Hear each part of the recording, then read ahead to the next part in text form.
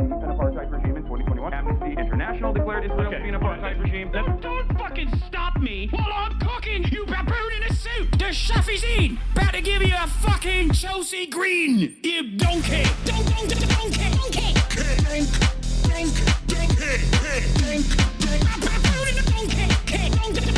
Listen to what I'm saying, and you will understand, perhaps, what I'm trying to imply. Patronizing. Yeah, I am being patronizing. I don't know who the fuck you are, and you're over here chirping all the way from fucking London about you want to fucking free Palestine, but also simultaneously you're talking about how both sides are fucking fine. Shut the fuck up. You don't know anything, okay? Who the fuck is this pink-haired twink?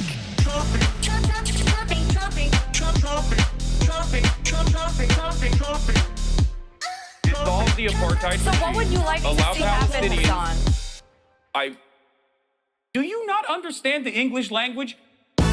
What's going on, everybody? I hope everyone's having a fantastic evening, afternoon, pre-noon, no matter where you are in the world. I'm Hasan Piker, and this is HasanAbi broadcast coming to you live from rainy but now sunny California, Los Angeles. Folks, we're live and alive, and I hope all the boys, girls, and MBs are having a fantastic one because today's a beautiful day. Today's a wonderful day. Today is a hump day. That's right, ladies and gentlemen. It's hump day 10/15, Wednesday, October 15th, 2025. And it is 11:24 a.m. I am a little late, and I apologize for the tardiness, for the delay, but I had a very long morning this morning, as always. It is cold as hell in the West Coast this morning. It was actually sub 60, if you can believe it. Trigger warning for all of the West Coast Andes. The weather was sub 60, which you know is cold jacket weather. Is winter coat time, okay? Is winter coat time. Is cold as shit, bro. It was cold as shit this morning, but that doesn't stop me from obviously getting a couple lifts in, as always. Leg day today. Y'all are pathetic. Okay, here we go. All the Minnesota boys being like, this is the only time where we get to flex about our shitty weather. Okay, I don't want to hear it. Okay, Minnesota, literally due to climate change, is probably going to be a more livable, more habitable place than Los Angeles in the next decade. So shut up. Anyway, how'd you ever survive Jersey? Well, I got the fuck out as soon as I could. So that's all you need to know. Two places that I've chosen to live in this life. Okay, one was Miami, when I chose to live in go to the University of Miami, and then one was Los Angeles. That's all you need to know about me. Okay? In any case, ladies and gentlemen, boys, girls, and MBs, you already know what it is. This is part of the broadcast where I tell you about my personal news about what's going on in the world of Hasan, HasanAbi Piker, in between the time period where I press the stop streaming button and press the start streaming button. So help me God, that's exactly what I'm going to do. You already know what's up. Anyway, I assume Kyle loves the colder weather. Honestly, I don't think she gives a shit. I mean, she doesn't mind the cold. She likes the cold, obviously. But sometimes it'll be hot. It'll be hot as hell outside, and I'll have the AC on indoors, but she would rather sit in the sun. It's very weird. Like, she is an outside dog. She has perfect insulation, both for the cold and for the heat. I don't know how to explain it.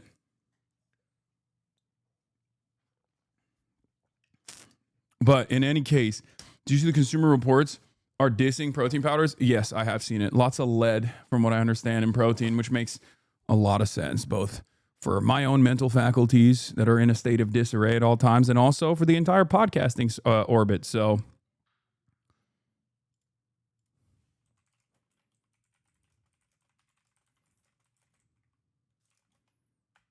you know.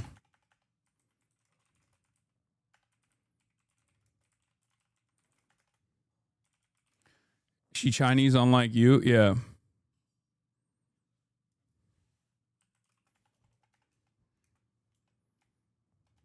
This explains everything about the manosphere.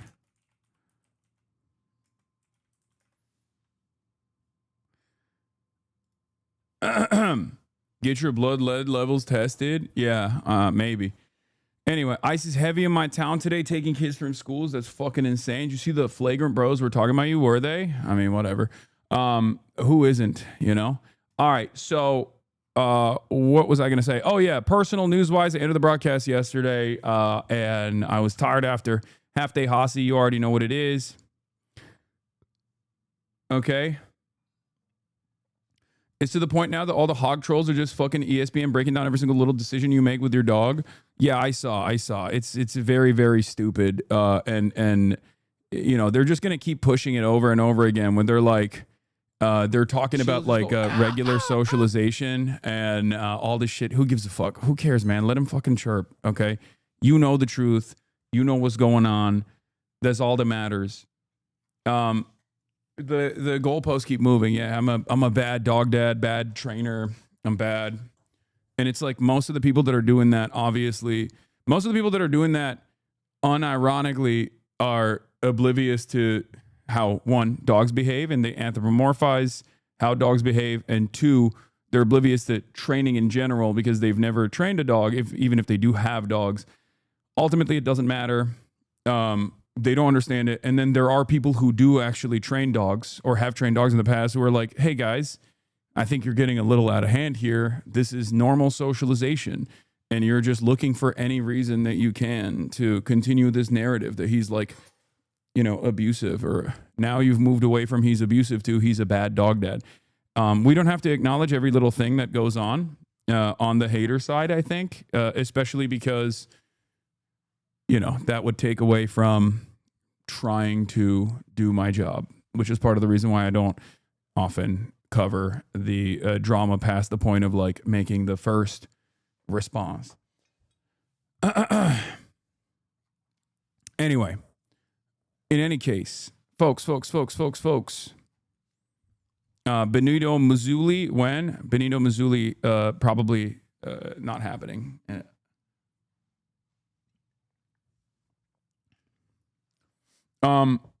What was I saying? Oh, personal news-wise, I finally finished Code Geass, okay?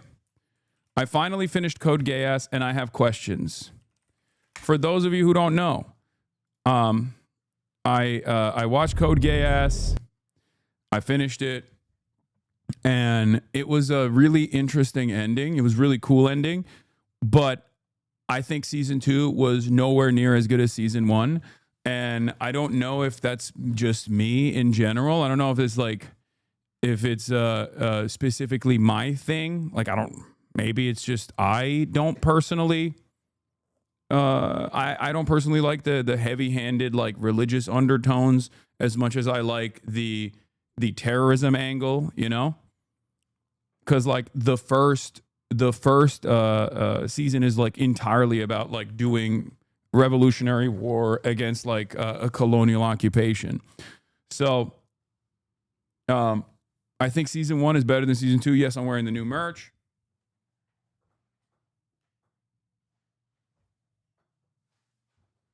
Coming out soon. You already know what it is.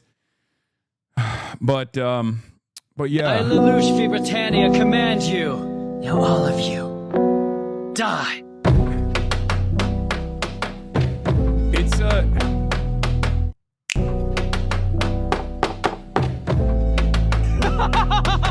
Yes, I am Zero, the man who leads the Black Knights, who challenges the Holy Britannian Empire. That's a fucking vibe, dude. That's a vibe, dude. Bro, I hate that character design. Yeah, I mean, there was a lot that I don't. There's a lot that I would say are not my favorite things in Code Geass. I would say that I'm not like a big mecha fan, for example. So all the mecha stuff I didn't really like, but it wasn't enough for me to pull myself out of it, basically, because like the politics of it I really enjoyed. And I didn't necessarily appreciate the art style that much either. Like, it's just not my favorite. Like, I think that there are different art styles that I enjoy more than that. But even then, it was endlessly watchable almost exclusively because of the politics of it all. Because, like, you rarely have that direct of a, anti-hero that is engaging in, like, revolutionary war against colonial occupation and all of the ups and downs of this process where, like, they basically say, Lelouch is crazy, you know. But sometimes you need like a crazy person to finally to overcome tremendous hardship like that, overcome colonial occupation like that. So I really appreciated that. I really appreciated that. Overall, great stuff. Like I said, not the biggest fan of the art style in general. I know people will yell at me for it, and not like the biggest mecha fan in general either. And I didn't like the second season as much as I appreciated and enjoyed the first season. The first season was like chock full of mostly just the kinds of politics that I enjoy, and and then the second season, on the other hand, had like more of this like you know, the Gias, like what is it, you know, God, and how humanity should move, you know, that type of thing. Subbed or dubbed, the ending changes depending on which. Wait, what? I watched it dubbed. What do you mean the ending changed?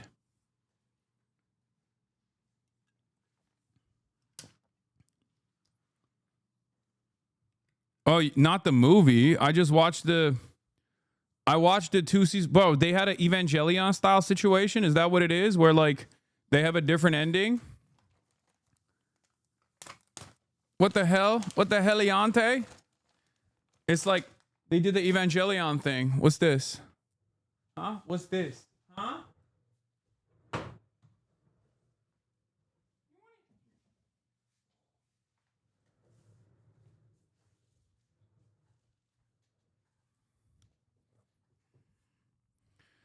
No, the movie continues the story. Wait, really? Evangelion?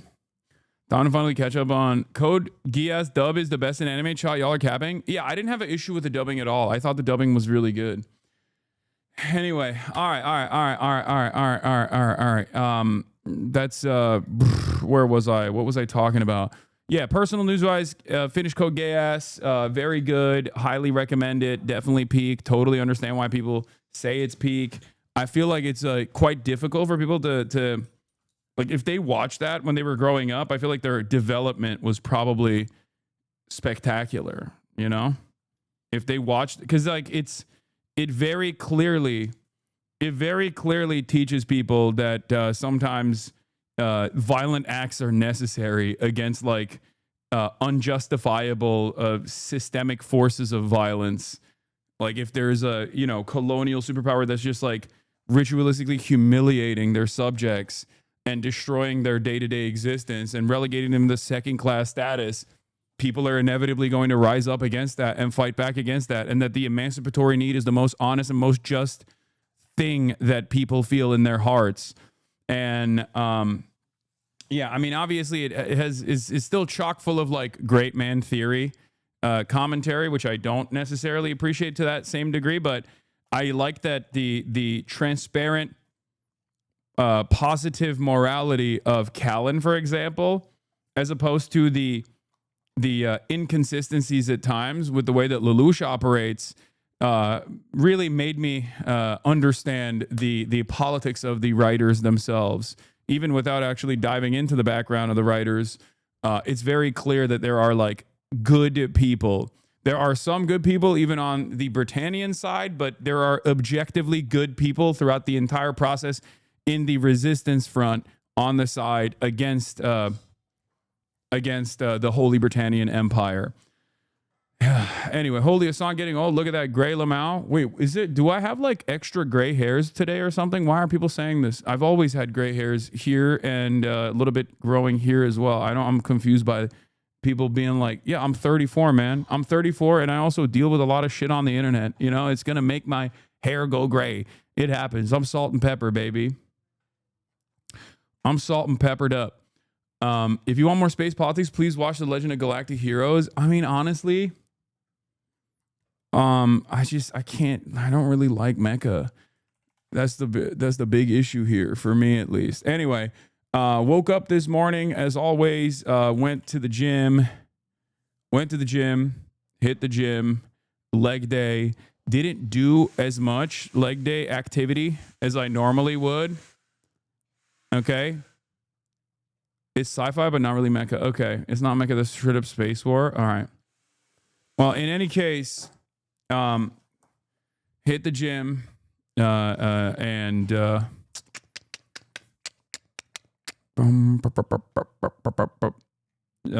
was I gonna say? Oh, yeah, hit the gym. Had an interview. Later tonight, I'm gonna have to end it early again today. Well, not early, but like around 6:30, around 6:7. Part because I have to do like a thing. I'm on the Hollywood Reporter's top 50 hottest influencers on the planet list, and I suspect that that'll make people go extra crazy, considering that this was probably chosen a long time ago. And when they asked me to send in a photo, I, of course, as I always do, sent a photo of myself and Kaya. And so I suspect that people will lose their fucking minds over this. My haters will lose their goddamn minds over this. You know, it is what it is. Anyway, so where were we? Ceasefire equals Palestine ceases, Israel fires, SCOTUS redistricting, THR top 50 influencer, everything's getting worse. Trump government shutdown, abuse continued, and more. Get in now. I know there's a CNN town hall with Bernardo Sandernista and also AOC. But do we have a blast off meme? EA bought by Saudi Arabia? Yeah, I know. Zoran Fox interviews today at 3 p.m. Eastern, but Trump Patel press conferences at the same time. I thought the Zoran thing was yesterday. And not today.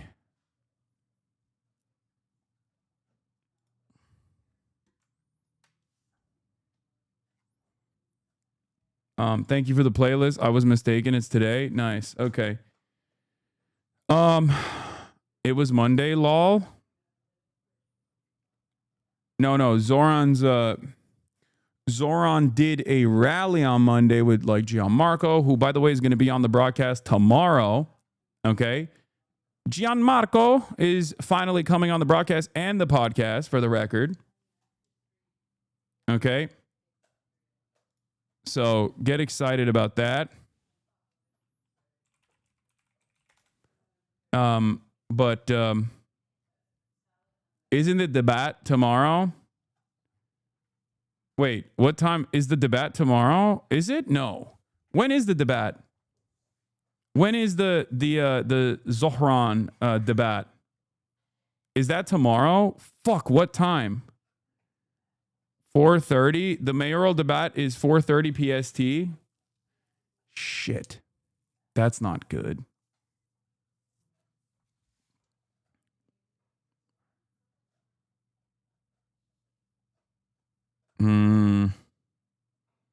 I have to restructure some things.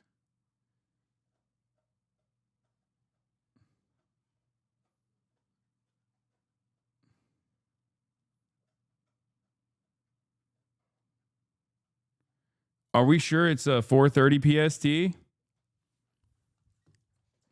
The entire calendar is getting cleared. Yeah, we got to figure some shit out because I have Gianmarco.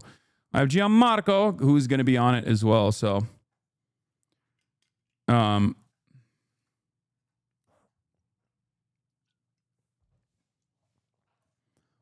debate is not that important.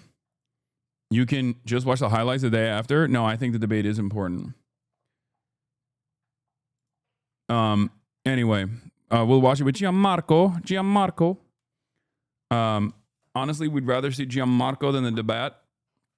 It's 7 p.m. EST, 4 p.m. PST. Okay.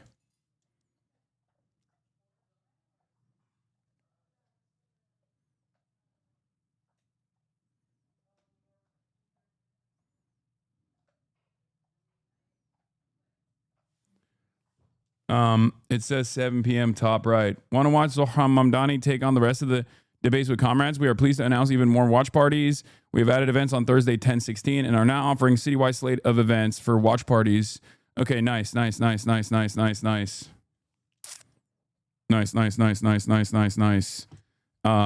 night. Tune in at both 10:16 and also at 10/20/22. 10:16 Tibet tomorrow is obviously going to be at 7 p.m. Eastern, 4 p.m.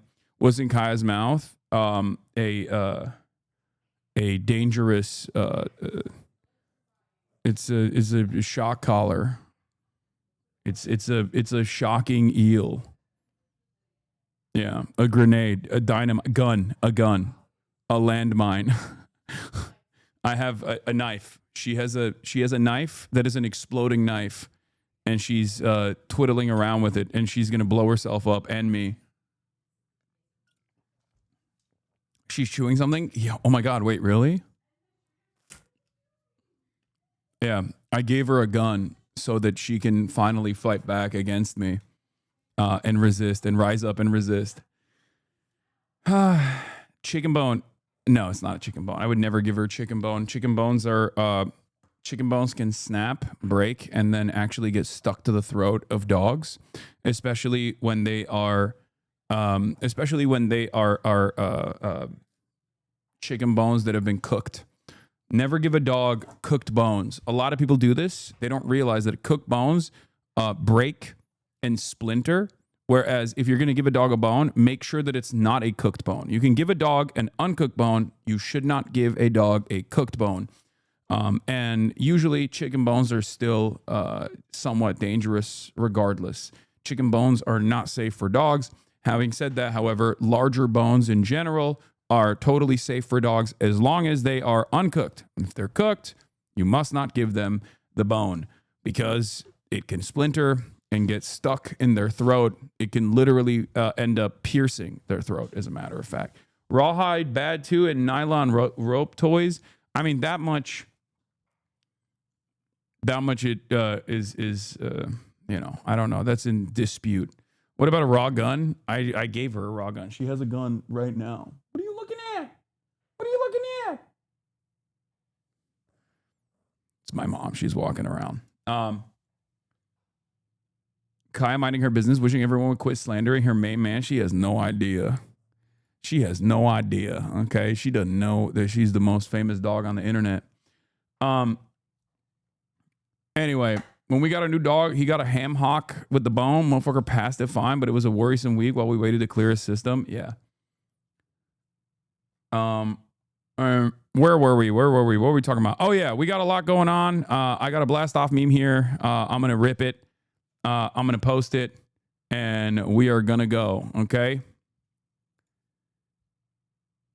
Also, Kaya's so big, they're like potato chips. Larger bones hurt their teeth, so they need limited time if they're a chewer. My Maisie really wore down her teeth on her cow femur habit. Yeah, Kaya literally goes through everything, dude. She goes through everything. It's crazy. She can eat an entire couch, I think.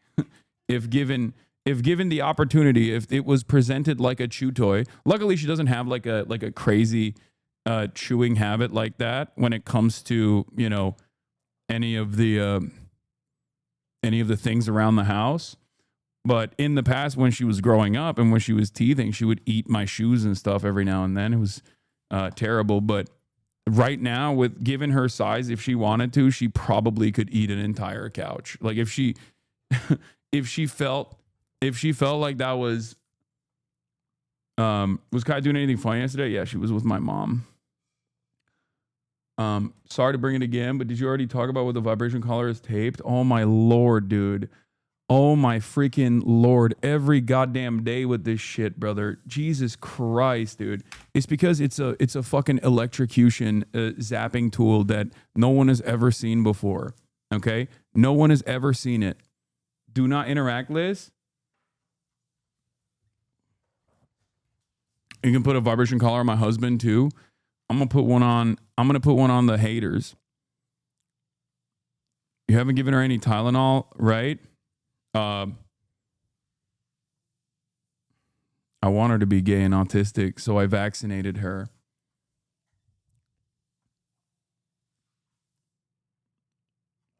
Hey, Discord, this is why wait, what?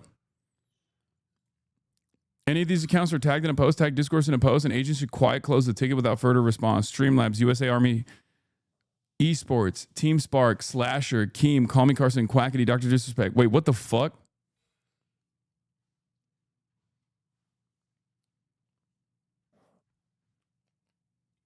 Hey, did you hear? What? Infamous radical extremist and charlatan Hasan Piker electrocuted his dog while streaming live to his thousands of brainwashed fans. Seriously? What the hell? Yeah, he reached off screen for like a button or something and then his dog yelped. That's terrible. Damn. Yeah. Well, I'll see you tomorrow. Wait, why? Hey, did you hear? Beloved celebrity and social democrat content creator HasanAbi refuted the claims that he shocked his dog. Wait, I thought he did, though. That was a mass smear campaign. He showed the actual collar he uses, and it doesn't shock dogs, apparently. Okay, well, I'm glad he didn't do that, then. Yeah. Well, I'll see you tomorrow. Wait, political opportunist and con man Hasan Piker actually did shock his dog. There's new evidence. Any updates? Several. The idea of a person known as Hasan Piker is possibly, though without certainty, using maladaptive methods of animal training. However, the subject has hit national attention, and at this point, the nature of truth is highly unknown. I'm not following. Thousands of reports, videos, deep dives, and investigations have churned up seemingly contradictory information. The incident, as it shall forthwith be known, has attained a status only comparable to crisis events. Crisis? A comic book event wherein timelines are reset, organized, and/or restructured for continuity. Did he shock his dog or not? Factions of political thought have shifted. The reality through which we previously measured scientific phenomena has broken down. It's become clear that all that can be unknown can never be unknown, and vice versa. What do you think happened? I don't know. Is this just how the internet works now? Yeah. Great. That's so good. Oh, Jesus Christ. Dude, it has been the most nutty experience, considering that, like, I've obviously had like my fair share of controversies, but I've never in a million years would have experienced something where it's like very obviously and transparently people just like meticulously going through every minutia, everything that takes place. Thank you. Every minutia and everything that takes place on a stream with like, with great intensity to try to drive home this fucking narrative that is like universally despised. Like, animal abuse is understandably something that every single person with a brain, with a mind, with a conscience is going to be against. I'm against animal abuse. I care about animal welfare. I have worked with no-kill shelters in Los Angeles, as you guys know, over and over again. I've worked with animal conservationists like Maya, and worked on numerous other. Oh God, the gray bars are back. Numerous other initiatives, amongst a million different things, right? And it's obviously something that I care about. Animal conservation, animal sanctuaries, animal welfare is something that I do care about, and I think it's like a very good indication of a person's. It's a very good indication of a person's like worldview. If someone is, if someone mistreats those who are vulnerable, like pets, like, you can tell that they're not a very good person. Okay, it's a great indication, which is, I think, the reason why a lot of people ran with this story, and also a lot of people who just basically saw one clip were geared to assume that this is what was going on, that there was like a major crisis here. But never in a million years would I have actually thought that it would get to this degree.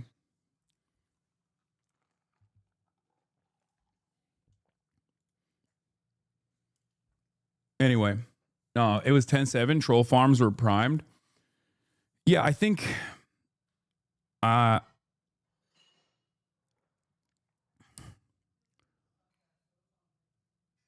Finn said it was the modern blue and black or white and gold dress on NMP's podcast. I mean, I think obviously like a lot of the people that are, memeing about it don't think it's like, I don't think that it's like that. They don't consider it to be all that serious because they're fucking joking about it, But Hasan, white people will lynch folks over dogs. I know, but I'm like a white woman when it comes to that situation. That's what it is. I'm definitely a lot more strict in my training when it comes to my dog. I obviously am, not one of those people that's just like, let your dog do whatever, you know, especially considering I have a 120-pound dog. I can't let her do whatever. If she would like jump on people and like accidentally bite someone, for example, then, you know, they would have to put her down and I would have to put myself down in that process. Having said that, however, it's been like, I bracket it off in like 3 groups. The way I've explained it is like the overwhelming majority of normies look at the situation and obviously care about animal welfare, and they think like they've been geared into thinking that this is, you know, a serious issue of abuse. And then you have, you know, normies who don't have dogs but obviously love animals, who don't know how dogs behave. Because if you have a dog, you know, like they sleep all the time. That's number one. They like to be around their owner all the time. And not only that, but sometimes, you know, they yelp or they try to get your attention. And it's normal. Then there's the other people that do have dogs who know that that's, you know, normal dog behavior. Having said that, they don't really train their dogs, so they think it's like actually abuse that you do like spot training or whatever. And then the last group of people are the haters that are basically like seeing this as an opportunity to really drive home the narrative for as many people as possible who've never seen me or never heard of me, that I'm a bad person as their first interaction. A person who is engaging in, you know, animal abuse. The third category is those who remain at this point. The first 2 categories are people who made up their minds. Maybe they were shocked. Maybe they were confused. Maybe they got upset. They made some memes. They're just memeing for the most part. Okay? But the third group of people are the ones who are like, look at this clip. Look at that clip. Look at this clip. Like, it's obvious he's moving his arms around. Like, he's fucking constantly in a state of zapping. And they've moved away from the initial conversation, which was that, like, she didn't even have that collar on to begin with. And the only reason why I showed the collar was because people were clipping other instances. First of all, are any of the collars illegal? No. Even in the maximalist position, even if what like the people that are claiming are just like a significant threat or whatever, like I've said this already, e-collars that have shocking components that feel like a TENS machine, which I've used on myself in the past because, you know, I'm around dogs that have been trained with that and use it, is not only is it not illegal, but it's also straight up used in the e-fencing for people, and it's used in the training of like dogs in general.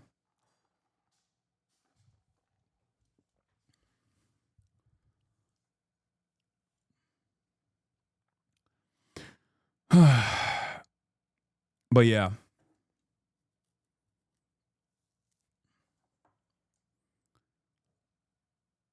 Police dogs even? Yeah. No, working dogs do get trained on e-collars. Anyway, there's a good bit of like anthropomorphizing going on. Anyway, it doesn't matter. It is what it is. One of your worst takes on Israel has finally been confirmed as wrong. Wait, what is this? Brown equals prisoners and white. Brown equals prisoners and white equals hostages, apparently. Wait, what do you mean? What's my worst take on Israel? Oh, Natalie Portman?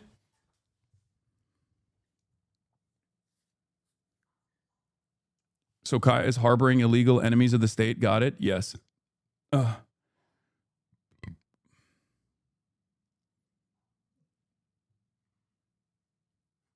Anyway, that's not... That is, I don't know why this is my take on Israel. But in any case,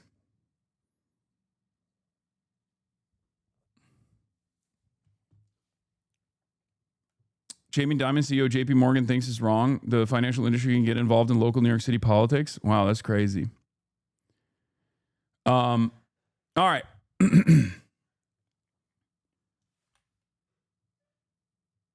These people care more about perceived suffering of a dog on stream than real suffering of their own families. This shit is cringe. I mean, it's all good.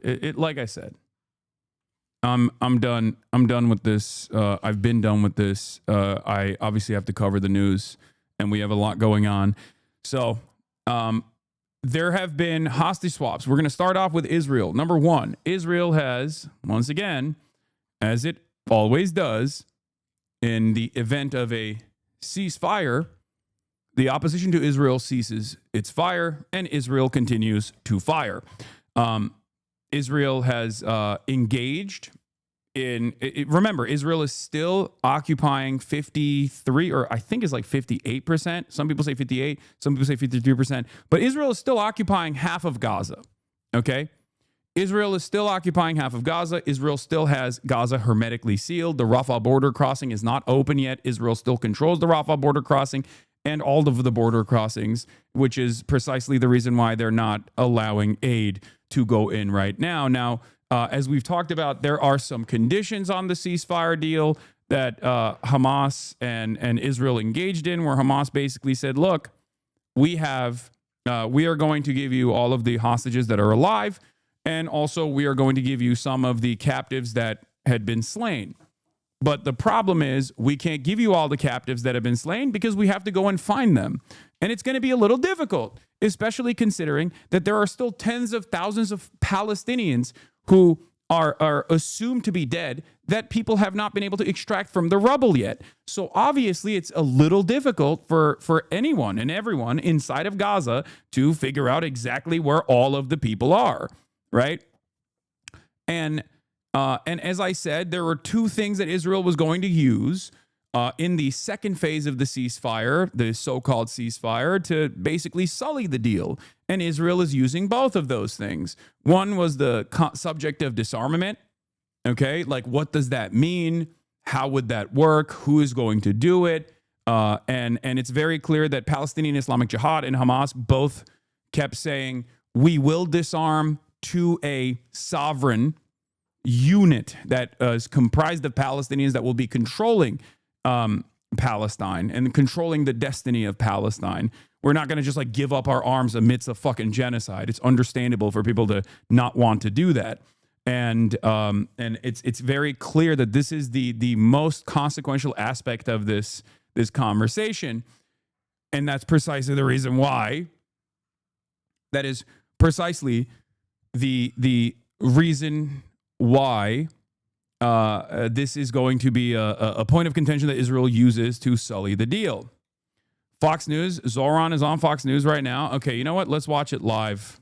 Let's watch Zohran Kwame Mamdani on Fox News Live, and I'll get back to the Israel issue in a second. Okay, people are very excited about this. Away my exclusive interview with New York City mayoral candidate Zohran Mamdani. I What the wonder Democratic if they're going to ask Socialist about has the to say fucking. about President You've Trump, worked with Hasan, who is an anti-Semite and a dog abuser, and how to pay for his big plans for New York. Also breaking right now, President Trump about to hold a news conference in the Oval Office along with FBI Director Kash Patel. They aren't as showing Mexican it yet. cartels are now offering up to $50,000 bounties to attack or kill our agents in Chicago. Very scary situation heating up in the Windy City. Homeland Security says these criminal networks have issued explicit instructions to U.S.-based sympathetics. They include street gangs in Chicago to monitor, harass, and assassinate U.S. federal agents. Eric Trump is standing by with his reaction to this story as we await President Trump at the White House. First, we go to national correspondent Griff Jenkins reporting live from Washington. Hi, Griff. Okay, Hi, so Martha. they're not doing Breaking the right Zohran now, a federal interview. grand jury in Illinois has just indicted an. Okay, we got Jabated. Suspect indicted for murder for hire plot targeting Border Patrol commander. What, bro? These guys are making movies out of this, bro. Like this is crazy. They're like Eddington is real, man. Eddington is real. They got hits out. They got cartel style assassinations. They're trying to kill our big beautiful boys in the ice or some shit. It's just HSI Chicago receives tip for bounty hit on CBP chief. I'm sure chat will spam once he's on. Yeah. All right. Anyway, let's get back to it. Let's get back to the actual issue at hand here. As I was talking about before. So, where was I? So we were talking about how like Israel violates ceasefires all the time. Israel, one, leading up to the last moment of the ceasefire, before it's initiated, will increase the intensity of its bombing campaigns, as it did in Gaza, as it did in Lebanon, as it did everywhere else, as it tried to do in Iran as well. Israel then, in the aftermath of said ceasefire, will still continue its bombing campaigns. Remember, Israel still occupies 50% of the Gaza Strip. So in the aftermath of this ceasefire initiation, the first 72 hours were very significant. Hamas actually delivered all of the alive captives back to Israel. And Hamas said that they would start the extraction of the bodies of those who were slain, the captives who were killed, right?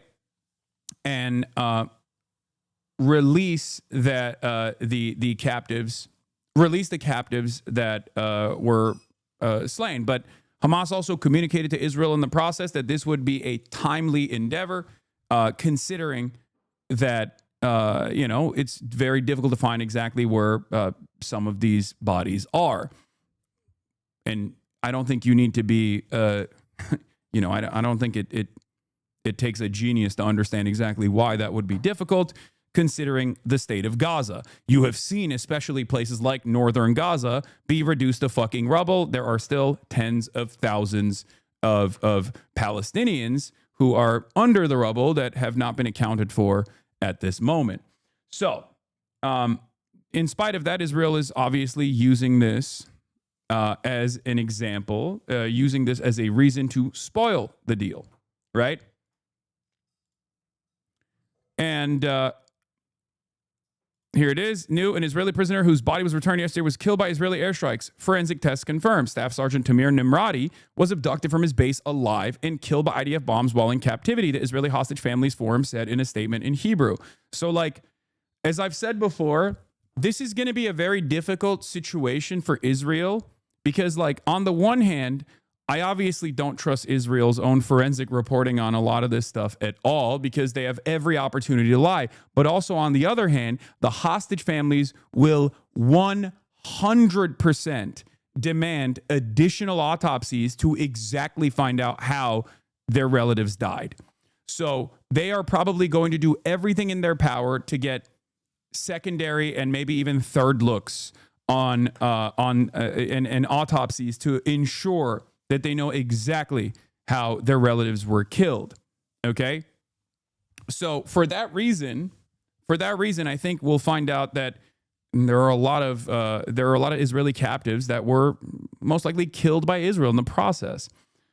Why wouldn't they go along with the state? Because I think depending on what their attitude is, like there are some people who obviously are first and foremost beholden to the interests of the state. I'm sure there are. There's hogs everywhere. There's hogs in Israel. There's hogs who might say, you know what, the government narrative on this is totally valid. I'm fine with it. But there are still going to be people who say, I don't give a fuck about the government narrative. I want to know exactly what happened. And we've seen this with hostage families already. There have been some hostages that were potentially gassed inside of tunnels, for example. This was a major point of contention early on because once that hostage was extracted, the family members actually suspected that Israel was responsible for the death of the hostage because the hostage the captive was inside of a fucking tunnel and Israel had potentially gassed the tunnel. This was revealed through additional autopsies that the families actually pushed for. So it's something that you need to it's something that hostage families have very clearly demanded. Just like Nimrod Cohen's parent, for example, Nimrod Cohen, whose father has been like a major voice in, and not an anti-Zionist, but like a major voice in the anti-war initiative, who have said over and over again that like his son should not be used in this way and that like there needs to be an end to this war. Like, yes, his name is Nimrod Cohen. Okay, calm down. But his father has been a very big voice. His father has been a pretty loud voice in the anti-war advocacy, definitely on the anti-war side, not more like maybe not an anti-Zionist, but definitely on the or definitely on the let's stop this genocide side. Okay. So there are, as is the case with every unit, as is the case with every group, there are going to be a lot of people demonstrating a diversity of opinion on the matter. But ultimately, I think a lot of families will want to know what the truth is. The truth matters more than anything else for a lot of families. And that's precisely the reason why, like I said, you'll see stuff like this coming out. Regardless of what the Israeli government's interest is in propagandizing, how these captives were treated and whatnot. So, anyway, where were we? So, Israel is, like I said, claiming that Hamas is not holding on their end of the bargain. There's also a little bit of chaos taking place in Gaza in the reconstruction efforts that are taking place as well. Millions of Palestinians are moving around the Strip. They're moving back into the areas that they are from, where they used to have their homes. I say used to have their homes because their homes have been reduced to rubble, as we've seen already. There's obviously like a rebuilding effort that's taking place as well. And in the process, because there were a lot of different factions within Gaza, some of which that actually worked alongside Israel, for example, that did a lot of, contributed a lot to the chaos that was going on at the point of aid distribution, deliberately because Israel had armed these factions, armed these gangs.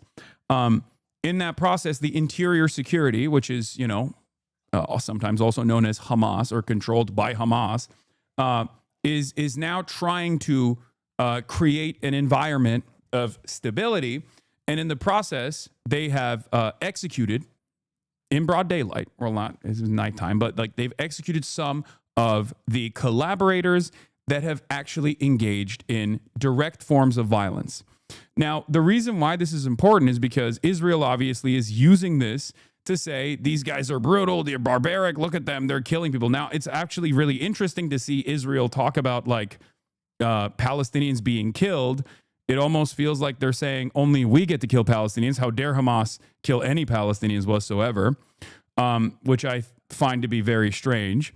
But the other reason why they're using this chaos, or they're using the Hamas reassertion of control as an opportunity to say like Hamas is really fucking barbaric or whatever, is hold on. The talk about Salah the journalist. Yeah, I'm gonna give you all of that in a second. Here's the thing, okay?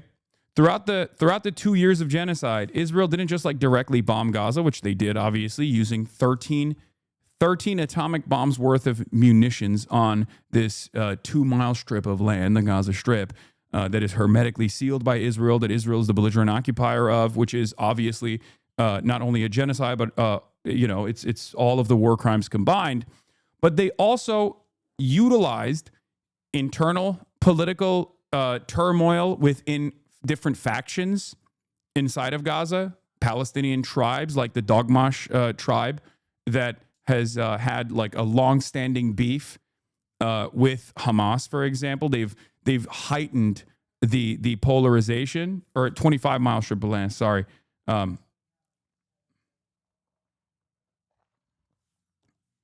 So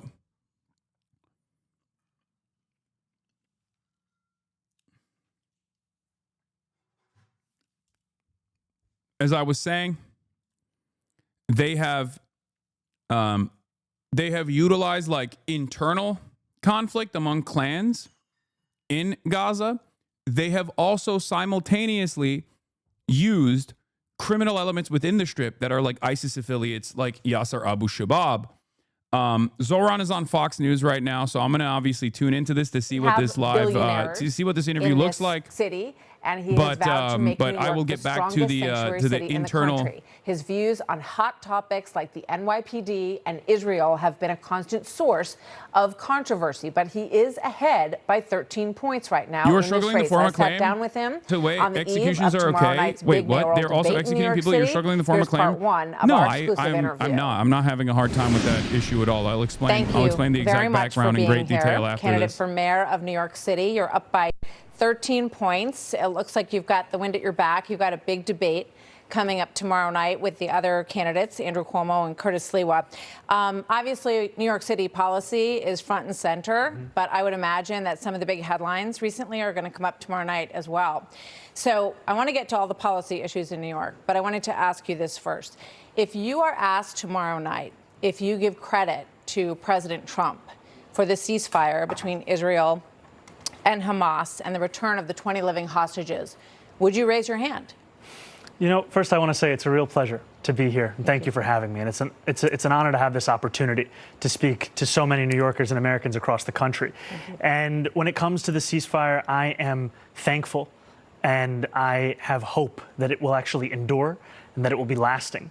And I continue to have concerns because I've seen reports still, just this in the last few days, that 5 Palestinians were killed by the Israeli military. And that's what gives me pause about issuing any kind of praise or celebration at a moment when it is still so in its infancy. And what I will tell you is that in that same moment, it is also one that requires a focus on ensuring that that hope, that belief in a better future is one that is emblematic in our policies right here in New York City as well. And that's what we're hoping to lead with. So would you give President Trump credit or not, to any extent? Credit or not? I think it's too early to do so. Too early to say. But if it proves to be something that is lasting, something that is durable, then I think that that's where you give credit. Absolutely. So, good call. You've Good denounced answer. Israel and the United States for the response to the slaughter on October the 7th. In fact, at times you've called it a lasting stain, the response, and at times you have left October 7th out of your statements completely around this issue. Oh, brother. Right now, you just talked about Israelis killing some tough. Palestinians, but Hamas is killing Palestinians within Gaza. And they have not returned the bodies that they promised to return, including 2 Americans. Itai Chen and Omer Nutra, whose families we have interviewed Trump over these approved months. it. So I hope he turns what around is and your says, look, response to what Hamas Trump actually is has a doing clear-eyed now? vision on this. I think those are bodies and remains that should absolutely be returned. And I think that I have no issue with critiquing Hamas or the Israeli government because my critiques all come from a place of universal human rights. And my focus, however, is right here in New York City and transforming the most expensive city in America into one that's affordable for each and every New Yorker. Nice. Okay, and I want to get to that, absolutely. But do you believe that Hamas should lay down their weapons and leave the leadership in Gaza?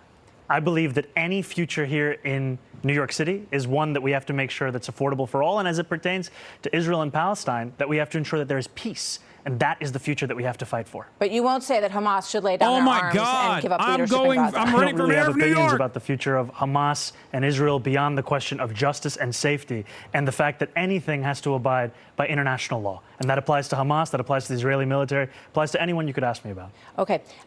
One last thought on that. You have said that you would arrest Netanyahu if he came to the United States. You've been very outspoken in your criticism of him. Do you stand by that? You would arrest him if he came here if you were mayor? I've said that this is a city that believes in international law, and this is a city that wants to uplift and uphold those beliefs.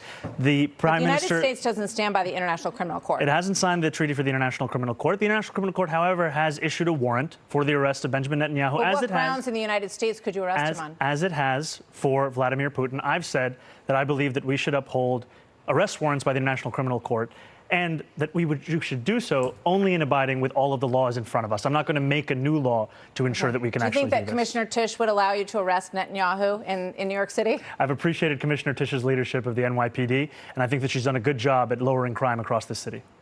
But do you think that she would go along with arresting Netanyahu in New York? I can tell you that I'm going to exhaust every legal option in front of me, not to make new laws to do so. All right, so we got that business at the top of the interview. Coming up as part 2 when we move on to New York City.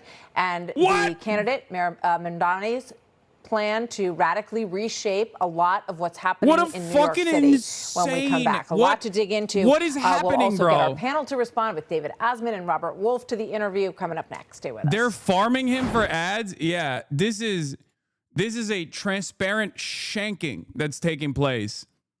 But I think, all things considered, he did a decent job of trying to get back to what he will do for New York, trying to address everything from the perspective of what he would do as the mayor of New York. Okay? Jesus Christ, dude. Jesus Christ. What an insane situation. What an insane situation, man. I'm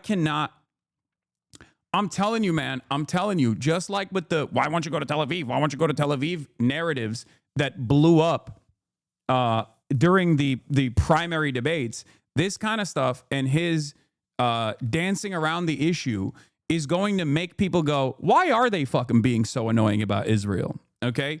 I think this helps him. I don't think he should have any issues. I don't think he should have any issues whatsoever just being like, guys, why are you asking me about this? Okay? I'm running for mayor of New York. I'm not running for mayor of Tel Aviv. Please stop.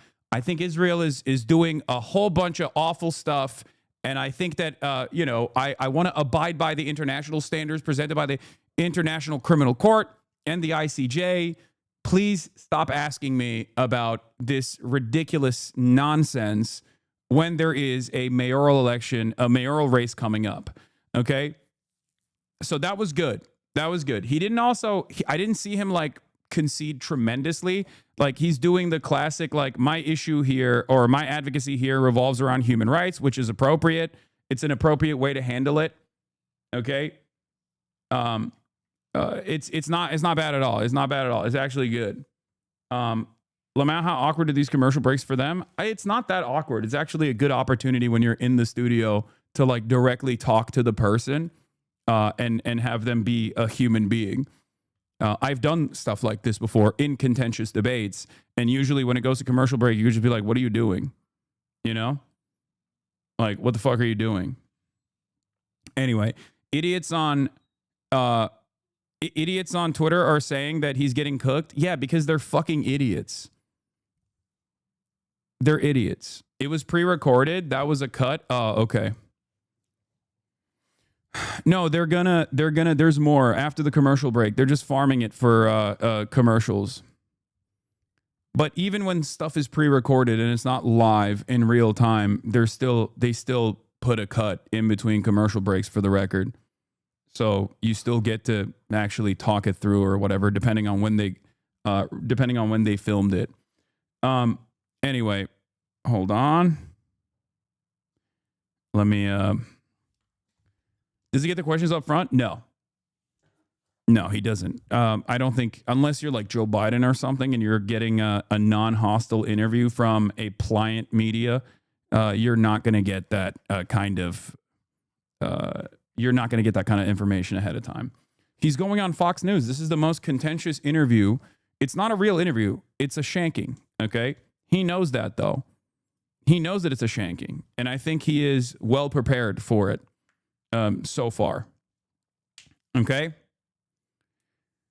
And also, if you're Zoran Mamdani, I don't think this is a new, like, I don't think they're going to flub you on this. He probably knows. Which, anyway, we're back. Last night I chat GPT'd, where is the capitalist and global finance center of the world?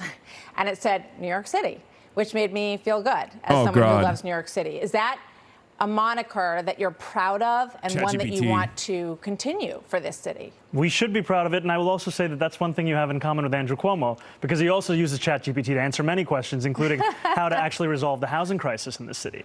And It's time that we are not only proud of us being the financial capital, the cultural capital, but also we should make it a capital of where working people can afford to live in this city. Because right now what we're seeing is that 1 in 4 New Yorkers are being priced out of the wealthiest city and the wealthiest country in the history of the world.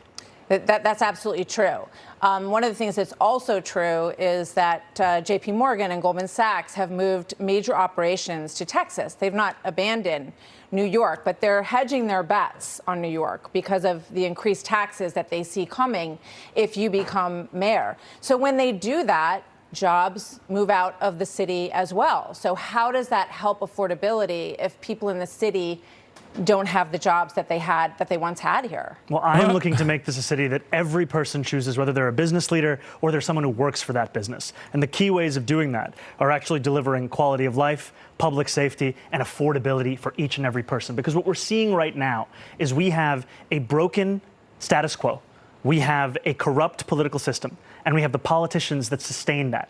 That's really what's on the ballot, is whether New Yorkers want to continue that or whether they actually want a city they can afford. That's what I'm going to deliver. So, Governor Hochul, you would have to get approval from the legislature to raise individual taxes, income taxes, and also corporate taxes in New York, which you've said you would like to do in order to pay for the free buses and the free childcare and the different programs, the government grocery stores and the like. She says no new taxes in her governor's race. So what are you going to do if she won't allow taxes to be raised? How will you pay for these programs? You know, I've said time and again that I believe these are the most straightforward ways that we can actually fund universal childcare, making buses fast and free. And I've said that the two clear ways to do so, raising personal income taxes on the top 1% by 2%, and raising the corporate tax to match that of New Jersey's corporate tax of 11.5%. Now, if there are other ways to raise this money to fund this agenda, the most important thing is that we fund the agenda. I still think that these are the most important and clear ways we can do it. And I'm thankful to have Governor Hochul's support in this race, and the fact that she said we have a shared commitment to delivering universal childcare for New Yorkers across the city and the state. I think that's great. I think everybody would love to have free health care and free buses and all these things, but the question is, how do you pay for it? The city's already in debt. Oh, the my governor God. says no to new taxes.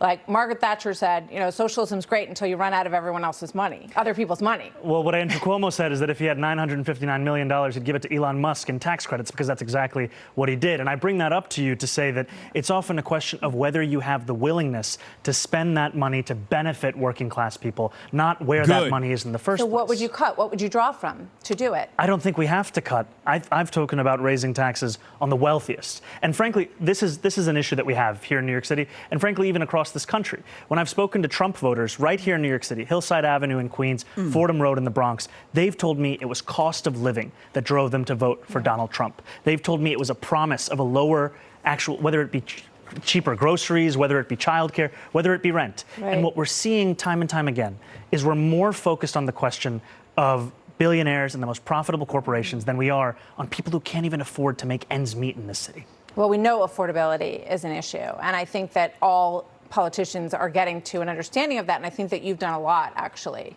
to bring people's attention to that issue. Let's take a look at the free buses issue just for a moment, because I know you said that the pilot project that you did was one of the biggest accomplishments of being an assemblyman. The Washington Post said this in an editorial about this. Quality inevitably declines when a service is offered for free. Vagrants and drug addicts would camp out all day on New York's buses, especially in the winter. Parents would go afraid to let their children ride alone. Wealthier residents would find another way to get around, but poor New Yorkers who depend on the bus would suffer the most.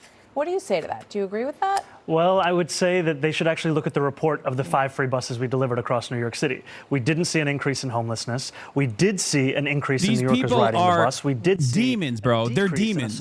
They will use the working poor against one another. We also saw a decrease in an effort to stop who are having to the working poor from getting better buses. Getting on the bus. It More is than 10% so of fucked new up. riders were doing so. That's why we care so deeply about this, because of the fact that it can actually deliver economic, public safety, and even congestion relief They will stop to at New Yorkers nothing. who are looking to take these buses. I know that you're turning 34 on Saturday, and I want to talk about your qualifications. You know, some say you have never run a business in your life, so I'm curious. Why is that a qualification for mayor? That you never worked a day in your life. You've worked as an assemblyman, and you've had other positions in the government. Andrew Cuomo's entire qualification was he was the son of a famous New York politician. Experience to run His the whole largest city in the country. You know, I want to take this moment because you spoke about President Trump, and he may be watching right now, and I just want to speak directly to the president, which is that I will not be a mayor like Mayor Adams who will call you to figure out how to stay out of jail. I won't be a disgraced governor like Andrew Cuomo who will call you to ask how to win this election. I can do those things on my own. I will, however, be a mayor who's ready to speak at any time to lower the cost of living. That's the way that I'm going to lead this city. That's the partnership I want to build, not only with Washington, D.C., but anyone across this country. I think it's important because too often the focus on the needs of working class Americans, working class New Yorkers are put to the side as we talk more and more about the very kinds of corrupt politicians like Andrew Cuomo that delivered us into this kind of crisis. So the question I asked you was what specifically in your background gives you the confidence that you can run a $115 billion budget and run this city specifically from your personal experience and your background? I've been a state assembly member here in New York City. I've represented 130,000 people in Queens. And in the time that I've done so, I've not only delivered more than $100 million in increased bus and subway service, I've also secured $500 million in debt relief for working class taxi drivers. President Trump knows this. New Yorkers know this across the 5 boroughs. Taxis, as we're looking at them right here, are such a part of what we love about this city. And yet those same drivers were sold a lie about a ticket to the middle class if they bought a medallion. I stood with those drivers. I organized with those drivers. I went on a 15-day hunger strike with those drivers, and we secured $500 million in debt relief that allows those drivers to do more than just think about struggle. How many employees would you be overseeing in the New York City government? More than 300,000. That's a lot of people. But thank you for answering the question. I know that you want to stimulate small business in the city, and we all walk around the city that we love, and we see a lot of empty storefronts. So give me your plan on how you would do that. You know, I've spoken to a lot of New Yorkers for whom their aspiration, their dream is in that small business. More affordability. And I've told them that we are going to make it easier to not only open it, but keep it open. We're going to cut fines and fees by 50%, because as you said, we have a city government that has a $116 billion budget. It's not funded by charging a restaurant $25 a year for the right to sell a frozen dessert. We're going to streamline the regulations and rules that these small businesses have to adhere to. Because today, if you want to open up a barbershop, you have to fill out 24 forms, go to 7 agencies, 12 in-person activities. And furthermore, we're going to have a mom and pop czar, someone that'll help these businesses navigate through this. Because while we are holding these kinds of businesses to these kinds of rules, we're letting the most profitable corporations walk all over us here in New York City. And it's part of the problem where so many New Yorkers look around at the wealthiest city in the wealthiest country in the history of the world and asking themselves, there's all this money, why can't I afford $2.90 to even ride the bus? So let me just quick question on that, and I want to get to public safety because it's obviously another big issue for New Yorkers. So a lot of individuals in this city pay more than 50% of their income in taxes. When you talk about a fair share, how much more than, what is the fair share? What's the number? I've said that we should increase personal income taxes by 2%. Is fair? And my point is this. Give up more than half of your income. If you're making $1 million in New York City, or more than that, you can afford to pay 2% more. And the reasons you can afford to do so is because that money will be used to better your quality of life as well. Yeah. Because when I speak to the wealthiest New Yorkers, I hear concerns about the cleanliness of the city. I feel like he's dominating this conversation. It's very good. Questions of public safety. This money is the money that will be used to deliver on those things so that we can ensure that we have a return on investment for all of the money that we are raising and spending right here across the 5 boroughs. I want to talk to you about public safety and your relationship with police. So just in terms of public safety, I want to go to an example first, because I hear from people that they don't feel safe walking home at night. There's drug addicts on the street, right around the corner here. You can walk around the corner and see people shooting up.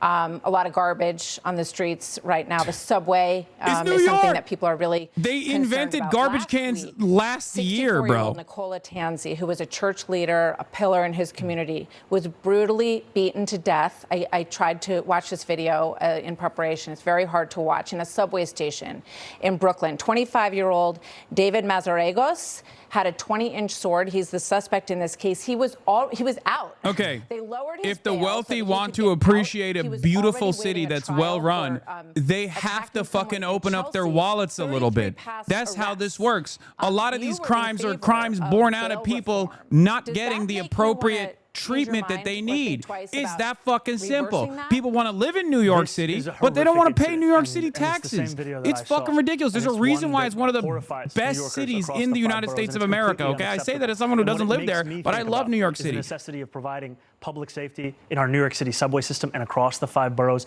And also, how do we end the revolving door? Because when you look further into the case of whether this individual or so many individuals, especially those suffering from mental health issues, what we find is so often the only mental health system that we have that's functioning in this city is Rikers Island.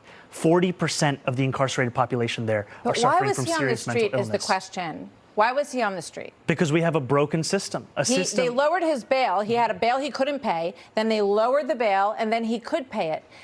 Imagine if you're this family, and they look at 33 prior arrests, and why?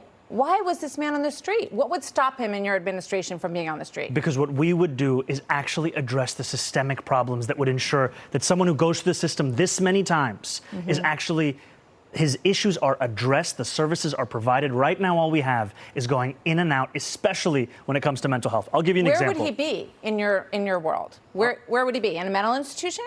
He would actually be getting services from the first time that he was arrested, as opposed to having to go through them 33 times. If you look at the New York Times, they did an investigation on 1,000 different incidents of violent crime in the city tied to mental health episodes. Yeah.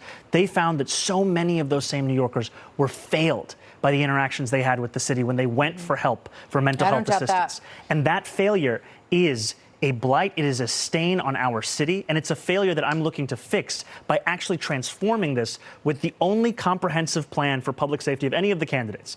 Because what we are going to do is put out a plan and a proposal that we have shared with New Yorkers to create the Department of Community Safety that would bring together all of these pre-existing silos that address mental health crisis, that address homelessness into one department, provide it with the funding necessary, and actually address this crisis. Where do these people go, though, is my question. Are you going to put them in a mental institution so they can be taken care of? Or are you going to leave them at home on medication? What's the plan? There's a plan right now that allows for involuntary confinement, which I think should be a last resort, because of the fact that when you look at the actual results, this is something that so often doesn't actually have what has been spoken about. But what we have today that actually works for New Yorkers with serious mental illness, there are things like Fountain House. This is a clubhouse model, peer-led rehabilitative treatment for New Yorkers with serious mental illness. It costs $4,000 to have someone in Fountain House for a year. That's the cost of being on Rikers for 3 days. And what we see, however, is that those services, they increase employment by 50%, they reduce hospitalization by up to 45%, and they actually reduce the cost of healthcare as well for those same New Yorkers. This is what we're looking at. This is why we say that Rikers is broken, the system is broken. You can just see people who are suffering up and down 8th Avenue, just as one example. And I hope we'll have a chance to talk more about that next time. But I don't want you to leave without me asking you about your relationship with the police, because obviously this is a big issue. You said in the past, I almost don't need to go through it, it's been said many times, but that you called the police force racist, said they were a major threat to public safety, called them wicked and corrupt. And now the report that you apologized to 24 members of the NYPD. What did you say to them? I apologized for the language that I used, and I spoke to them about the fact that I want to work with them to deliver public safety. Because what we're seeing in the city right now is we're asking officers to do nearly everything we can think of. We used to ask officers to focus on serious crimes. Now we're asking them to focus also on the mental health crisis, to focus also on homelessness. In 1 year alone, the NYPD receives 200,000 mental health calls. In 1 year. Yeah, and you know what they told me? That 1 out of 3 of those, the person they're very, very dangerous interactions. You're going to send a social worker in there? You can always have a police officer actually come to address that. But look, you're saying 1 out of 3. 2 out of 3 times, if you don't need the police and you're sending them to do that, then why aren't you sending them to respond to shootings and murders? 5, 6 years ago, the response time for officers was closer to 10 minutes. Now it's closer to 16 minutes. New Yorkers deserve a police department that is asked to do the things that it can possibly do, not one that covers the failures of every break in the social safety net. So police officers that I spoke to, they don't want a behind closed doors apology. They want a broad public apology for the things that you suggested about them. Will you do that right now? Absolutely, oh my God. I'll apologize to police officers right here, because this is the apology that I've been sharing with many rank and file officers. And I apologize because of the fact that I'm looking to work with these officers, and I know that these officers, these men and women who serve in the NYPD, they put their lives on the line every single day. And I will be a mayor that What changed your mind about it? You know, I moved to the city when I was 7 years old. I grew up here. And 2 of the things that I thought often about was safety and before justice. Before and people growing get up mad, here, learning about the case of the exonerated trying to five, win the election. This Sean is him Bell, already after winning the election, Michael Brown, and then in governing. 2020, the year Okay, where all this these is tweets not were for reversed. winning the election. It was the doesn't year fucking when matter. He George could be Floyd like, was the killed. cops can And it suck felt my like safety cock. and justice He's still had gonna never been win, further most apart. likely. And it was actually Eric Adams This in is 2021 not who for. said that New Yorkers This need is not choose for winning between the these election. things. This And so is one of my for focuses was, governing how do as we a deliver mayor. that justice? A lot of people And don't now what I understand. know, Anyway, having I'll get into it in a 100,000 second. people in Western Queens, is that to deliver that justice, you have to also deliver that safety. And that means representing the men and women in the NYPD. It means representing the black and brown New Yorkers who've been victims of police brutality. It means representing the Muslim New Yorkers in my district who were surveilled on the basis of their faith. 68% of independent voters want more police officers on the street. And Cuomo, tomorrow night in that debate, he's going to say, I'm going to bring 5,000 more police officers to the street. Will you match that and agree with him on that? I don't look to Andrew Cuomo for leadership. And well, will you put 5,000 more cops on the street? I've been very clear. I want to keep the number of officers that we have, and I want to make it easier for those officers to do their job. And what that means is that we allow officers to focus on serious crimes. And for all of the focus on the head count, we should focus on the retention crisis. When I started running for mayor, 200 officers were leaving the department every month. Now it's 350. And a lot of them are leaving because there's simply no way they can do their job in what's being asked of them. And to your point, however, Andrew Cuomo is going to say a lot of things tomorrow night on the debate stage. And frankly, I wish it was more like NASCAR, so New Yorkers could see the billionaires that were sponsoring him right on his suit jacket. Because this is a man who had 10 years. And I know now that it's politically convenient, he watches Fox News as well. So I'll just speak to him directly. Andrew, you had your chance to lead this state. You took that time to sell out working class New Yorkers to your billionaire donors. And instead of actually meeting the needs of people who couldn't afford to live in the city, you gave $959 million in tax breaks to Elon Musk. And now you want us to believe that we can't spend less money than that to make every bus fast and free in the same city. All right. I'm going to squeeze in two very Please. quick ones here, Absolutely. if you can answer them quickly. Commissioner Tisch, you have suggested that you want her to stay. Have you asked her to stay? And has she said yes? Because I think that is one issue that would go a long way towards police retention. I think she absolutely has I've to said go, that by I the way. appreciate Commissioner Tisch's record of uprooting corruption in the upper echelons of the NYPD. Yep. I've appreciated her presiding over drops in crime across the city, and I continue to actively consider her to be my police commissioner. I haven't made any personnel commitments. Okay, so you don't want to ask her right now? No. That's the kind of conversation I would actually have in person, in private, not a politics of theater. Okay, it's an issue that a lot of people brought up with me when I told them I was going to be speaking with you. Last question. You want to have a World Cup czar. I know you're a huge soccer fan, Arsenal fan. Oh I have my a lot God, to they're learn even about soccer. humanizing I'm him. happy Oh to my admit God. that. I Be look happy to forward come to back and learning teach more. you. Oh my That God. would be great. A What brown is this World Cup czar Muslim going to do for New York City 34-year-old The socialist World getting Cup is the humanized on largest Fox sporting News. event What are my in the eyes world. seeing? And it's as if no one has been thinking or talking about it here in New York City government. It's coming next summer to this city. We're going to have billions of people watching. The World Cup czar is going to ensure that this is a tournament that New Yorkers remember as well, not just those who visit us. That it's a tournament that will signify an increase, not only in tourism, but for small businesses and an exploration of this city. Because for too long, we have had these kinds of opportunities that we've just passed up on. I mean, we recently had the 400th anniversary of New York City. Most people have no idea. Right, good point. Because the city didn't do anything about Well, it. you know, President Trump's going to make a huge deal out of the 250th anniversary of New York City. So maybe there's an example there. And he and his family, his son is a huge soccer fan. So would you welcome them to New York to enjoy the World Cup with you? I would welcome them to come to New York City and also to talk about how we can actually lower the cost of living, because that has to be the focus. And frankly, that's a promise that's been broken. It's time to fix it. And that's what I'm running to do. Saron Mamdani, thank you very much. Pleasure to talk to you. Hope we can continue the conversation. We'll be watching the debate really closely tomorrow night and the whole race as we head in. Brother, that was fucking nutty mode, okay? That was actually crazy. That was very good. That was very, very good. Okay, so that started off incredibly hostile and actually ended on a very positive note where she literally talked about him. She literally talked about him being a sports fan. Like, that's humanizing. That's humanizing someone that level of humanizing doesn't take place for most Democrats. And I think it's because he angles the conversation always back to a key issue that even the Fox News watchers care about: affordability, affordability, affordability, affordability. When you constantly go back to the major issue in American politics right now, which is material, okay, which is affordability and the cost of living crisis, it is very difficult for people to navigate that. It's very difficult for people to try and navigate that in a way where, like, you're going to look bad. Because then you're going to look like you're against affordability, against fixing the affordability crisis. And even the most elitist Fox News commentator is going to have a hard time openly stating that the affordability is not that big of an issue, right? So, couple things that I need to explain to you here.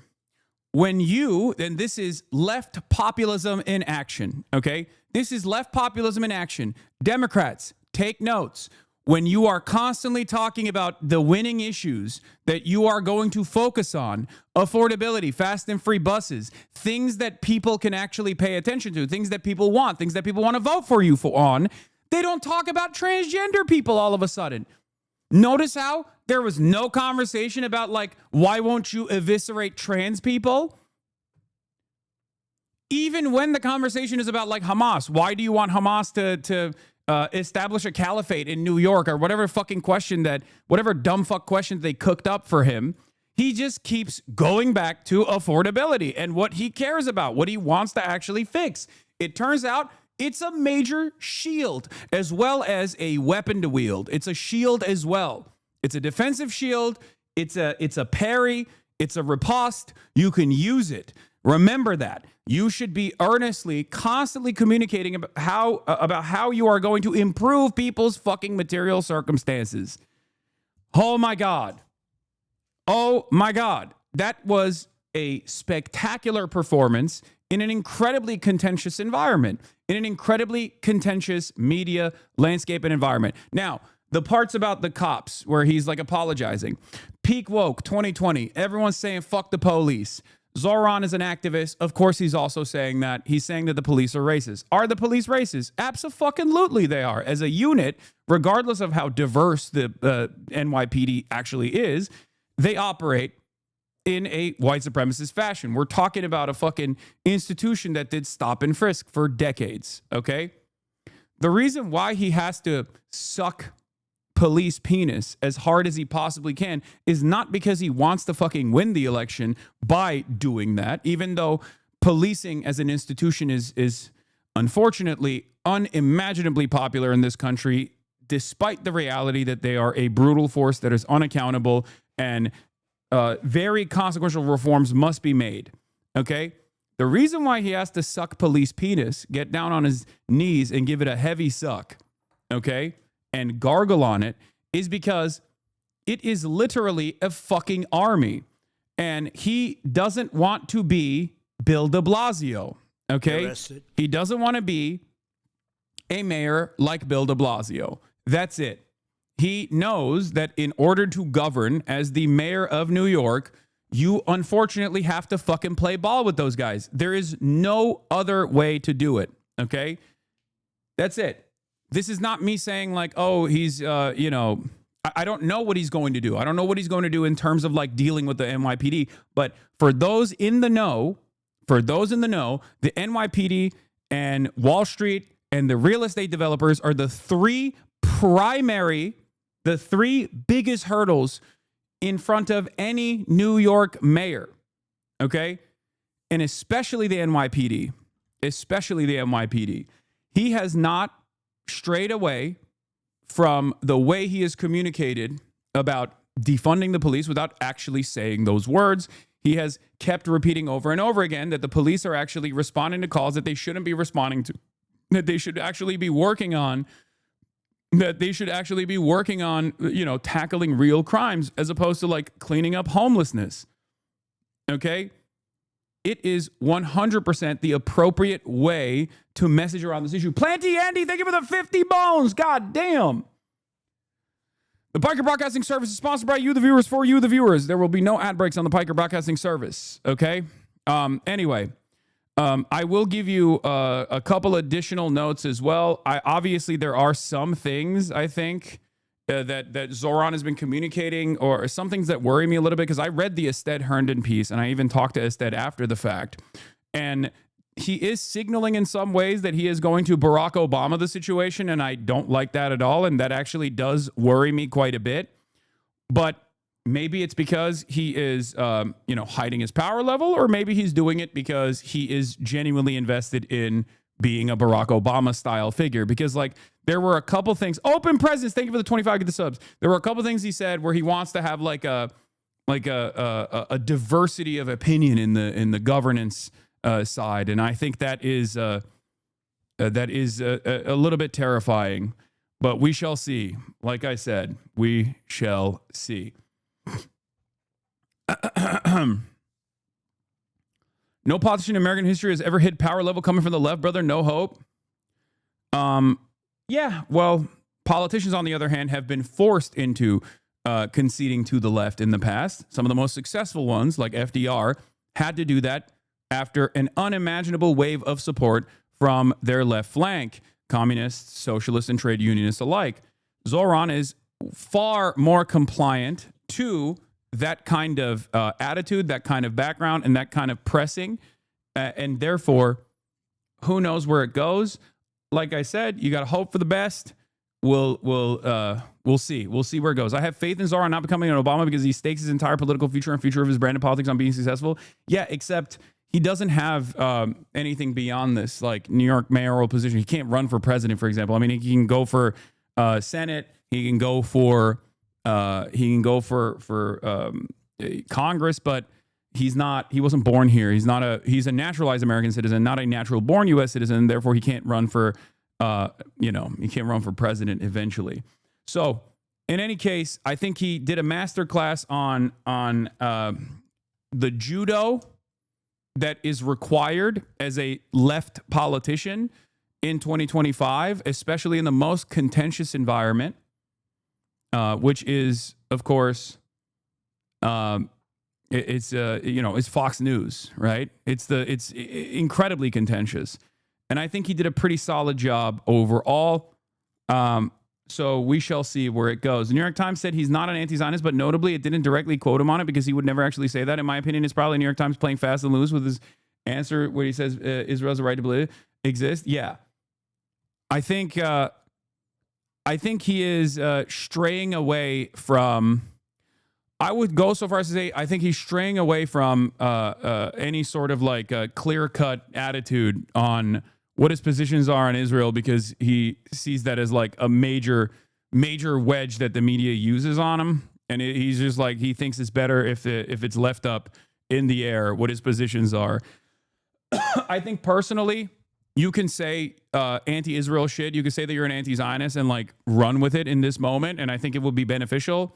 That's his own calculation. I don't think it's appropriate. I don't think it's good. But having said that, let's get to the press conference with the director of the FBI about how we're all going to get arrested. Maybe in your next group, you'll get great support. Every American deserves to live in a community where they're not afraid of being mugged, murdered, robbed, raped, assaulted, or shot. And that's exactly what our administration is working to deliver.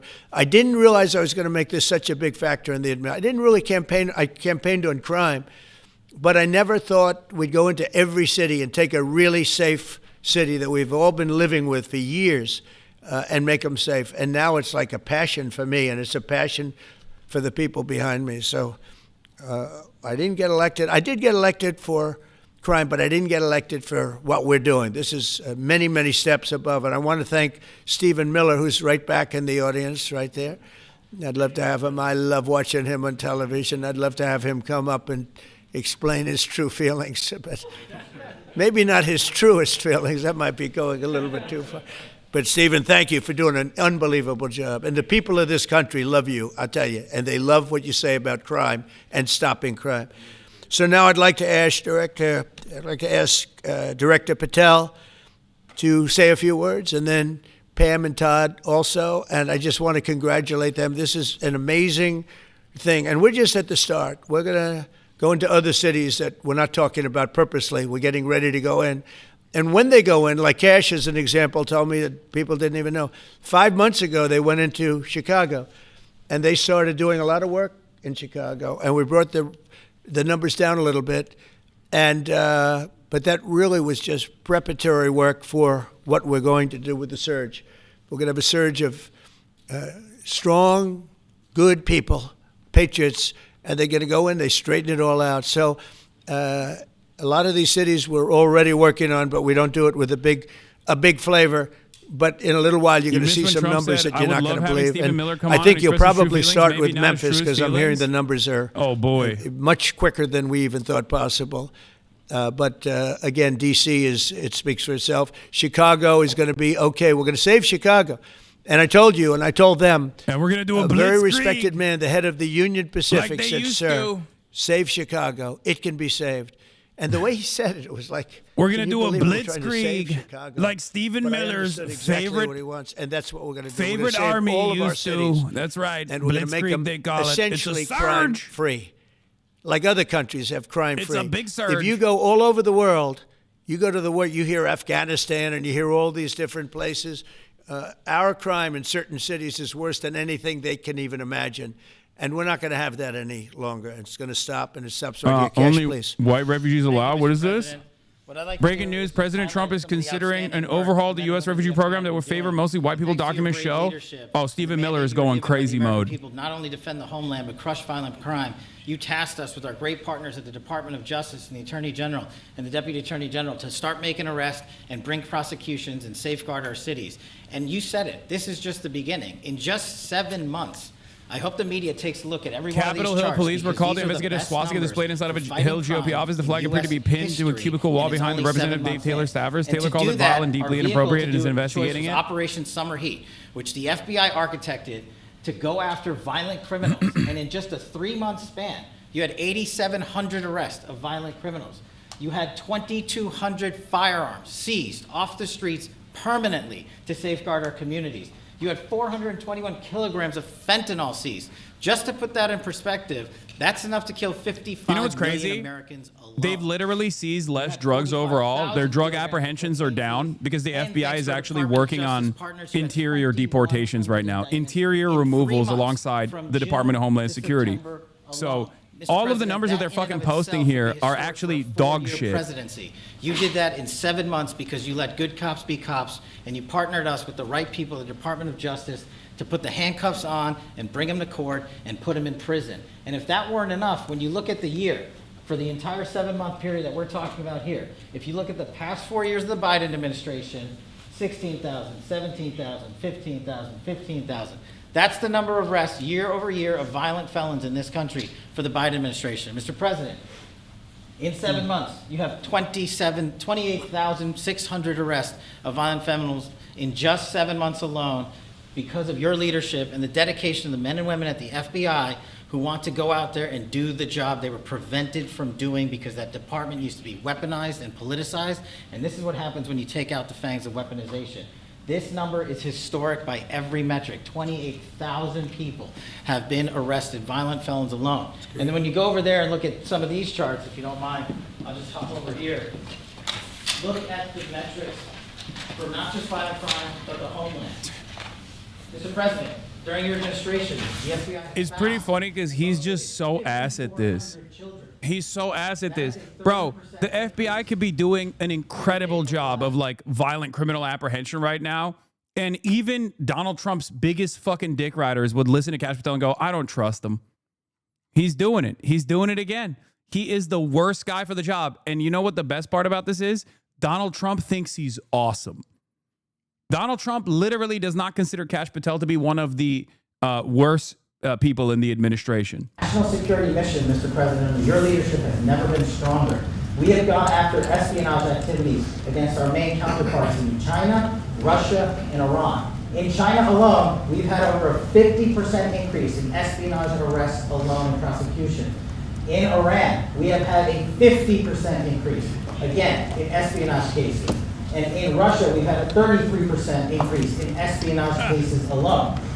When it comes to counterterrorism, a dumbass. Why are you so charitable? 125 arrests this year. I don't think you understand what I'm saying. Year to date. I'm saying not only is Kash Patel a dumbass, but he's also a horrible communicator, and he just always looks like he's flubbing. Even if he had something positive to show, which he doesn't, he would have a very hard time communicating that positive force. You already have 252 arrests. 52 arrests of violent cyber criminals who are stealing from senior citizens or violating. I don't understand why you think I'm being charitable to Kash Patel, where I'm saying he's the least trustworthy person. These programs are record. And two of the things I'll finish with that I'm most proud of, Mr. President, this FBI. Fentanyl. As you know, it's a scourge that is killing our youth, 100,000 plus a year. To date, the FBI has seized 1,900 kilograms of fentanyl. That's enough lethal doses to kill 127 million Americans alone. To date. And if that weren't enough, Mr. President, you said we have to go after the worst of the worst. And you empowered our Department of Justice, our Attorney General, Deputy Attorney General, and the Deputy Director at the FBI, led the charge, not just on Summer Heat, but he also led the charge to the FBI's 10 most wanted fugitives. These people have been on the run for years. And in 7 months, you captured not 1, not 2, not 3, but 4 of the FBI's most top 10 fugitives. 4. Just to put that in perspective, Mr. President, the Biden administration captured 4 in all of 4 years. You're on 7, and we're going to get to 10. We're going to get to 10 of 10.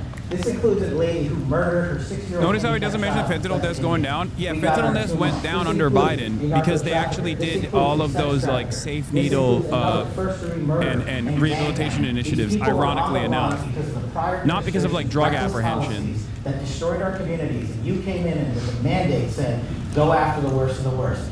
This is just the beginning. This is what happens when you let good cops be good cops at the FBI. Mr. President, I just want to thank you for your incredible leadership, our brave partnership with prosecutors who know how to bring cases and make sure these arrests stick. And that's what the Attorney General and the Deputy Attorney General have led the charge across this country. Because arrests without prosecutions are meaningless. We are deterring criminals from doing this activity. We are preventing criminals from coming into America, and we are absolutely crushing violent crime and federal reform and defending this homeland, sir. And not to mention, I almost forgot this one. It took you, sir, 2 weeks to get the Abbey Gate bomber. Joe Biden had 4 years to look for him. You got him in 2 weeks, thanks to the interagency effort by the FBI and the CIA, went to Pakistan, and now 13 brave warriors who were sentenced to murder because of disastrous Afghanistan withdrawal. They have justice, their families have a peace of mind, and we're going to continue to find the others, Mr. President. On behalf of the FBI, sir, I just want to thank you. Thank you very much, Gage. Great job. Very good. Very impressive. Pam, would you like to say something, please? President Trump, the men and women of law enforcement say two things to me repeatedly. First, you have taken the handcuffs off them and let them do their jobs, and you let cops be cops. That's why all this is happening. The director, the deputy director are working around the clock. All of these great men and women in the FBI, they have families at home, and they are working during a government shutdown right now. Many of them have small children. Many of them, I was talking to an agent this morning, many of them have babies at home, and they are working around the clock to not only keep our country, but our world safe. And that's what Operation Summer Heat did. Thank you, Director, and to the Deputy Director for everything you did on behalf of the Department of Justice, and you're going to continue to keep doing. And they set the stage for what we're doing in Memphis. You're going to hear a lot more about that, our joint task force next week, but they set the stage for Memphis. And last night alone in Memphis, there were almost 70 arrests, there were 12 guns seized, and there was a 70-year-old man arrested as a result of our operation in Memphis who raped a child under the age of 3. That one case makes everything we're doing worthwhile. Dude, of course. Dude, this is so stupid. Of course, like, fucking child rapists are supposed to be arrested. And they were being arrested under the Brandonian leadership as well. What are we talking about, dude? This kind of shit is so dumb where it's like, wow, look at this one heinous crime that we actually brought the criminal to justice on. It's like, yeah, that's your fucking job, dumbass. That's a normal, constant thing that you should be doing. Okay? What do you mean? Oh my God, I can't believe you brought a rapist to justice. Like, yeah, no shit. No shit. That's your fucking job. That's the reason why you're getting paid billions. That's the reason why there's billions of dollars of fucking funding on this stuff. Jesus Christ, dude. Ruining a community. The problem here is how much you are exhausting the resources that law enforcement has at the federal level, at the local level, on immigration detention and mass deportations, interior deportations. That is fucking ridiculous. Focus on this shit. Focus on the stuff that you're supposed to. Also, obviously, when a Republican's talking about like how they're apprehending child rapists, it's like, okay, well, there's a couple in the fucking room, you know? Have you thought about that? No. Your administration is forever tarred, forever scarred by your active, deliberate cover-up on Jeffrey Epstein and his connections to the financial elite and also specifically to Donald Trump. A child rapist, a serial child rapist sex trafficker who was the second in command of the most prolific known child rapist sex trafficker, was given leniency and moved to a facility where she's getting extra attention and extra liberties because she's playing ball with the administration in participating in the fucking cover-up of the Epstein files. It is ridiculous. It is fucking ridiculous. And the people that are doing this cover up are Donald Trump's own lawyers, including the Attorney General. The Attorney General, Pam Bondi, was a lawyer for Donald Trump. The Deputy Attorney General, Todd Blanche, also was a defense attorney for Donald Trump. It's a mandate, so I know the American people thank you for that. In terms of the guns that have been taken off the street, do you have a number of how many guns were taken away from someone that had a prior felony or a previous crime that perhaps we can prosecute that? Because I know that wasn't the case under Joe Biden. Donald Trump's very own Christian spiritual advisor is getting a sweetheart plea deal to only go to fucking prison for 6 months after he was caught trying to rape a minor. What are we talking about? We're taking rapists, child rapists off the street? Like, what the fuck do you mean? Yeah, off the street for 6 months, maximum. He's lawfully allowed to have it. So every single one of those guns were taken off of people that aren't allowed to have them. And not including the FBI, all of the other agencies. ATF alone since January 20th has removed over 25,000 illegal guns off our streets just since President Trump's been in office. And Mr. President, if I could follow up on that, could there be any further conversation to have national concealed carry applied to actual DC? Like if you had a driver's license in Texas and you had a permit, of course you could drive. Well, as you know, they've been talking about that for a long time. It's an interesting question. A lot of people feel strongly both ways, but we are talking about that, Brian. Thank you. Mr. President, on Venezuelan votes, I want to ask you, why not have the Coast Guard stop them, which it is empowered by law to do? I had to show you what good microphoning this way looks you can, confirm who's on the boat and ensure that they're doing what you suspect. Because we've been doing that for 30 years, and it has been totally ineffective. They have faster boats. Sean Hannity would never. Some of these boats are seriously, I mean, they're world-class speedboats, but they're not faster than missiles. But we've been trying to do that for years, and so much of the drugs, 25-30%, would come in through the seas. Right now we have, I would say, none coming in through the seas. In fact, I don't know about the fishing industry. If you want to go fishing, a lot of people aren't deciding to even go fishing. We've almost totally stopped it by sea. Now we'll stop it by land. What's the next But step? it never worked. It never worked when you did it in a very politically correct manner. What's the next step in this war on cartels, and are you considering options, are you considering strikes on land? Well, I don't want to tell you exactly, but we are certainly looking at land now because we've got the sea very well under control. We've had a couple of days where there isn't a boat to be found.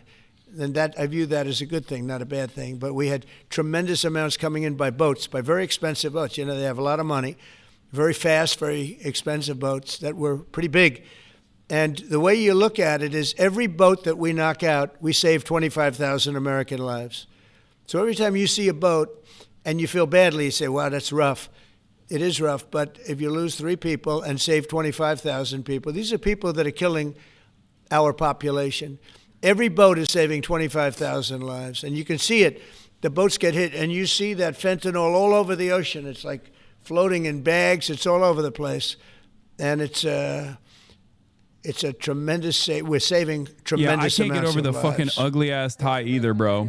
I know it's really it's gross. It's highlighter colored. It's fat. About having some distaste for Boston recently. Is this one of the cities that you might be looking into, and can you give us a hint about other cities that you might be? You're saying for where? For where? For Boston. Yeah. Well, Boston has a bad mayor who at least is a reasonable IQ person. You know, most of them are low IQ. But, and they're so bad. I mean, what's going on in Chicago is just, you'd think the guy would say, hey, look, we have a problem, Mr. President. Could you come in and straighten it out? We could have that done in Mayor a month. Boston's Asian. We had their cooperation. If you want to know, like, how Donald Trump categorizes people's IQ levels. That's why he said she's an average IQ person. If it's a black politician, Donald Trump will say low IQ. Chicago's mayor is black. To do that, just so you understand exactly what's going on. So if we think that LA is going to be bad, or anybody being like, "Oh, dude, how dare you?" He calls everybody low IQ. Like, no. This is 1,000%. Look, whether you want to make a bigger deal out of it or not doesn't fucking matter to me. It's clear that is what he's saying. Okay, it's clear. It's so consistent so many of a pattern. Theories swirling around about the assassination of Charlie Kirk. Do you have any updates for us, especially in light of all the online content that everyone's been talking about? The only thing we deal with at the FBI and the Department of Justice is facts, and we delivered in record speed a manhunt to capture Charlie Kirk's alleged assassin in 33 hours. And if you put that in perspective to Luigi Mangione or the Boston your model, best they moment, took them 5 King. days and a police officer lost their life. Not your best moment, We are King. running out absolutely every single lead, and the best thing we can do to honor my friend Charlie Kirk's life is to make sure that Valhalla. everyone involved is prosecuted to the full extent of the law, and that's what we're focused on, investigating the facts, not trading in conspiracy theories. Okay.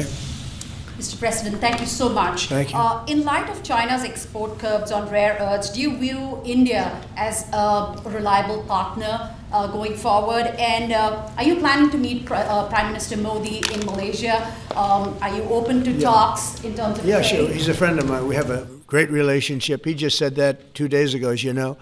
We have a great relationship. No, we were not happy with him buying oil from Russia. Yeah, ironically enough, it's probably the clearest indication that you might not be the smartest person if you are hyper-focusing on IQ in general and you constantly obsess over IQ, you constantly talk about low IQ this, low IQ that. And they're going into the 4th year. You might be and what is I want referred to see to it as stop. low IQ so if I you was do not that all the happy time. that India was buying oil. And he assured me today that they will not be buying oil from Russia. That's a big stop. Now I got to get China to do the same thing. You know, that is relatively easy compared to what we just did over the last week in the Middle East. Middle East was 3,000 years, and we got it done. This is 3 years, and I think we'll get it done. I think that President Putin, I think he wants to get it done. We'll see. There's a great animosity between him and Zelensky. You probably have noticed. Right? And it's, I think it's hurting the process. Yeah, please. Mr. President, thank you. Why would you say that? Why did you authorize the CIA to go into Venezuela? And is there more information you can share about these strikes on the Because alleged... I can't do that. I love regime change. For They two got a reasons, lot of really. oil. Number one, they have emptied their prisons into the United States of America. They came in through the, they came in through the border. They came in because we had an open border policy. And as soon as I heard that, I said, a lot of these countries, they're not the only country, but they're the worst abuser. And they've entered they've allowed thousands and thousands of prisoners, mental institution, people from mental institutions, insane asylums, emptied out into the United States. We're bringing them back. But that's a really bad, and they did it at a level that probably not, many countries have done it, but not like Venezuela. They were down and dirty. And the other thing are drugs. We have a lot of drugs coming in from Venezuela. And a lot of the Venezuelan drugs come in through the sea, so you get to see that. But we're going to stop them by land also. Does the CIA have authority to take out Maduro? Oh, I don't want to answer a question like that. That's a ridiculous question for me to be given. Not really a ridiculous question, but wouldn't it be a ridiculous question for me to answer? But I think Venezuela is feeling heat, but I think a lot of other countries are feeling heat too. We're not going to let this country, our country, be ruined because other people want to drop, as you say, their worst. They have given us their worst. They've loaded up our country with prisoners, with mentally ill people that are seriously ill, criminally ill. And we're not going to take it. And so, I mean, it's just one of those things. And I can tell you, we've taken care of the sea. There's nobody, and we're watching. We're watching. And if we see it, we'll save it. Yeah, please. On the ships, though, sir, there are Republicans and Democrats up on the Hill concerned that in the briefings they've gotten about those attacks, they're not necessarily getting information about who was on them and what exactly was on those ships. Can you ensure that but they are given information that they were loaded up with drugs, and that's the thing that matters. When they're loaded up with drugs, they're fair game.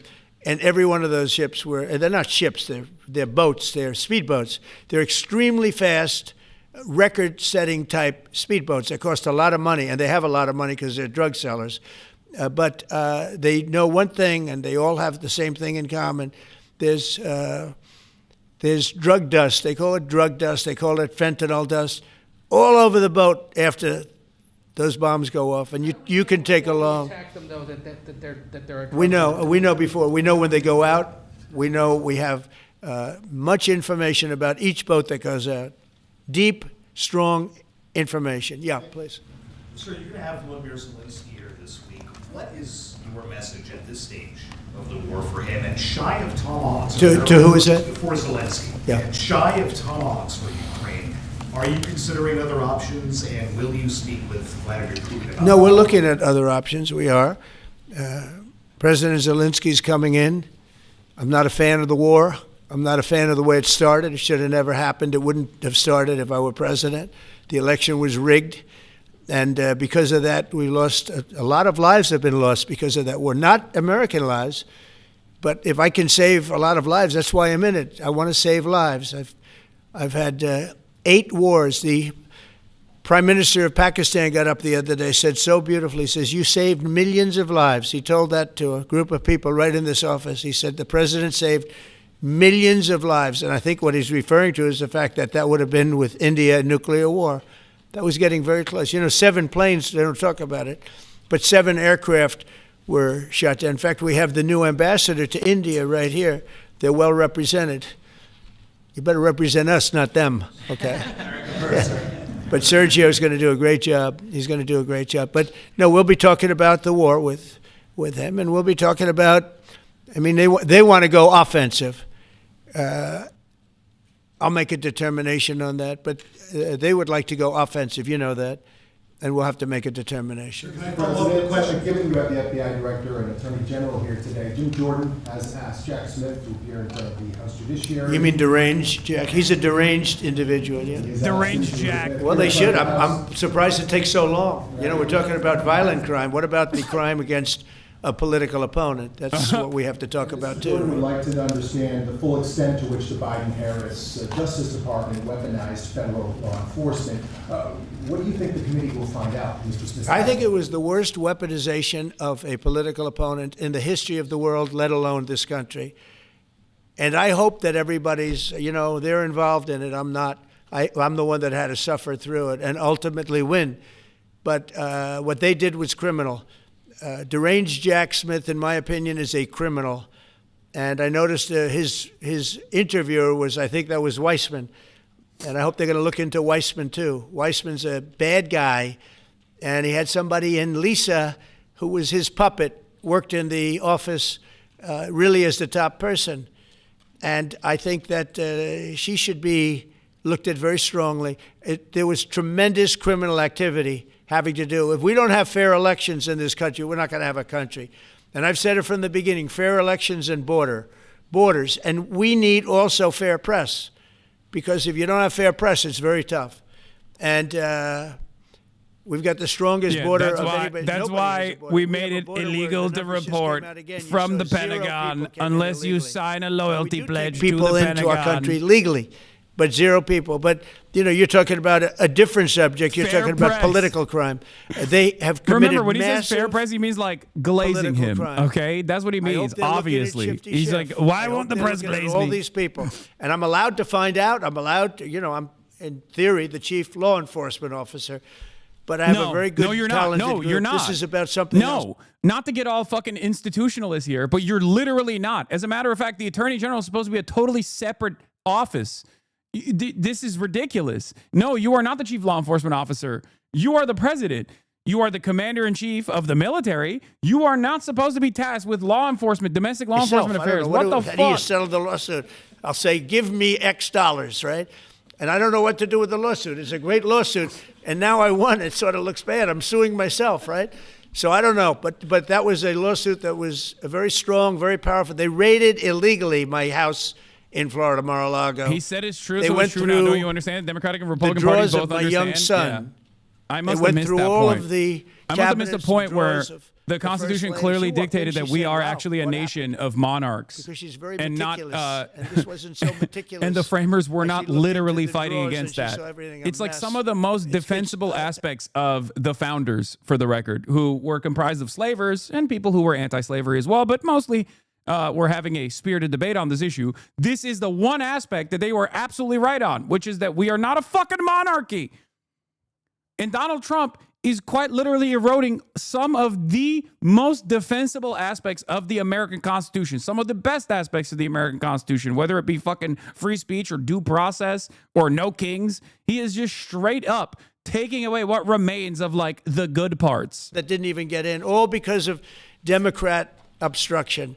So John Thune did a great job. I must have signed 200 into the administration. We're just about caught up. It's amazing. And so compliments to John. He had to do some things that were very tough to do that he didn't want to do, but he was forced to do it by the Democrats. And as far as the shutdown's concerned, this is a Democrat Schumer shutdown. And he's trying to do it to get relevance back into the party because he's a loser. I've known him all his life. He's always been sort of a loser, but an intelligent one. But I think he's losing IQ points with time.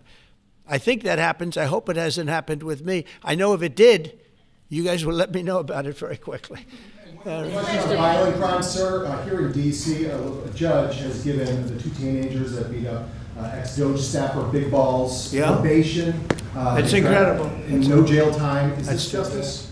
Jeanine Pirro is doing a fantastic job, and she is beside herself because you have these radical left judges that they beat the hell out of this guy. And there was many people against this one guy who was really trying to protect his girlfriend. He didn't want to hood it over the door but they really beat him up badly. That just happened, right? Yeah. Wow, that's terrible. I think the judge should be ashamed of himself. That's a big problem. You know, they can do their job and then they go into a court and the people are protected by these, I don't know where they come from. Where do these people come from? Where do the judges come from? I want to compliment on behalf of Pam and Todd and all of us because, Cash, I think that Jeanine has done a fantastic job. And the case I heard was like flawless. It's a flawless case. When you do kill they have those them on tape. They have teenagers who fought everything. Big Balls. And then the judge gives them a little probation. These are rough guys, and they're young. And if that happens, they're going to grow up. They're going to be real bad. They're going to cause a lot of problems. Yeah, please. Go ahead. So, Sergey Boris just gotten back from India. Right. What were the conversations like with Prime Minister Modi and the other? I think they were great. He reported to me that you're great. He's a great man. When he says, you know? if they grow Modi's up, by the way. That he loves Trump. Now, I don't know if the word love, I don't want you to take that any different. I don't want to destroy his political career, okay?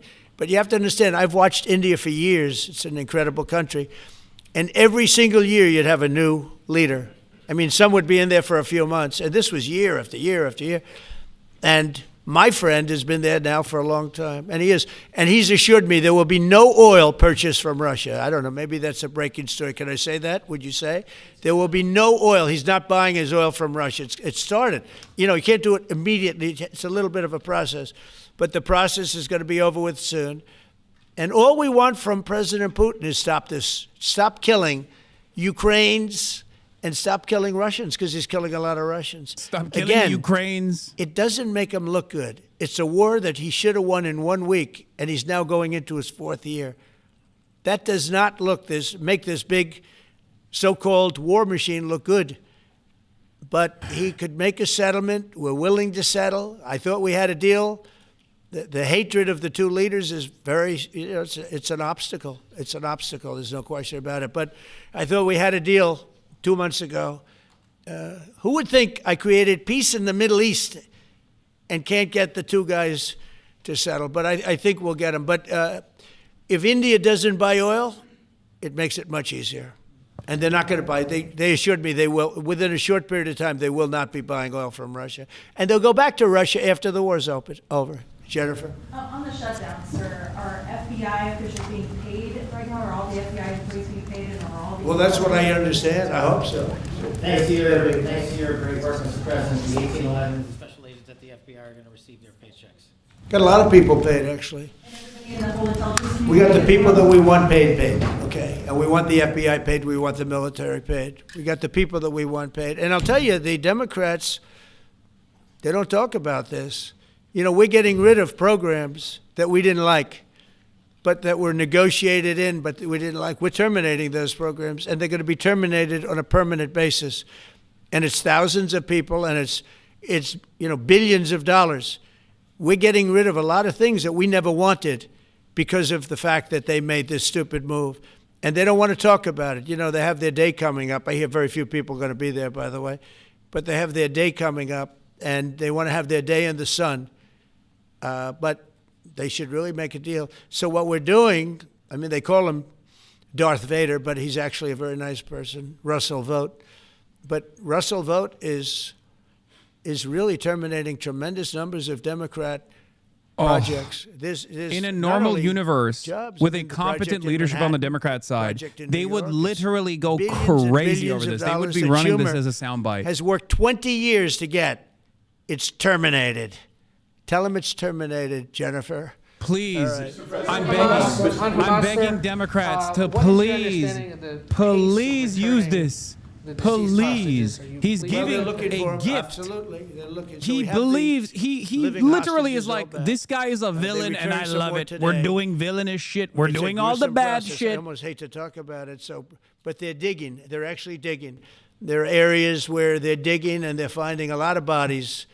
Then they have to separate the bodies. You wouldn't believe this.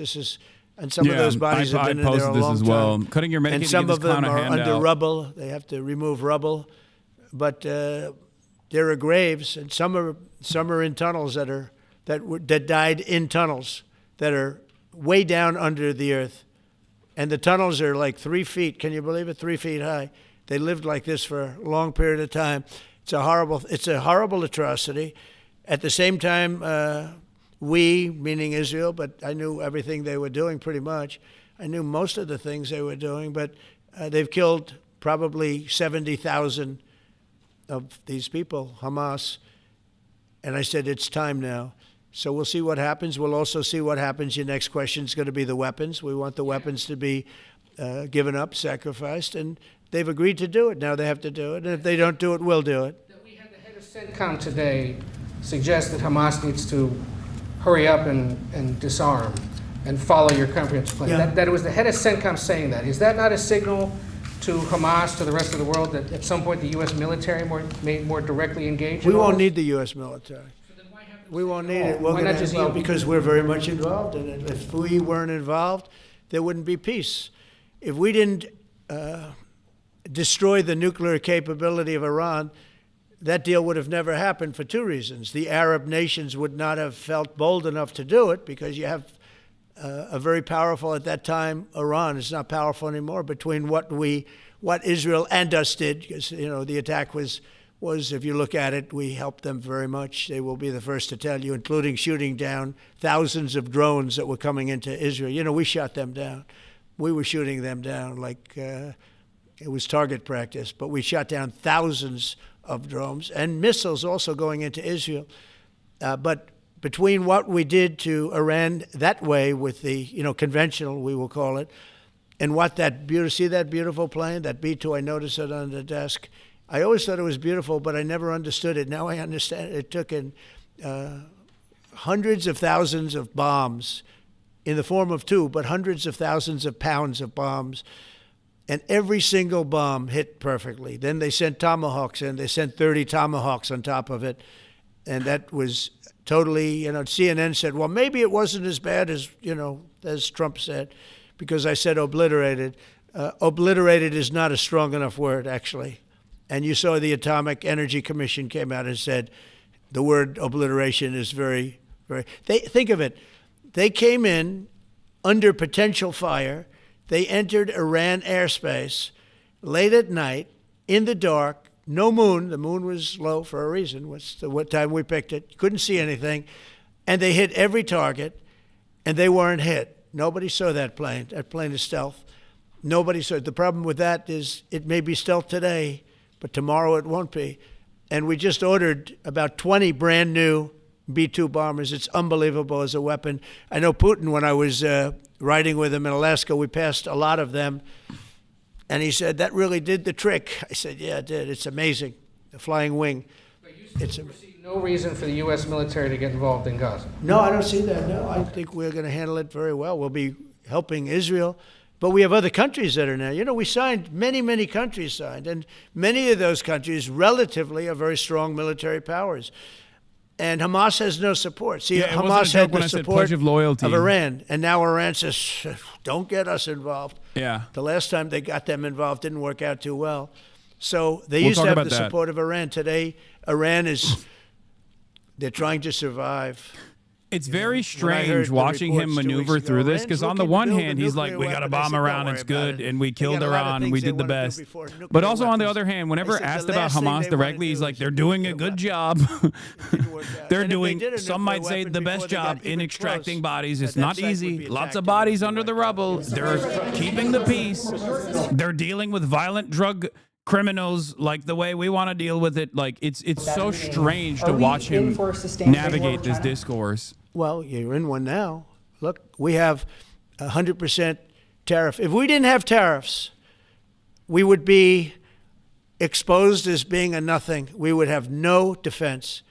You know, they've used tariffs on us, but we've never had anybody sitting in that chair that for homophobia. That's felt awesome. The need to do it, and they've allowed us to be $37 trillion in debt, et cetera, et cetera. Tariffs are a very important tool for our defense, for our national security. If we don't have tariffs, we're not going to have national security. As an example, if you look at Pakistan and Iran, I told them I was in the midst of negotiating a trade deal with Iran, and Pakistan was going to be in line. And because of tariffs, they all want to negotiate much differently. We're making a good deal. And then I heard that they're shooting at each other. And I said during one of my conversations, are you guys going to go to war? 2 nuclear powers. We are thinking about, I said, here's the deal. You go to war, I'm going to put a 200% tariff. I'm going to stop you from doing any business in the United States. I said it to both of them. Within 24 hours, the war ended. That would have been a nuclear war. And again, the Prime Minister of Pakistan, who was here 2 weeks ago, said that man saved many millions of lives in front of a whole group of people because he thought it was going to be war. But when it came to war or having to pay massive taxes, I don't think he meant Iran and Pakistan. I think he meant India and Pakistan. He's just a fucking idiot. Not only Even though Iran and Pakistan have had their bouts as well, I don't think Trump is talking about like Balochistan Liberation Front. You know, I think he means India and Pakistan. Didn't understand tariffs. It's also made us very rich. He's just a fucking idiot. We have a big case coming up in the Supreme Court, and I will tell you, that's one of the most important cases in the history of our country. Because if we don't win that case, we will be a... No, he doesn't. He probably doesn't even know about the border clash between Afghanistan and Pakistan. He's not talking about that. I don't even know if survivable is... He said it would have been nuclear war. He's not talking about Iran and Pakistan. We're going to be the most powerful economic country in the world. And all we're doing is using them as a defense against what took place for many years.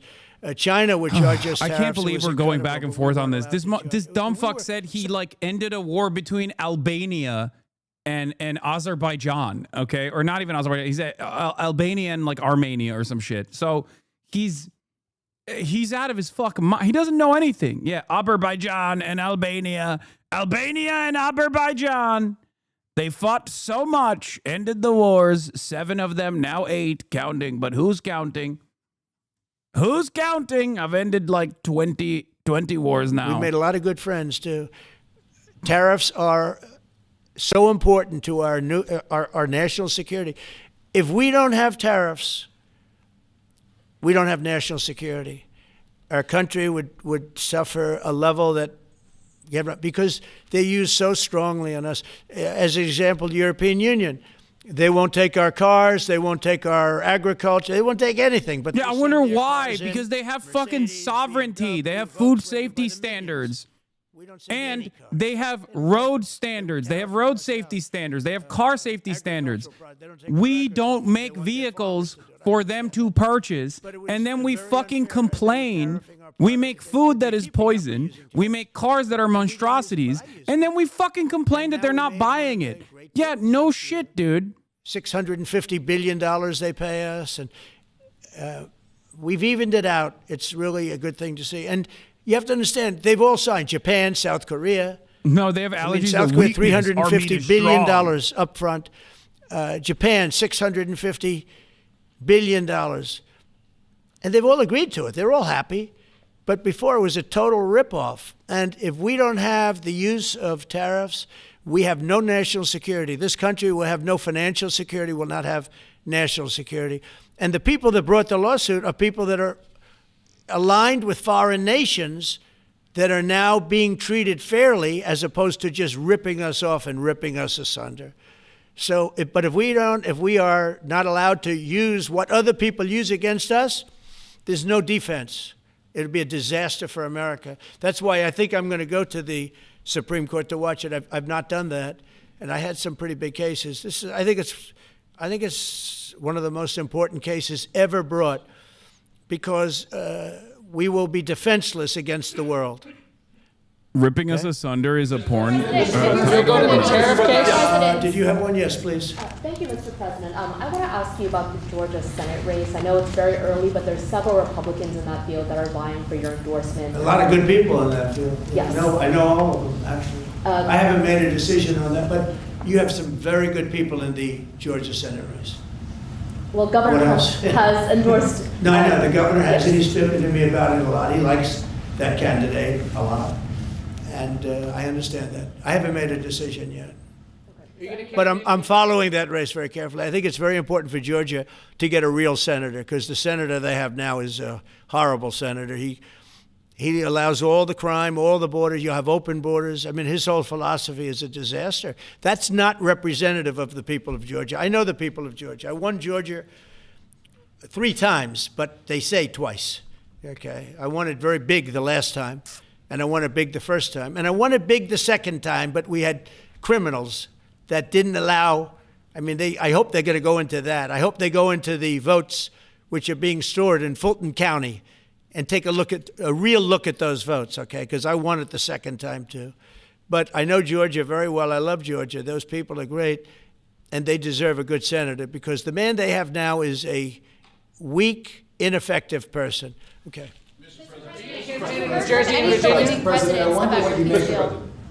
By the way, you won Georgia 3 times. Yeah, I agree. Do you agree with me? I do. He's the media. For someone that spends a lot of time in Georgia, he's Marjorie Taylor Greene's fuck buddy, dude, and also notoriously so alcoholic that his face explodes like a balloon half the goddamn time. Newt, you agree with us?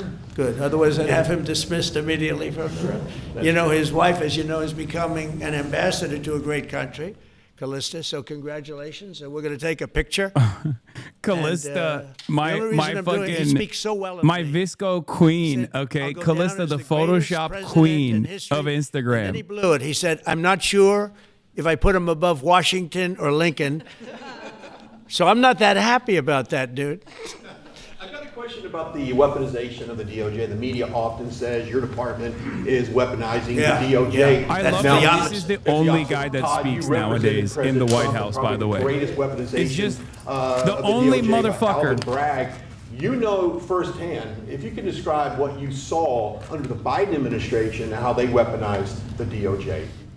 Well, I mean, I think it's hard to describe what happened those last 4 years against President Trump. Alvin Bragg, a local prosecutor, his office staffed by somebody from New Jersey.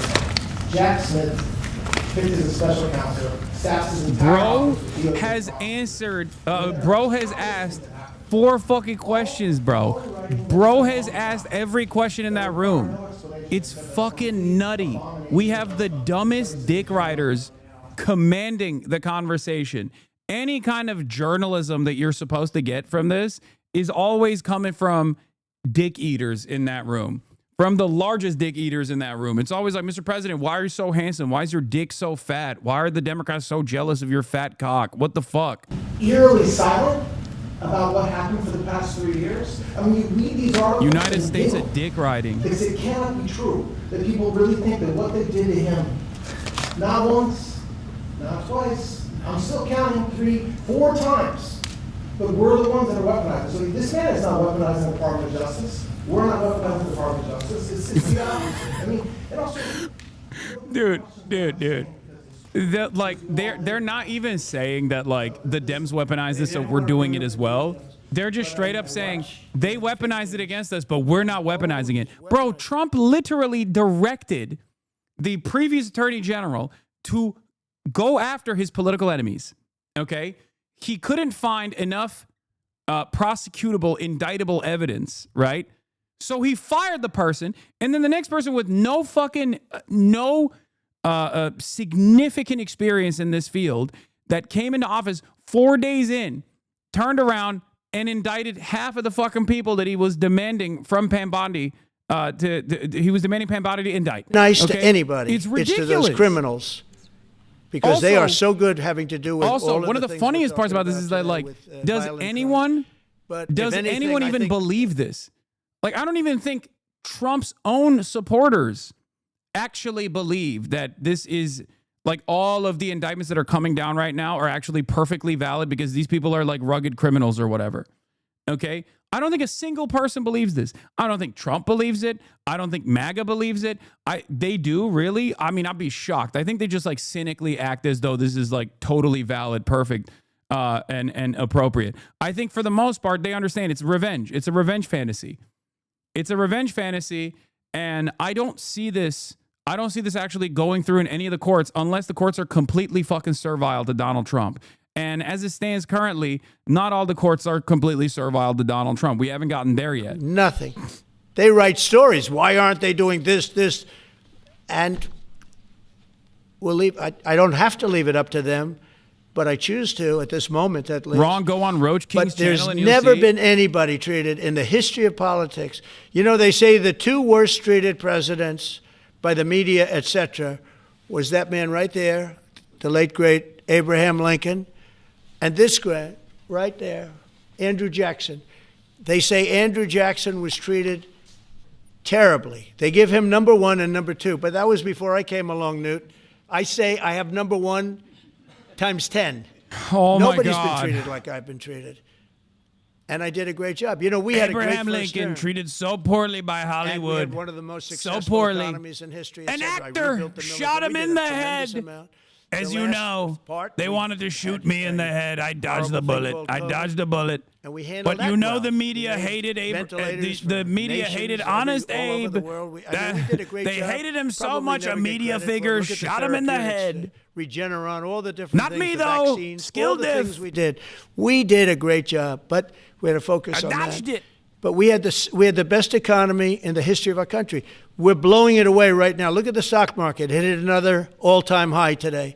That's 48 days out of the few days that I've served. 48 Lincoln, days as I have like to already call hit it. Abraham record highs. Lincoln, like And the we have, maybe Abraham most deal. importantly, the number. We The have Abraham now, I was saying Accords. 17, it's over $18 trillion is being poured into our country. It's because of the election and because of tariffs.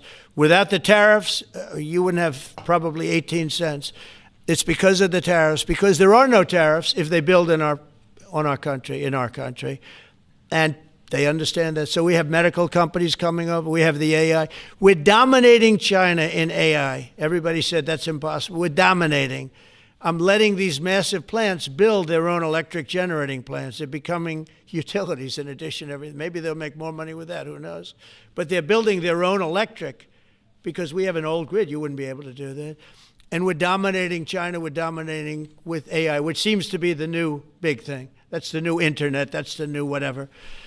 So we're very happy with the job we're doing. I'm very happy with the job they're doing. But when you tell me about attacking a political opponent, there's never been, and I'm a legitimate opponent. I watch my son. He's got the #1 best-selling book now. My son, Eric, he's a wonderful kid. That guy spent so much time with subpoenas. He got more subpoenas than anybody in the history of our country. Think of it. And he's an innocent, good boy. He's a good kid. He's always been a good kid. All of my children are good. They went through hell. My children went through federal grand juries on a hoax. Your kids are like 50. I don't understand. Whenever he talks about his children, he acts like they're 17, okay? We're not talking about Barron. Most of his children, they're good boys. They're good boys. I love them. They're like fucking 40 years old, man. They're dumb fuck fail sons. I got a call from my son, Don, and he said, Dad, I'm being accused of something with Russia. I don't know anything about Russia. He didn't know anything about it. Think of it, how bad they are. They say he'll go to prison for the rest of his life. He knew nothing about it. On a hoax, the Russian hoax, Russia hoax, on a story that they made up. And they made it up in order to explain why Hillary Clinton lost an election that she lost by pretty good numbers. The second one, actually the second one was even better, but the third one, this one was too big to rig. It was just too big to rig. They would have rigged. They tried to rig it. But think of it. They want to send my children to jail, but they were after Don in particular. I'll never forget Adam Shifty Schiff, a total crooked guy, lying in Congress, making up a phone conversation that I have with you, totally made up. Then when he heard it was taped, he wanted to disappear. And Nancy Pelosi went crazy because they wanted to impeach me based on the conversation that was made up. When they heard the tape, everybody, I won it unanimously in the Republican Party. I got every single vote, something that never happens, and I beat it. But think of it, they want to put my son in jail for something that they made up. So they know they made it up. And they say he will serve the rest of his life in prison. These are sick, bad people. And don't tell me about us going after them. If anything, we've been very, very soft. I wouldn't be that soft, I'll tell you that. Thank you very much, everybody. Let's talk. Thank you. Thank you. Thank you. I hate that. All right. Thank you, press. Can you explain what he means when he says we're beating China in AI? Brother, everything he's saying is just made up. What do you mean? If you try to make sense of what he's saying, if you take him at his word, if you take him as a sincere actor, you are going to be lost, okay? There's just not a single fucking thing that he has ever said that is truthful. That's not true. Sometimes he does have a tendency to say the quiet part out loud. Whenever he's talking about like how America operates around the global stage, every now and then he'll just refuse to entertain the optics of the situation. But in most circumstances, he's just fucking making shit up. The tariffs are doing great. The tariffs are doing a number, filling our coffers. Not true. Okay. We're beating China on this or that. Not true. The idea that like the administration is doing gangbusters and tackling crime, also not true. They have unironically reallocated budgets, resources, and manpower at the federal law enforcement level directly to interior removal operations. They are doing mass deportations. The FBI is helping the Department of Homeland Security do mass deportations as opposed to tackling fucking sex traffickers and shit. On top of everything else, he is using the government shutdown to try to fire further federal, like people that work in federal agencies. None of it is popular. He's done very little to combat the actual cost of living crisis. Done very little to actually tackle that. Motherfucker said India had a new leader every year until Modi came along, for fuck's sake, Lamau. I mean, it's just, well, on the India front, he says, he's stopped all the wars. He stopped all the wars. That's another one. He's just, everything he says is fucking bullshit. There's nothing criminal about drugs. These are made up crimes. I mean, dude, it's just one of the many different crimes that the administration doesn't actually tackle, despite the fact that they're saying that they're combating this stuff. Okay. Obviously, the best, most resilient, most successful way to lower the number of overdoses, for example, is to not incarcerate people for drug crimes, but instead to actually rehabilitate people. They're not doing that as much, even though the previous administration did actually have a shift in the priority in the way that they were trying to at least like do clean needle drops and things of that nature. And that actually was very successful in lowering the overdose numbers for the first time in decades. It got such little attention and such little coverage. I was losing my fucking mind. A lot of people say, Hasan, you hate the Democrats. You hate the Democrats more than you hate the Republicans. First of all, that's untrue. But it was one of those things that I actually commended the administration on, even if it made me lose my mind that they never talked about it. Okay? I talked about it all the fucking time. Narcan release, and clean needle drops and things of that nature. Like all of these rehabilitative measures actually played a formative role in lowering the number of overdoses in this country for the first time in decades. And the administration wasn't constantly fucking running around talking about how big of a W that was. Harm reduction works. And this administration, the previous administration, unironically did that. And it actually lowered the number of overdoses. Meanwhile, the Republicans, in their endless fever pitch to ensure that only bad things happen in this fucking country, constantly fucking criticize the administration. They were like, oh, they're giving druggies clean needles. How dare they do that? How dare they do that? It's really fucked up. That's what they said over and over again. Meanwhile, it was the first instance where we saw a drop in overdose deaths, man. That was under the Brandon administration. Did you hear that from the Brandon administration ever? Did they ever talk about that? No, they didn't, because they're fucking bad at their jobs, okay? That's just the reality. There are plenty of wonderful people that work in the federal agencies. There are plenty of wonderful people who want to do right by others. Even down to like USAID, for example. Even if an institution is established specifically for destabilization or specifically to initiate soft power for American dominance around the globe, ultimately there is still a lot of good that these people do at these institutions, and there's a lot of good people that are working at these institutions trying to do right by others. Okay, and that's something that I recognize all the time. Ironically enough, I have defended the Biden administration more than the Biden administration has defended itself over and over again. Anyway, I don't even know why the fuck I don't even know how I got here. We're going to get back to Israel now, obviously. Because we're obviously going to get back to Israel now because there's a fake ceasefire, as you know, that Israel is violating already. Israel has given the U.S. new intelligence, apparently. Let's see. Israel gave the U.S. new intelligence that shows Hamas has access to more bodies than it claims. We don't see Hamas making maximum effort regarding the bodies. We know they can do more, and we don't think anybody should give them any discounts, an Israeli official said. They're most likely still using fake intelligence, as they've done over and over again, in an effort to fucking make it seem as though it's perfectly valid to cut aid into the Gaza Strip, which they have already done so. They've cut the aid in half. Okay?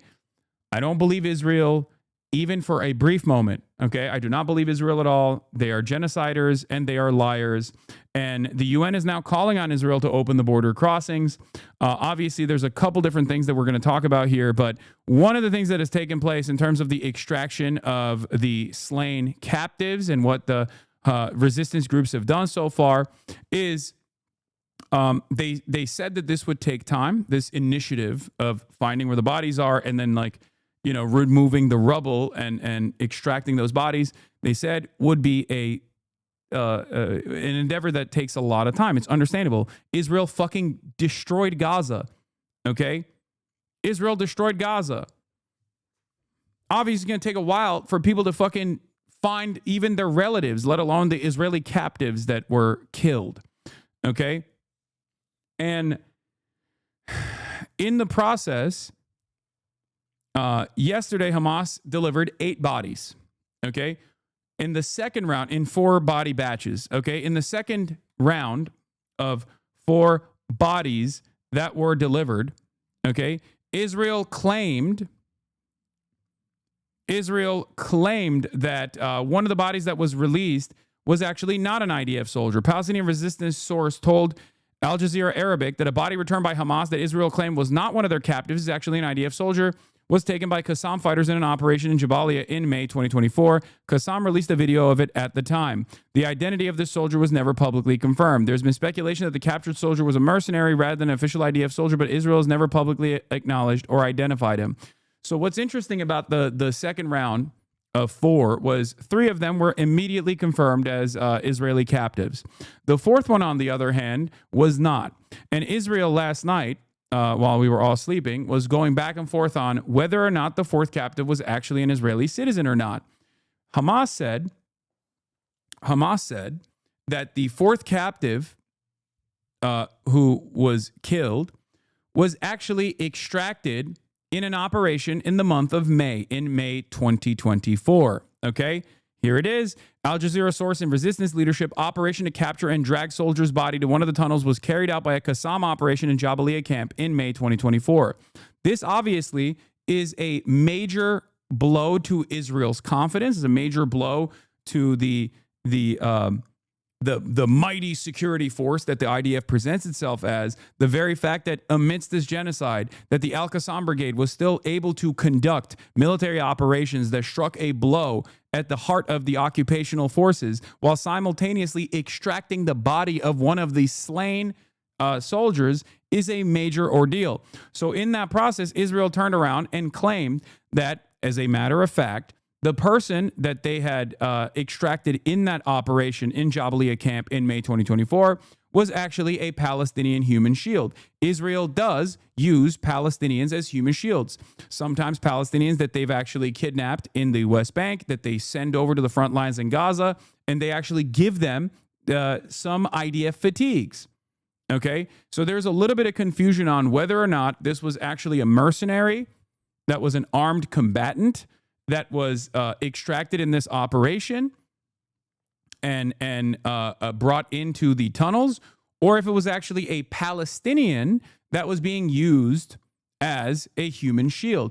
For those of you that are oblivious to this reality, that is right. A Palestinian human shield is normal process for Israel. Okay?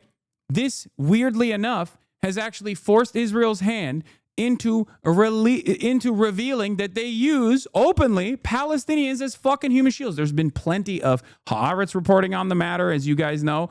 There's been plenty of Israeli reporting on the matter. It's called a mosquito protocol. That's what they call it, where they will take Palestinians, they'll apprehend and detain Palestinians in both the Gaza Strip and maybe sometimes even in the West Bank, and they will put them in front of their teams. They will like forcibly handcuff these Palestinian prisoners, Palestinian hostages, and will push them in front of their teams in order to draw out Hamas fighters or resistance fighters.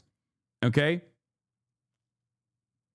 Someone in Gaza that followed went back to find his father's body that he put in a shallow grave until he couldn't get back to him and it was safe. And then the IDF had exhumed the body. They're stealing bodies. So we still don't know. We still don't know exactly what happened as far as like whether or not this was a mercenary or whether or not this was a Palestinian.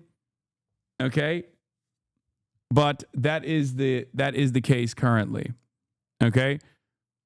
The identity of the soldier was never publicly confirmed. There's been speculation that the captured soldier was a mercenary rather than an IDF soldier, but Israel's never publicly acknowledged or identified him. But what's interesting about this is, fourth body handed over by Hamas, said to be of West Bank Palestinian, used by IDF in Gaza as a human shield. Emmanuel Fabian and all of the Israeli media is openly recognizing the insane fucking practice, of using Palestinians as fucking human shields now.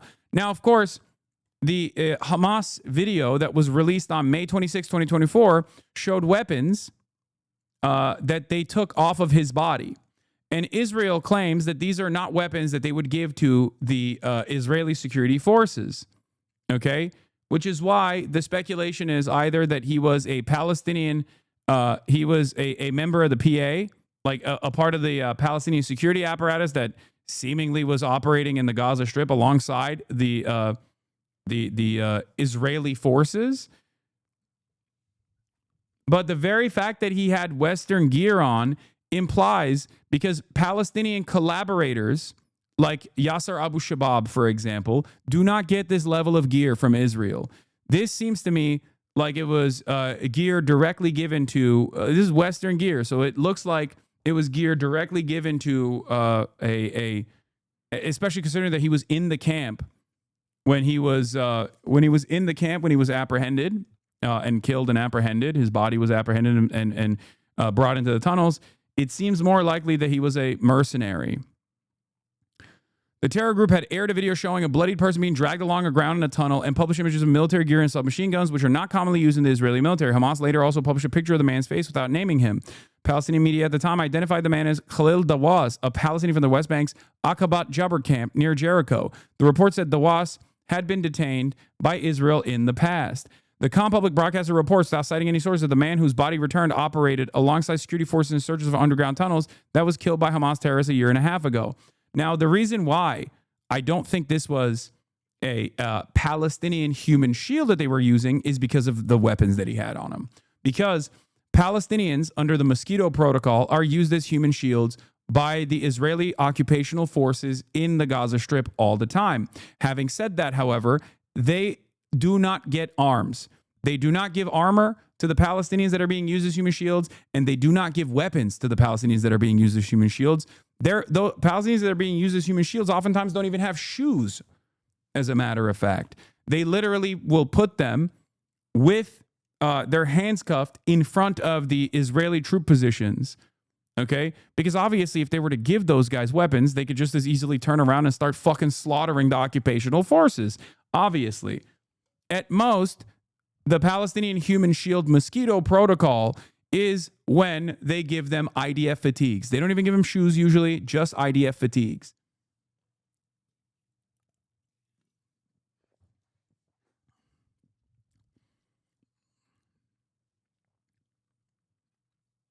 Anyway, have you seen the thing about Motaz Azaiza? Parasocial for me to say, but be careful about having guests at your home. Wait, what?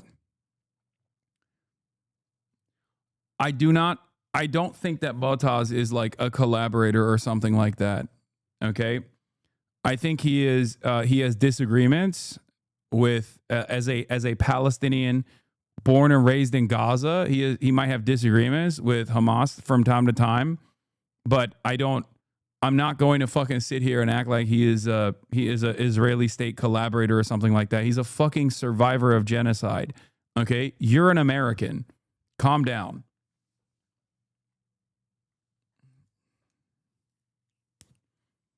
He survived a goddamn Holocaust that he documented every day. And his life was on the line when he was doing that. He lost so many of his friends. Everyone in the United States of America needs to fucking dial back 1,000,000 times over. Okay? Jesus Christ.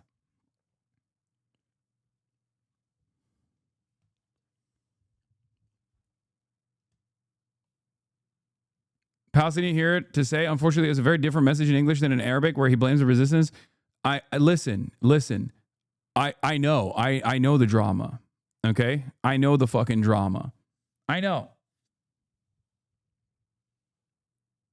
Americans need to fucking stay out of this conversation and understand that there are going to be differences in opinion amongst the Palestinian population. Not every single person that makes their criticism be known, even if it's not considered timely by many Palestinians I do talk to, for the record, that still doesn't change the reality that like a person is not a fucking Israel spy. Okay?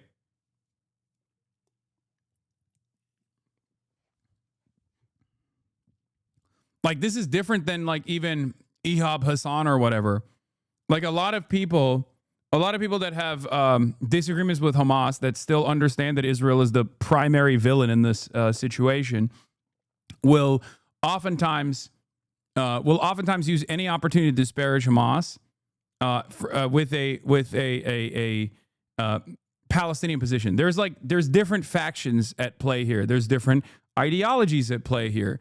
Palestine and Gaza in particular is obviously a very diverse environment. Okay, very diverse. There are plenty of people with different opinions there. No one is a monolith. Okay, no people are a monolith. And Palestinians certainly are not monolithic in their approach to governance under Hamas, for example. If that was the case, then Hamas's approval ratings would consistently be much higher in Gaza than it has been. Okay? You need to understand that.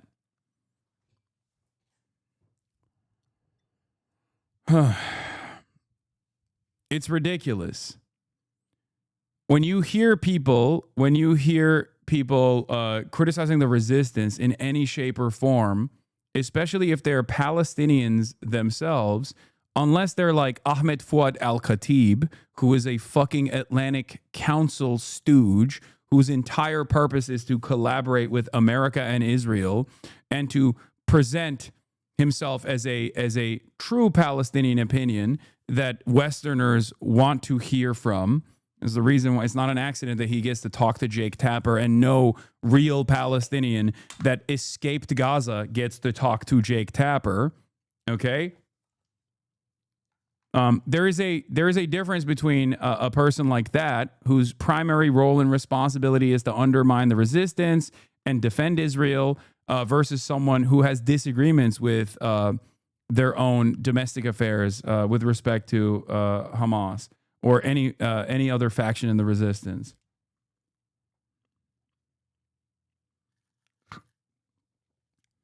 Anyway, I understand your frustration, but what do you mean Americans shouldn't join the conversation? I thought the point was to engage. No, the conversation, you can join the conversation. I'm just saying that throwing around statements like someone is a fucking collaborator, especially when they have literally survived the Holocaust in the hands of Israel and had so many of their family members and their livelihood destroyed by Israel, so many of their friends and colleagues killed by Israel, is ridiculous.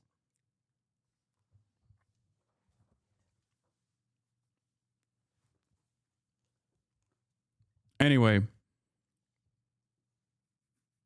calm down, everyone. Anyway.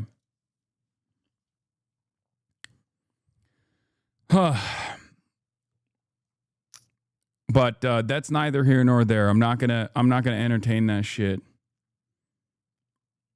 Walking buzzword generator? Yeah, I know. It must hit so hard to be this dumb. Like, just living your day-to-day existence being like, I'm not going to engage with the conversation here. I'm just going to say that you're generating buzzwords. Found out about the situation from my white boomer coworker from the comment. Looks like Hamas gave Israel a body that doesn't belong to them, to which I responded with another excuse Israel will use to continue breaking the ceasefire and continue the genocide, to which he said was not a genocide. What's more upsetting was having to stop the conversation since he sits directly next to me every day. Keep pressing him. You'll eventually get to him.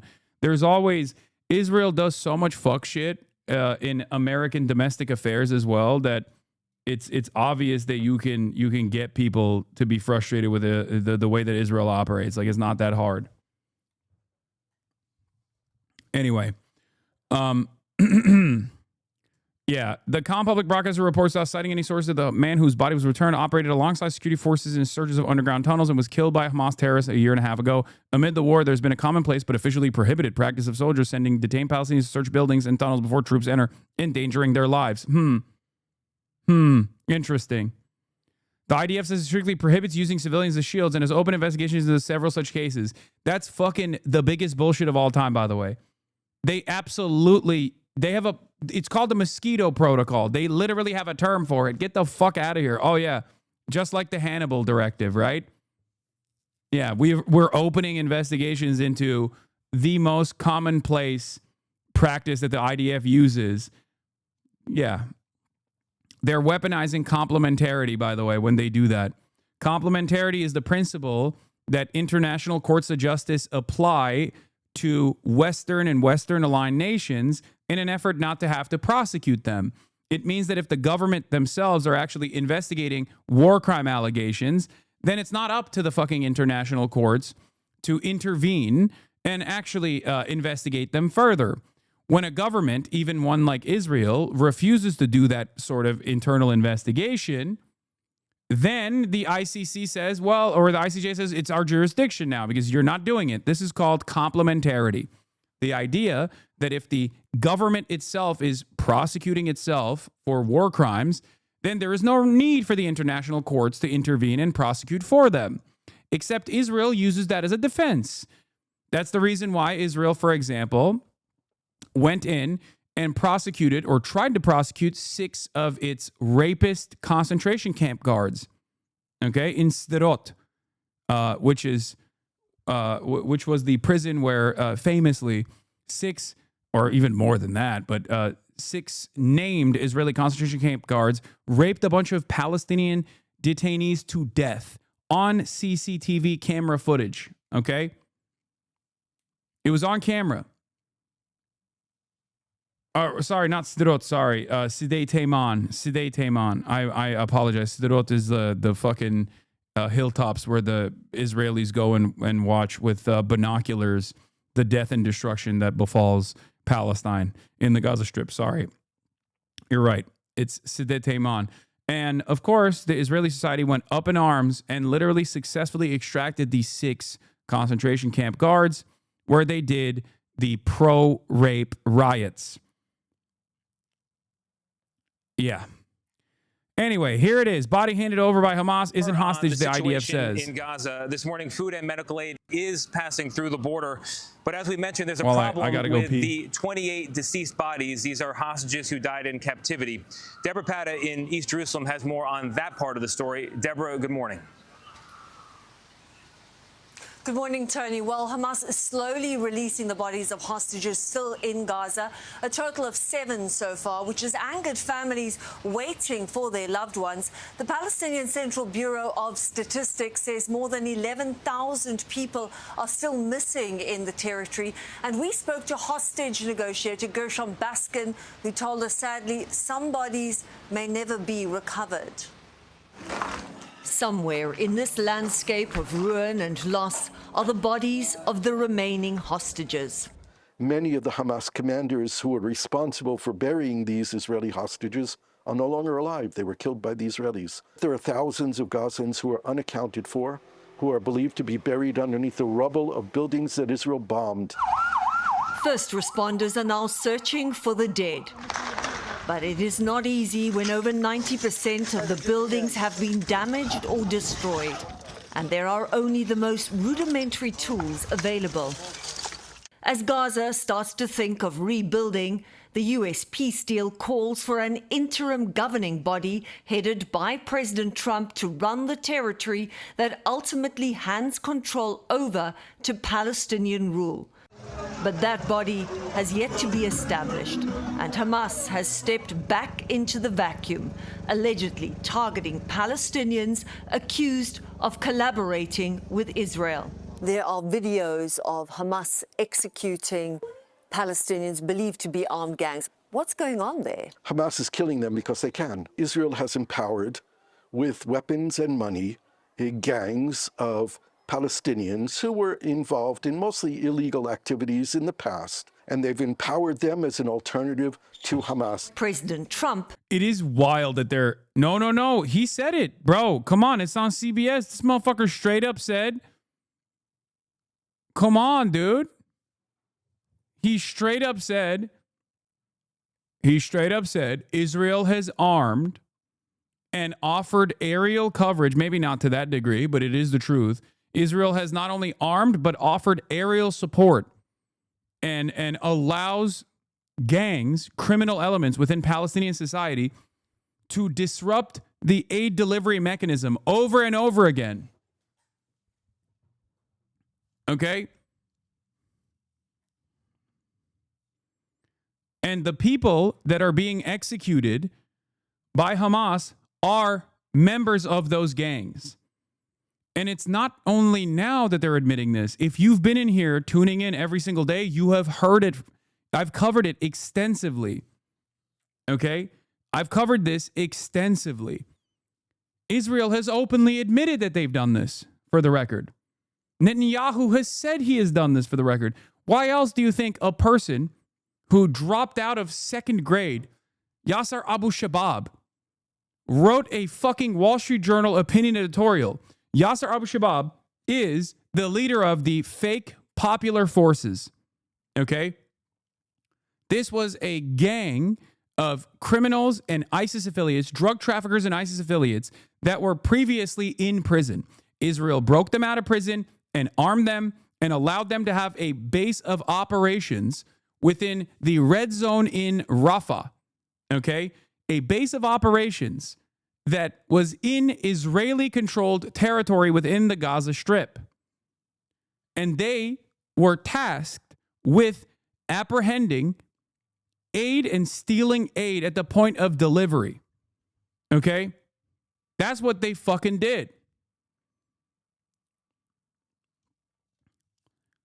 And Israel protected them.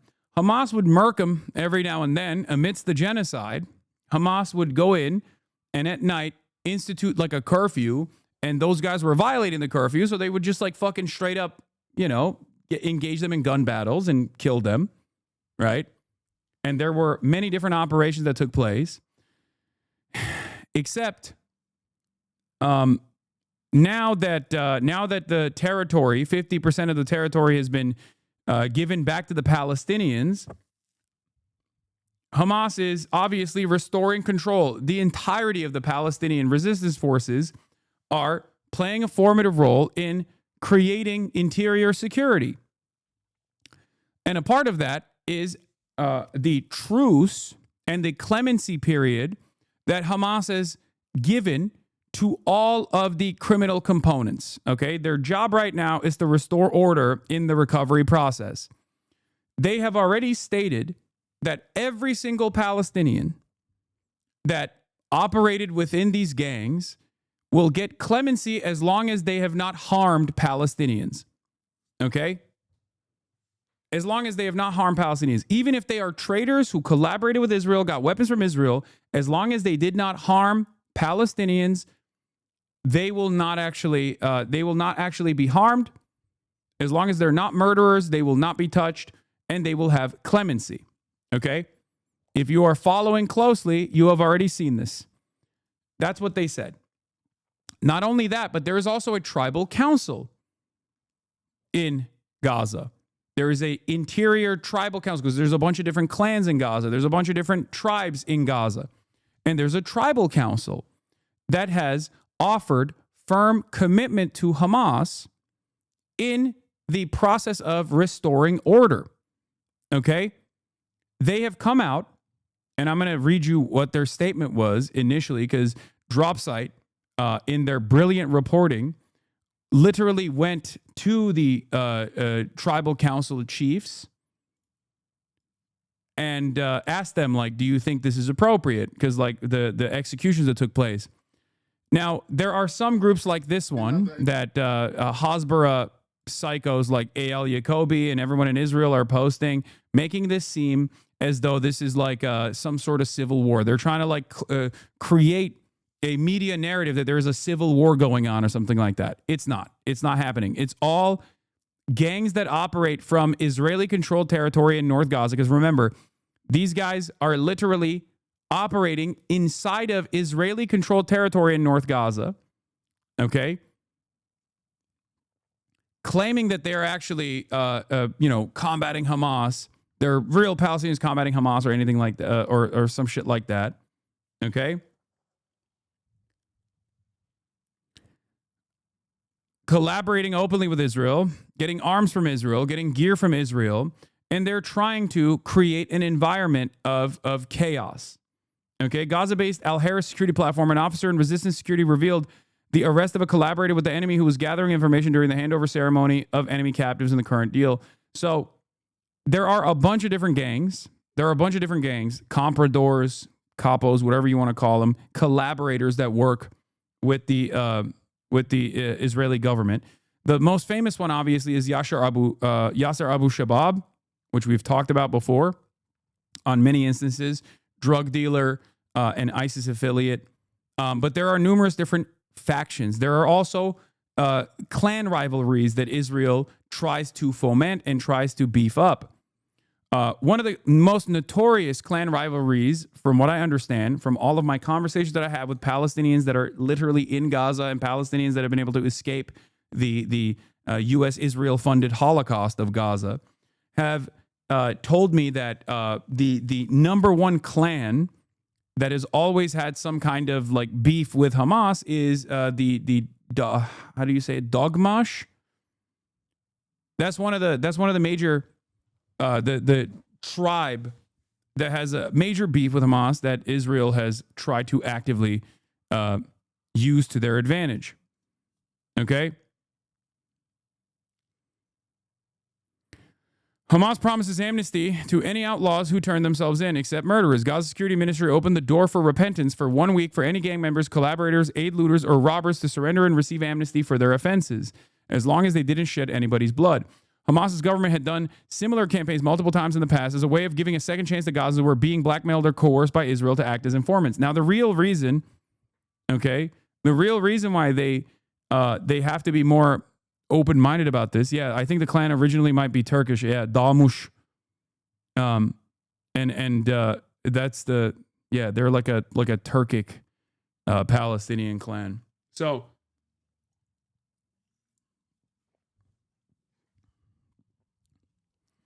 the reason why they have to be understanding and open-minded here is because if you know anything about the way that Israel forces people's hand into doing heinous shit, Palestinians, into collaborating with the state of Israel, because people ask, like, why the fuck are these guys, like, joining forces with Israel?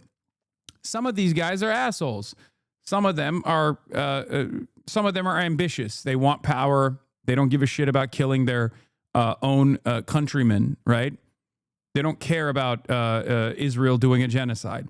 But there are plenty of others, as Hamas and the entirety of the resistance knows, that are either desperate or are being blackmailed by Israel, or in some instances, Israel straight up threatens to kill their fucking entire family if they don't collaborate.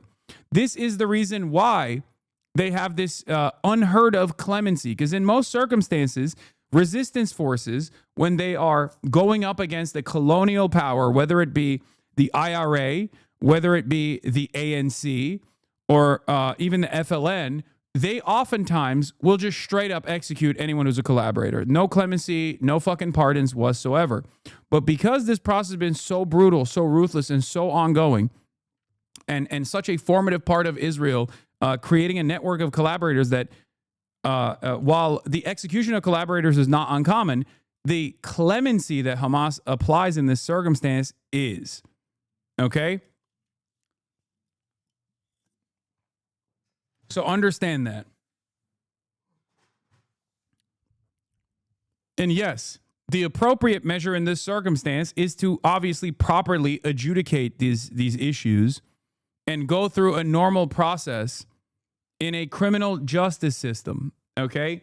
Obviously, that's the normal process. But if you're a fucking adult or even remotely aware and not oblivious to the ways in which, the ways in which resistance forces have historically operated, there's not much bandwidth there for them to design a court system instantly when all the fucking ministries are blown up. There's no courthouses. For the Palestinians right now, they're still in war. They're still under a genocidal apartheid forces occupation. They have to quickly restore order so that the recovery efforts can begin. Okay? Victimhood / oppressor fetishist? Are you saying I'm doing that?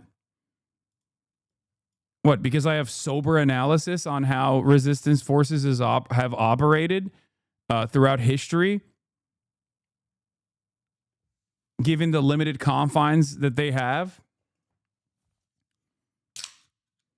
That's why I said Donald Trump's comparison to what he's doing in Venezuela is not an apt comparison. Even though he was defending Hamas's actions, it is not a fucking apt comparison at all, because America does have a proper investigative authority here before they decide to start lasering fucking boats off of the Venezuelan coastline, okay? Thousands of miles away. It's ridiculous.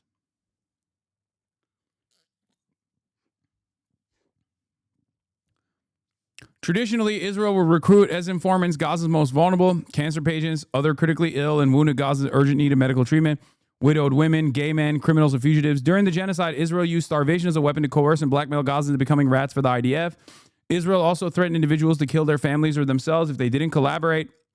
An amnesty campaign is an ideal way to avoid societal collapse or civil war. People turning themselves in would have to give detailed testimonies of what they did, other collaborators they work with, and the Israeli handlers. Then they are promised to walk free in return. Many of the most notorious IDF proxy gangs, e.g. Abu Shabaab, are currently based deep inside of the half of Gaza that is exclusively controlled by Israel and fully depopulated, making it a challenge for them to turn themselves in for authorities to apprehend them as long as Israel doesn't withdraw from those areas.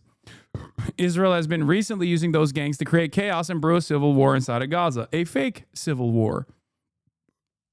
Okay? So while this is from our perspective an act of sheer barbarism, I understand. You know, when you're watching people get like executed in fucking broad daylight.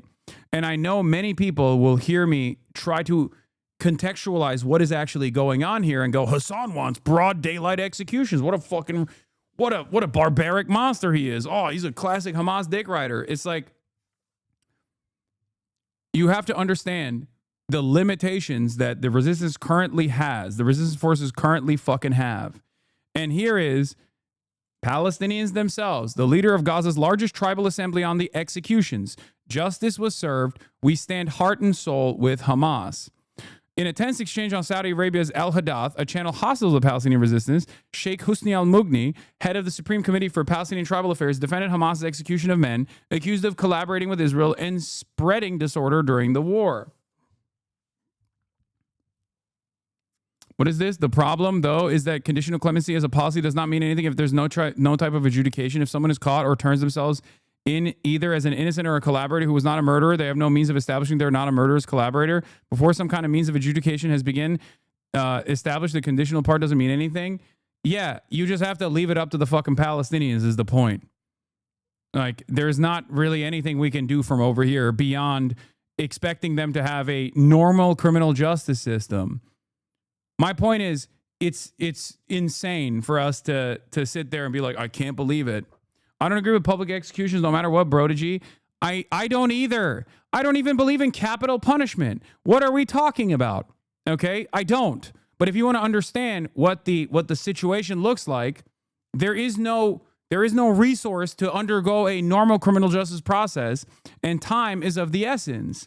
And in this circumstance, I can only look to other historic formations of resistance against, like militant resistance against colonial powers, and how those groups have chosen to deal with collaborators as swiftly as possible. That's why there is a heinous practice known as necklacing that came up in apartheid South Africa. Do you know what necklacing is? It's when the ANC would take collaborators that were working with the white Afrikaners to continue the apartheid regime. They would have tires placed around their necks, doused with gasoline, and then lit on fucking fire. Do you think I agree with that practice? No, of course not. That's fucking insane. Do they have a proper adjudication method to ensure that these guys were collaborators? No, they didn't. Okay? What do you think Kneecap's name comes from? The Irish rap trio. Where do you think the name Kneecap came from? It's a practice called kneecapping, where the IRA would go to collaborators, Irish collaborators, that were working with the British colonial occupation and would shoot them in the fucking kneecap. Children too, by the way. Not just adults. Literally children as well. Okay? That's where kneecap gets his name from.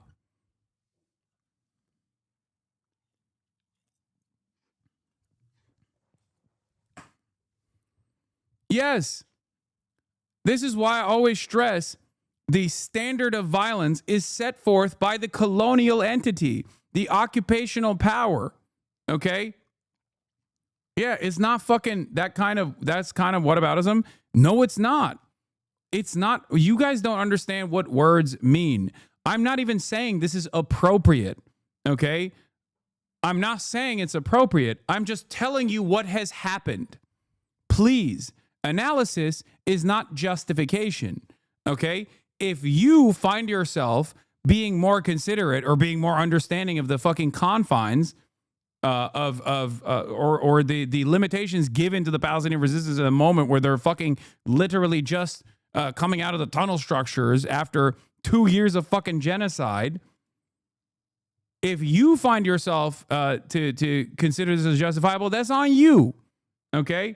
I'm just explaining to you what has happened historically.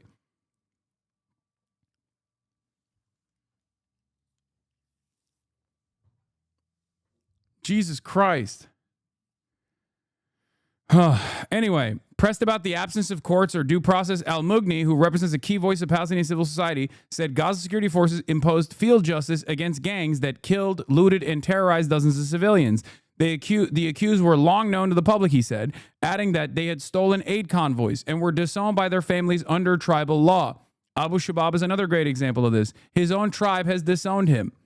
Hamas warned these people several times through mediators and family members to surrender and face justice. Those who did were investigated. Those who resisted fought the police, leading to what happened, he explained. Rejecting al-Haddad's framing of lawlessness, al-Mughni replied, "There are no courts now, but when someone murders a 10-year-old child for a bag of flour, he deserves death or worse."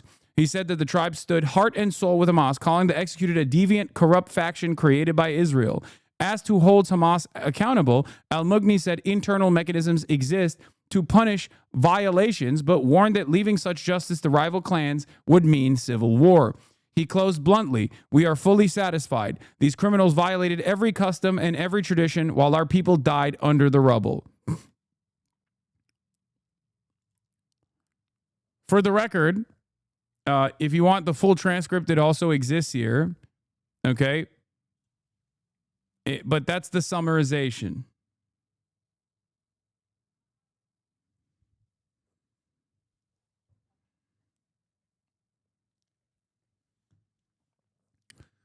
If you're wondering what took place and wondering how this happened, I'm here to explain it to you.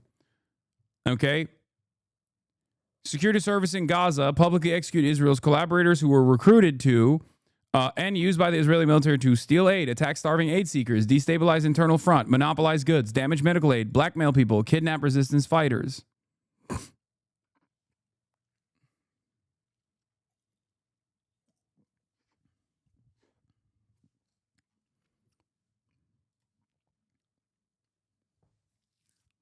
Yeah. People are asking for higher standards than y'all have for cops in the States.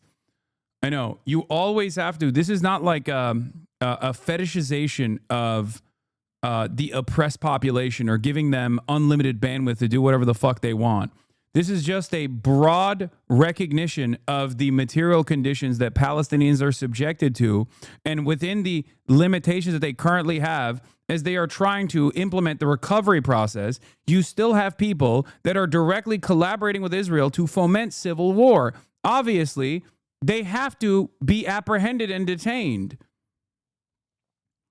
It's so fucking crazy. The audacity of Westerners whose greatest fucking adversity is when their Uber Eats delivery driver doesn't actually give them the right chicken nuggets that they purchase in the grocery store, talking about a bunch of people who just withstood a fucking genocide. This is not just a word, okay? Genocide is not a buzzword. How are you any different than the people who come in here and go, "Oh, there's a genocide going on. Why are you playing a fucking video game?" Like, how are you any different than those people if you have this kind of approach?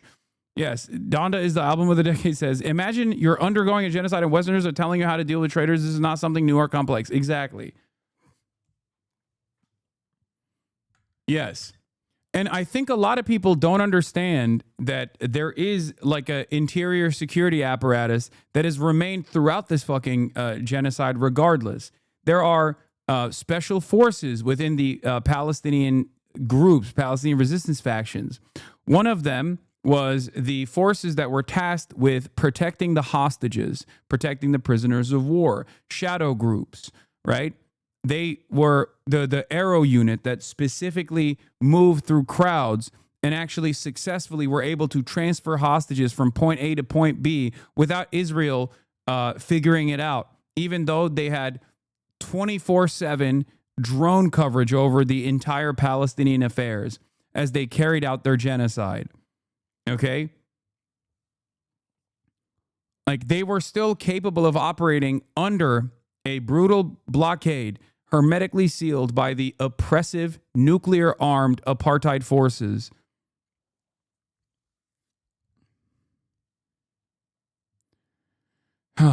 Anyway, Israel hasn't stopped its firing in this ceasefire, by the way. That's the other side of the story. We're obviously going to be talking about that. Israeli Air Force aircraft killed 2 Palestinians in Gaza this morning who approached clan opposing Hamas in the Shajaya area. Israel is allowing one of the clans that oppose Hamas to remain in the Israeli-controlled area beyond the yellow line for fear of retribution. Palestinian resistance factions, our message to all criminals and criminal gangs fueled by the Zionist entity and its intelligence apparatus is that there's no place for agents, killers, criminals, or bandits. They will be held accountable. We extend our salute and pride to the members of the Palestinian Security Institution and the Ministry of Interior for their tremendous efforts and valued sacrifices, which are a source of pride for every Palestinian and free patriot. The Al-Qassam Brigade's claims this operation deep inside of Rafah from September. Our fighters confirmed the detonation of a pre-planned minefield on a number of military vehicles of the Hummer type, causing enemy soldiers to be killed and wounded. This was when 3 more were injured, including one who was in serious condition. The IDF was investigating a suspicion that a Hamas sniper fired at them before detonating the explosive device during a routine operation on the Philadelphia highway. Our fighters also fired sniper rifles at a number of injured soldiers at the site near Deir Yassin School at the Al Janina neighborhood east of Rafah City, southern Gaza Strip. Families of the prisoners, the autopsy showed one of the bodies of a soldier who was killed after being captured in Gaza due to an airstrike by the Israeli Air Force. Israeli media claims that this decision has been reversed and 600 aid trucks are supposed to enter today. By the way, Israel informed the UN that 300 aid trucks will be allowed to enter the Gaza Strip starting tomorrow, and fuel and gas would not be allowed.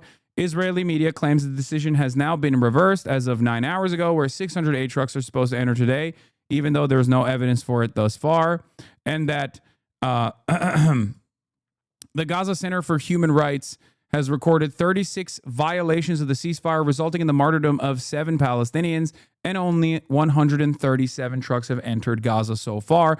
Some of the martyred prisoners returned by Israel show signs of field executions. They were blindfolded, they had bound arms, and Israel only had numbers on their bodies. Israel also then claims one of the deceased that was handed over doesn't belong to the Israeli prisoner. It doesn't belong to an Israeli prisoner, as we talked about earlier. The Al-Qassam Brigades confirmed that the body belongs to a soldier that was captured back in May 2024 during a resistance ambush in Jabalia. They published a video of this capture at the time. Following Trump's expression of support for the stabilization efforts, CENTCOM issued a statement demanding that Hamas cease the acts of violence both in its own areas and in areas secured by Israel, or in other words, they demanded the crackdown on collaborators and bandits end. Yeah, speaking of which, Israel didn't even bother to remove the evidence of executions, for the record, when they released some of the slain Palestinians. What's extraordinary about the story is that Israelis didn't even bother to remove the evidence of execution, bound hands, blindfolds, before handing the bodies back. Some of the bodies were crushed by tanks. Okay? Some of the bodies that Israel released were crushed by tanks. Some of them had been clearly executed with their hands bound. Yeah, this happened yesterday. Israeli occupation authorities transferred the bodies of 45 Palestinians to the International Committee of the Red Cross. This is impunity. This is how you operate when you do not care about anything, when you know that no one will do anything to you, okay? Where you just straight up give an international authority, a third party, evidence of your field executions that are completely illegal, like where you've executed prisoners of war.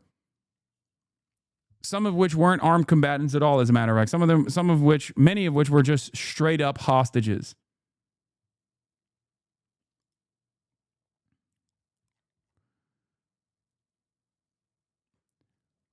Anyway.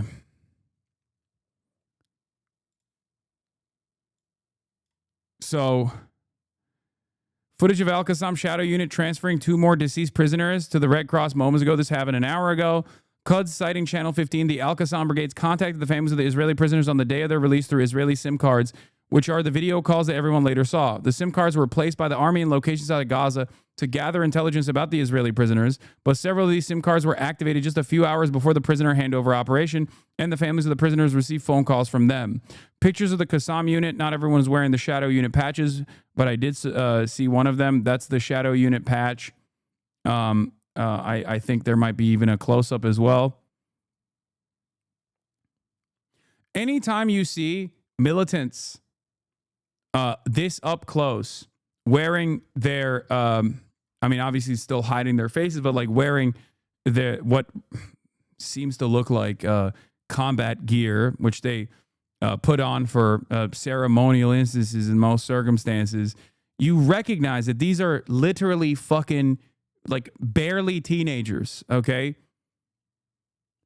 The Israeli captives have reported back to the Mossad that many of the people that were holding them fucking captive were lecturers, were teachers, were professors, were people that worked normal day-to-day shit. Okay? Now, obviously, if you're pro-Israel and you hear that and you go, the entire Palestinian society is Hamas. And to me, when I hear that, I think, yeah, no shit. What do you think is going to happen when people are forced to call to arms to defend themselves? Of course, these people don't want to fucking fight. These people don't want to take up arms.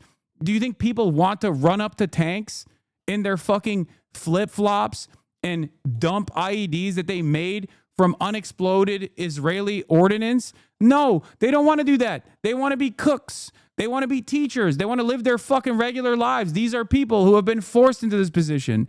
These are all the orphaned sons, okay? These are all the people that are taking up arms as an act of final desperation, who choose to die on their feet rather than die begging on their knees.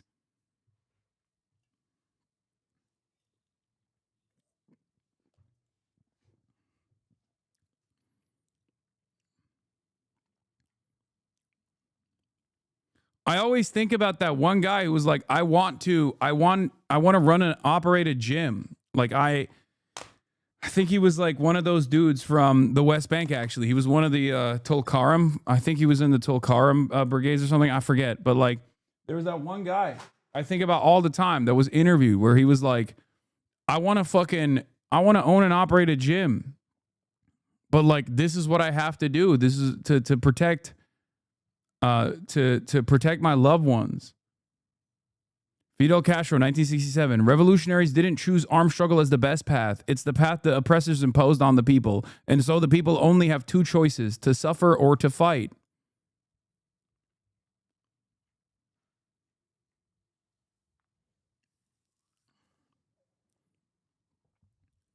If you're going to get shot and killed, some people make the decision to at least hold a weapon in the process, okay? Yeah, here, this is what I was talking about. Freed hostage, Nimrod Cohen said food in captivity ran low when aid to Gaza was blocked, father says. Testimony of the hostages undermines two Hosbert talking points, that there was no shortage of food in Gaza, that Hamas intentionally starved the hostages, but they won't care, they'll keep lying. But also the other testimony. Oh, this is the older. Oh yeah, he was a Jenin. He was a member of the Jenin Brigades, this guy. Refugee camp to speak to a member of the Jenin Brigades. Resistance fighters like him were the main target of Israel's recent military assault on Jenin, its biggest in the occupied West Bank for 20 years. This guy, for the record, this is the video I was talking about.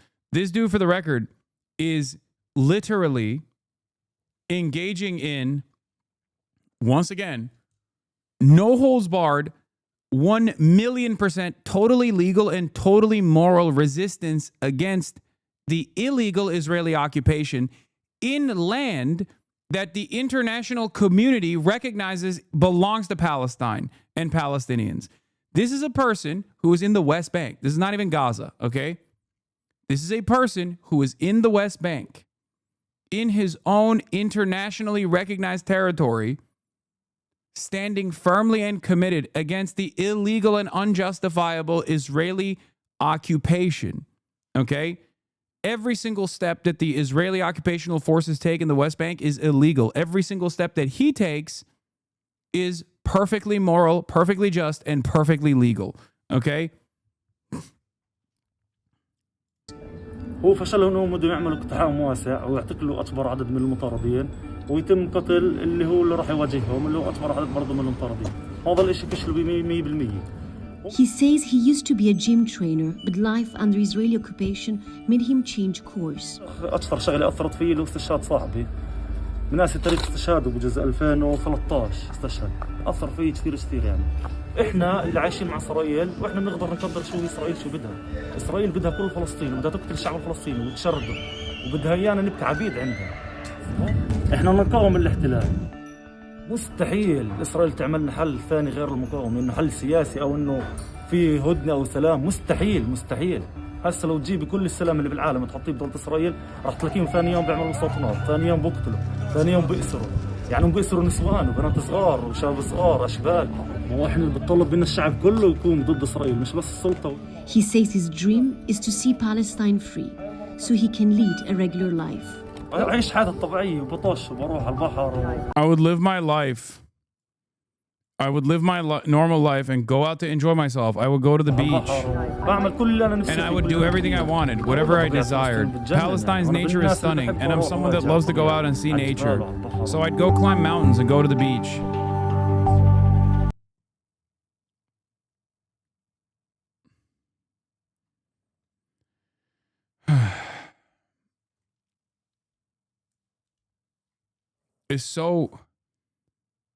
It's so crazy how this dynamic is not seen in the Western world. There's so much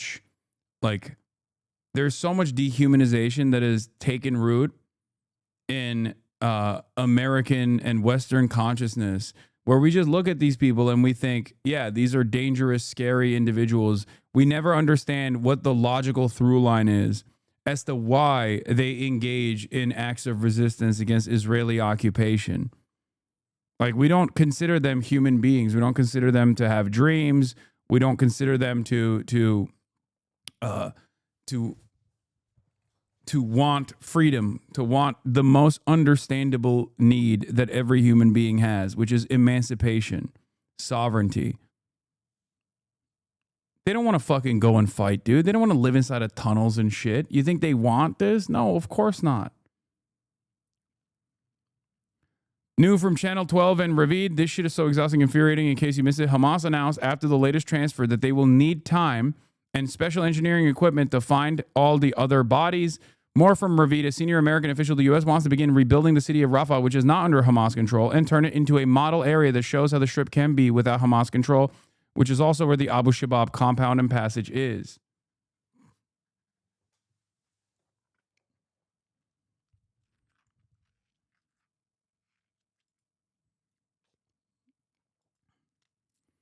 Meanwhile, once again, Israel is still limiting the number of aid trucks allowed to enter Gaza. It's only permitting 300, half of the agreed number under the Trump plan. So Israel is back to its old ways, still putting the Palestinians on a diet, as they like to call it. The UN relief chief has said Israel must immediately open all the Gaza crossings. Tom Fletcher, the UN's Undersecretary General for Humanitarian Affairs, said in an interview with AFP that Israel should immediately open all crossings to allow aid into Gaza. We want this to happen now within the framework of a ceasefire agreement between Israel and Hamas. He is scheduled to visit the Rafah crossing on Thursday from the Egyptian side, the vital entry point that has remained closed for several months. Phantom Ambassador says the situation on the ground is complex. Israel knows that locating the bodies will take time. It is not something solved under pressure or in a few days. It requires time and equipment. The mediators have been informed and are convinced of that, and even the enemy knows the delay is not intentional. As I said, what benefit would we gain from hiding the remains of the dead? None whatsoever. Yeah, it's all fucking bad faith. It's all bad faith. This is the senior PIJ official that the chatter was relaying what he said. Senior Palestinian Islamic Jihad official Dr. Mohammed Al-Hindi, Deputy Secretary General of the Palestinian Islamic Jihad Movement, said, the resistance has requested assistance because the war was devastating. Israel dropped enormous bombs that flattened entire buildings. Some of the people who served as points of contact with the captives were themselves killed. The situation on the ground is complex. Israel knows that locating the bodies will take time. It is not something solved under pressure or in a few days. It requires time and equipment. The mediators have been informed and are convinced of that. And even the enemy knows the delay is not intentional. As I said, what benefit would we gain from hiding the remains of the dead? None whatsoever. Okay. And from what I understand, there are Turkish recovery teams that are being deployed into Gaza right now as well. aiding in the process of discovery and extraction. So they're working around the clock to get these guys out, to get the captives out, the remains of the captives out, and help the Palestinian population find their loved ones under the rubble. Palestinians believed to be armed gangs. What's going on there? Hamas is killing them because they can. Israel has empowered with weapons and money gangs of Palestinians who were involved in mostly illegal activities in the past, and they've empowered them as an alternative to Hamas. President Trump had this to say. You know, they did take out a couple of gangs that were very bad, very, very bad gangs, and that didn't bother me much, to be honest with you. The Palestinian Authority has condemned the Hamas executions as extrajudicial killings. President Trump also said yesterday... Yeah, fucking Abbas.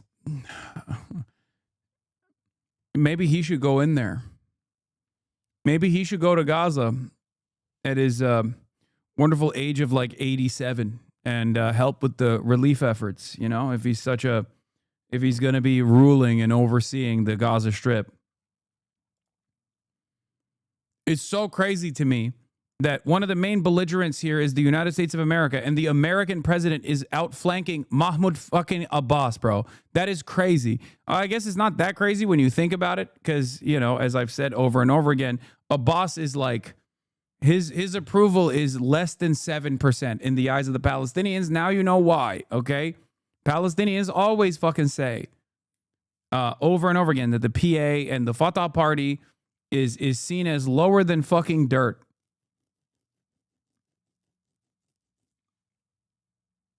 Your Hassanite brother had a pretty dumb take about this. Who's my Hassanite brother? Oh, you mean Mehdi Hasan? Yeah, I don't care about what Mehdi Hasan is saying, okay? That Hamas must disarm and warn the group, and I quote, "We will disarm them and it'll happen perhaps quickly or perhaps violently." Tony? Deborah Pata. Guy Illouz was a sound technician for some of the biggest bands in Israel. Today, the sound check for his funeral procession. You should be friends with Mehdi Hasan. You both have the same name. I am friends with Mehdi Hasan. And not because we have the same name. Okay? I don't, but I still sometimes have disagreements with Mehdi Hasan. It's okay. And it's normal and it's fine. Who cares? The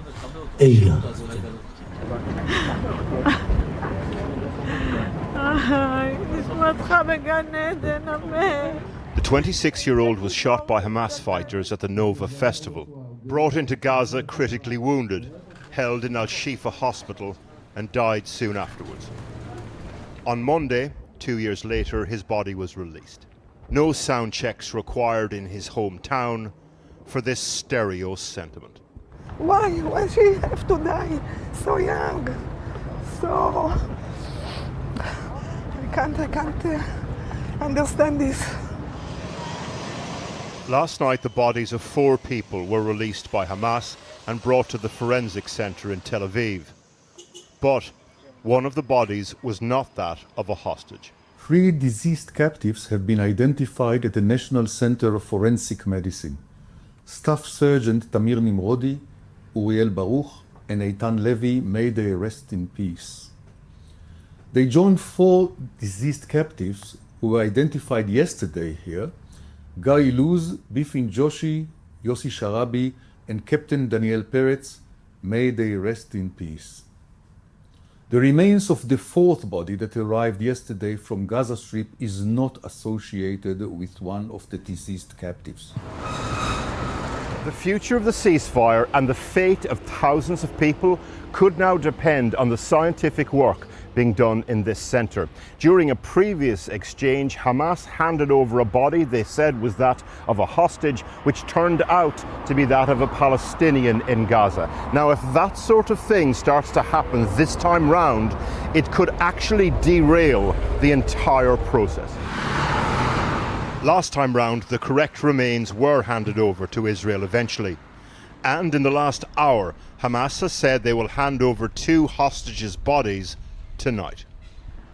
The text of the current ceasefire deal acknowledges that the location and identification of bodies will be difficult, but given the levels of distrust here, everything becomes more fragile.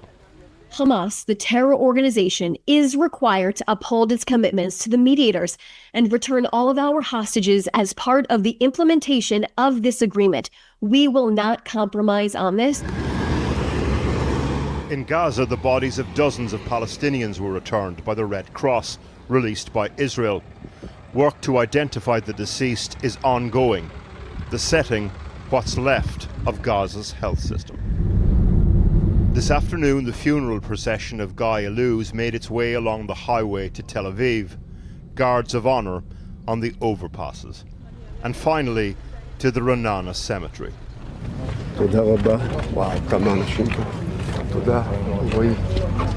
His father Michel arrived, surrounded by the embrace of a community who'd been waiting for this funeral for a long time. During the eulogy, he addressed the condition his son was returned to him in and spoke to Guy directly. עמדתי בהבטחתי, הסתכלתי עליך, נשמתי אותך בפעם האחרונה, וכן, נשארתי אותך במצח, והצלחתי לראות את היופי שלך, גם במצב שבו חזרת אלינו. אוהב אותך גלייטות שלי, בני בחורי אהובי, תנוח על משכבך בשלום. The end was a dignified affair for Guy Illouz and his family. Something so many others during this war can only dream of. Now, Israel has now handed over the bodies of 90 Palestinians to Gaza's health ministry. Its forensics team says some of the bodies were still shackled and they bore signs of torture, like many of the Palestinians who were freed on Monday. The UN says the Israeli military continues to kill civilians around the lines its troops withdrew to. Harry Fawcett has this report, which contains some graphic images of injury. Gaza's people have suffered through 2 years of Israeli bombardment, but since it stopped, there are other stories of suffering now being told by those who were taken from Gaza and held in Israeli custody. In December last year, an Israeli ground incursion targeted the Kamal Adwan hospital in the far north, calling it a Hamas stronghold, detaining its medical director, Dr. Hussam Abu Safia, and more than 200 others. Among them, 28-year-old Mahmoud Abu Foul, who came home to Gaza as part of the mass release on Monday. Home, now a tent, with a mother and brother he'd longed to see again, but now cannot. He lost a leg in an Israeli strike in 2015. He says his lack of mobility meant he wasn't able to leave the hospital, where he'd been seeking refuge when it was stormed. After my arrest, they transferred us inside the Israeli territories to detention centres, where I was interrogated. I was beaten and tortured, and as a result of this, I lost my eyesight. The blows were mainly on my forehead and the back of my head. It happened, he says, at the notorious Sde Teman detention centre. He says after one beating, he was left unconscious for 2 hours.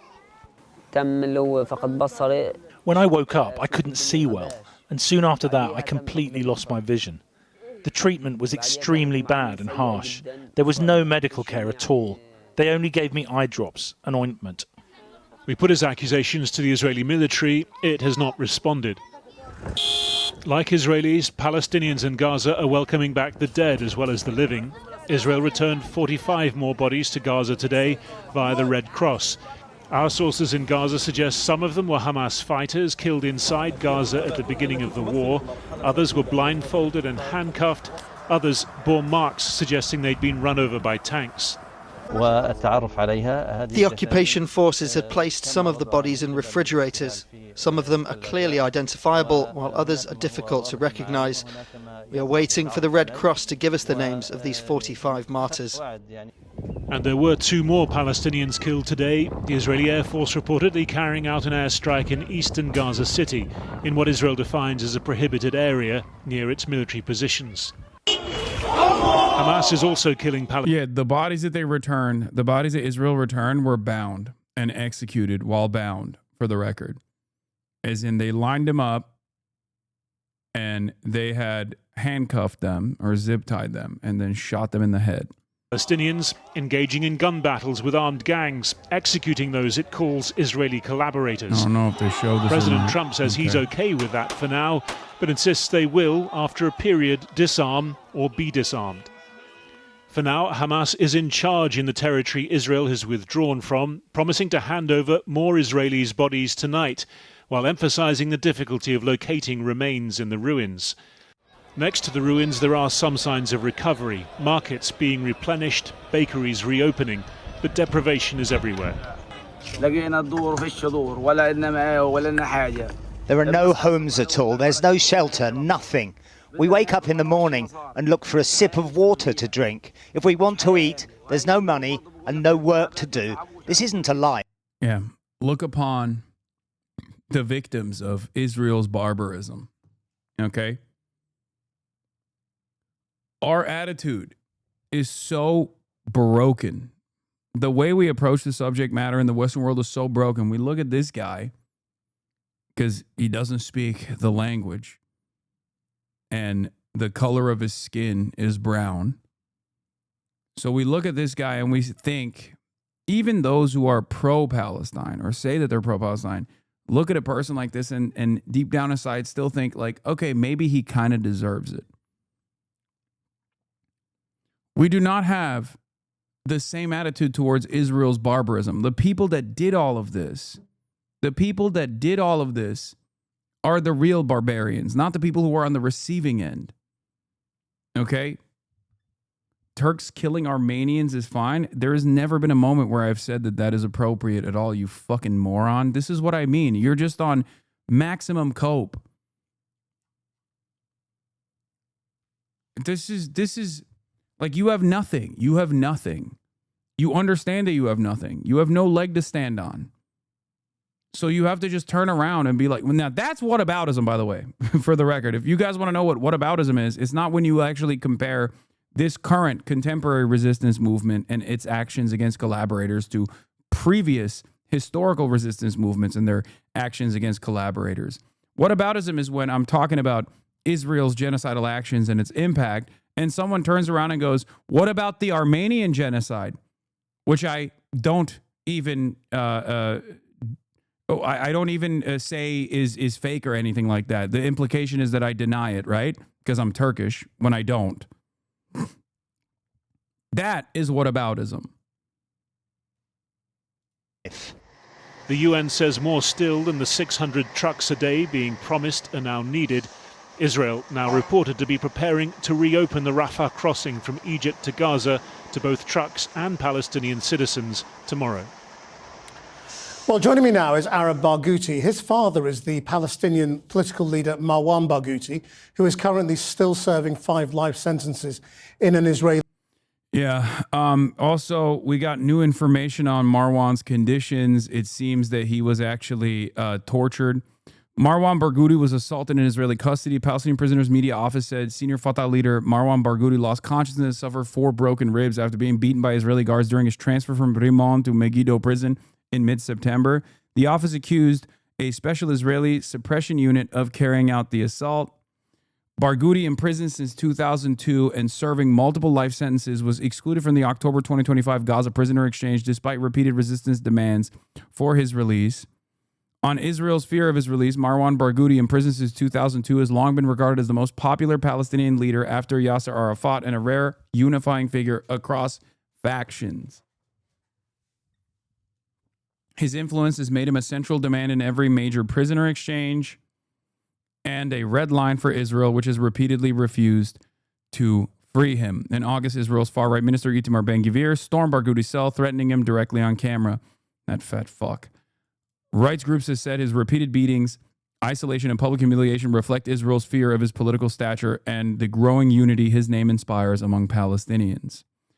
This is Marwan's son, Arab Barghouti. The jail, he is described by his supporters as being the only leader who could win an election outright amongst Palestinians. Thank you for joining us. At one point, it was thought that your father would be released. Can you tell me what happened? I think what happened that the Israeli government has made it very clear with a clear statement and an announcement that they don't want a political solution. They just want the cycle of violence to continue on this land. I think that everyone understands that my father represents a political solution. He's someone who has been a supporter for a political solution, a two-state solution for decades now. We've talked about this a few weeks ago.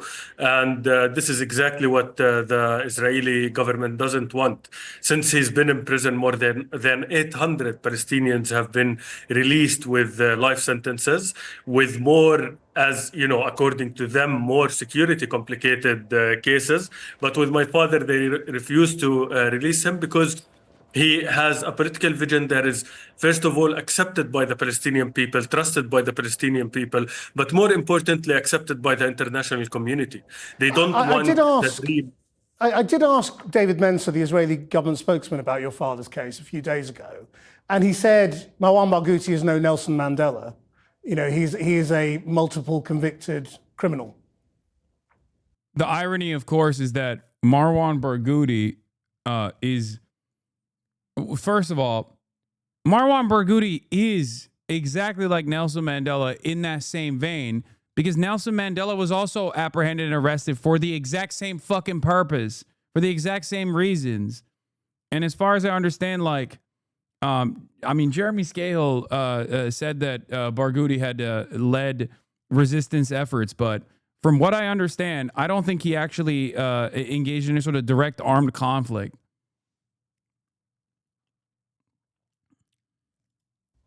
I mean, a government that has faces like Ben Gvir and Smotrich and Netanyahu, I don't think that they're eligible or qualified to come and, to evaluate people. My father has been called the Palestinian Mandela for the struggle that he's struggled for the Palestinian people. And as I said, he has a very clear political vision. It's not like... And yes, Mandela's conditions in prison were better than Barghouti's. That is for sure. The hit is in for Marwan Barghouti. Freed prisoner Mahmoud al-Arada told El Arabi TV that Marwan Barghouti, the veteran Fatah leader, widely seen as a singular unifying political figure, is the #1 targeted prisoner in the system. He said that from the moment the war began, a war began against Marwan and against his family. Ben Gvir, he added, personally entered Barghouti's cell and told him, "You will go out in a wheelchair. We will execute you." After 8 months in solitary confinement at Rimon, Barghouti was transferred to the Megiddo prison, which El Arada described as a real slaughterhouse where major crimes are taking place. He said the hit is there for Barghouti. Earlier today, the Palestinian Prisoners Media Office reported Barghouti lost consciousness and suffered 4 broken ribs after being brutalized by Israeli guards during his transfer from Rimon to Megiddo prison mid-September. Fucking animals, dude. Straight up.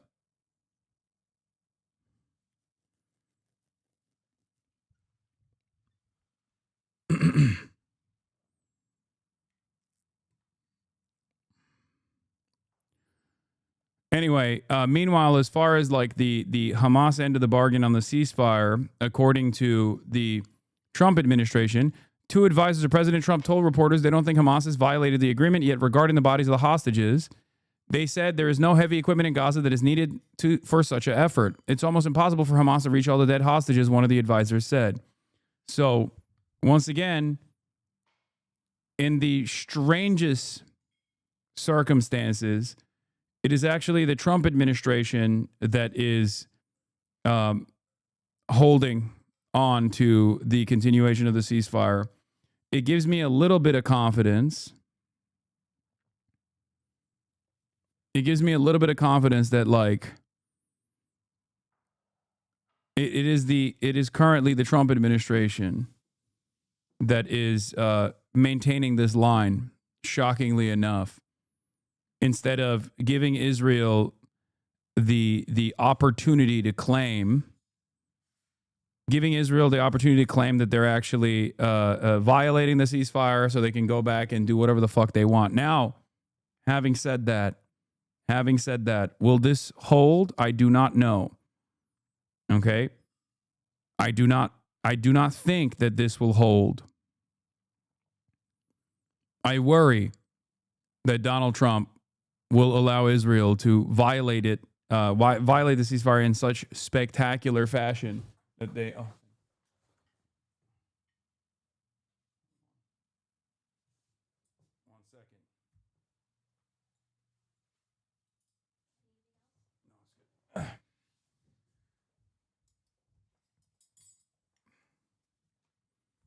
Yeah, I got my food.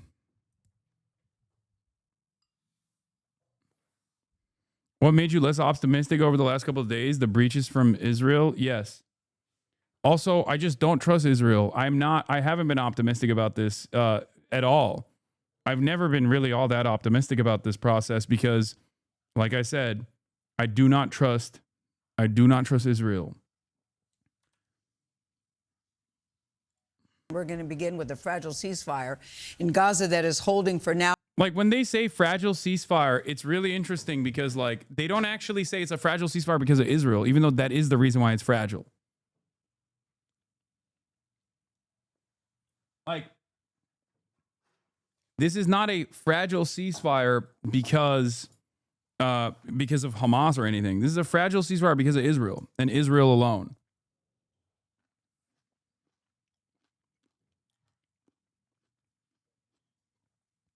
Now, in spite of new challenges, Israel claims this morning that one of the 4 bodies that Hamas handed over yesterday is actually not a hostage.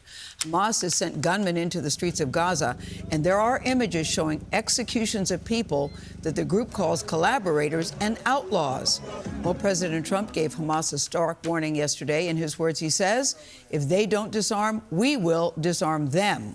We'll have more on that in just a minute. But first, we're going to go to Tony. He's still in Tel Aviv, where he got an exclusive interview with Israeli Prime Minister Benjamin Netanyahu. Now, Tony, I know you were due to fly back yesterday, but I say getting an exclusive with Mr. Netanyahu is worth sticking around for one more day. Good morning to you. Yeah, this was big, Gail, so we did stick around, and we met up with the Prime Minister at Rabin Medical Center just after sunset. That's just outside of Tel Aviv here. And we watched as he and the First Lady visited with the newly reunited hostages and their families there. But we also looked ahead beyond Israel's borders. Yeah, our exclusive with Mr. Hitler. Very, very fun times, you know? I bet Double Cirque Tony fucking loves that opportunity.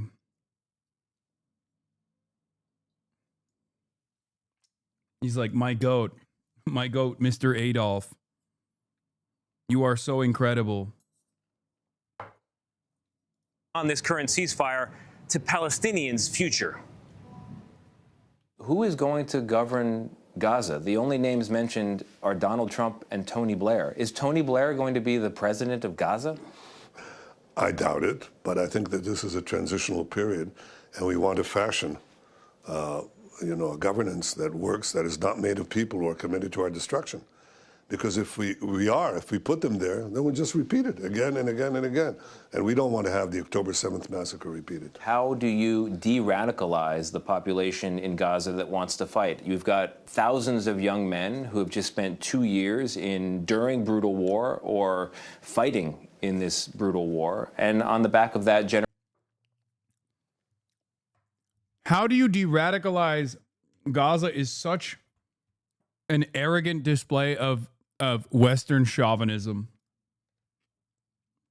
but expected from the now Barry Weiss-controlled pro-Israel dish rag that is CBS News, which, of course, Tony DeKoppel was already a pro-Israel actor from the start, if you remember. It's just so unacceptable. How do we de-radicalize the victims of a genocide and not the genocidaires? Incredible.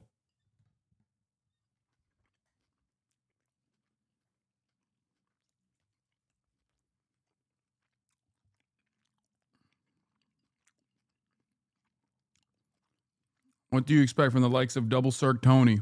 Generations of struggle. I think that you have to understand that Gaza is not uniform. There are Gazans who are fighting Hamas and who are saying, we don't want this anymore.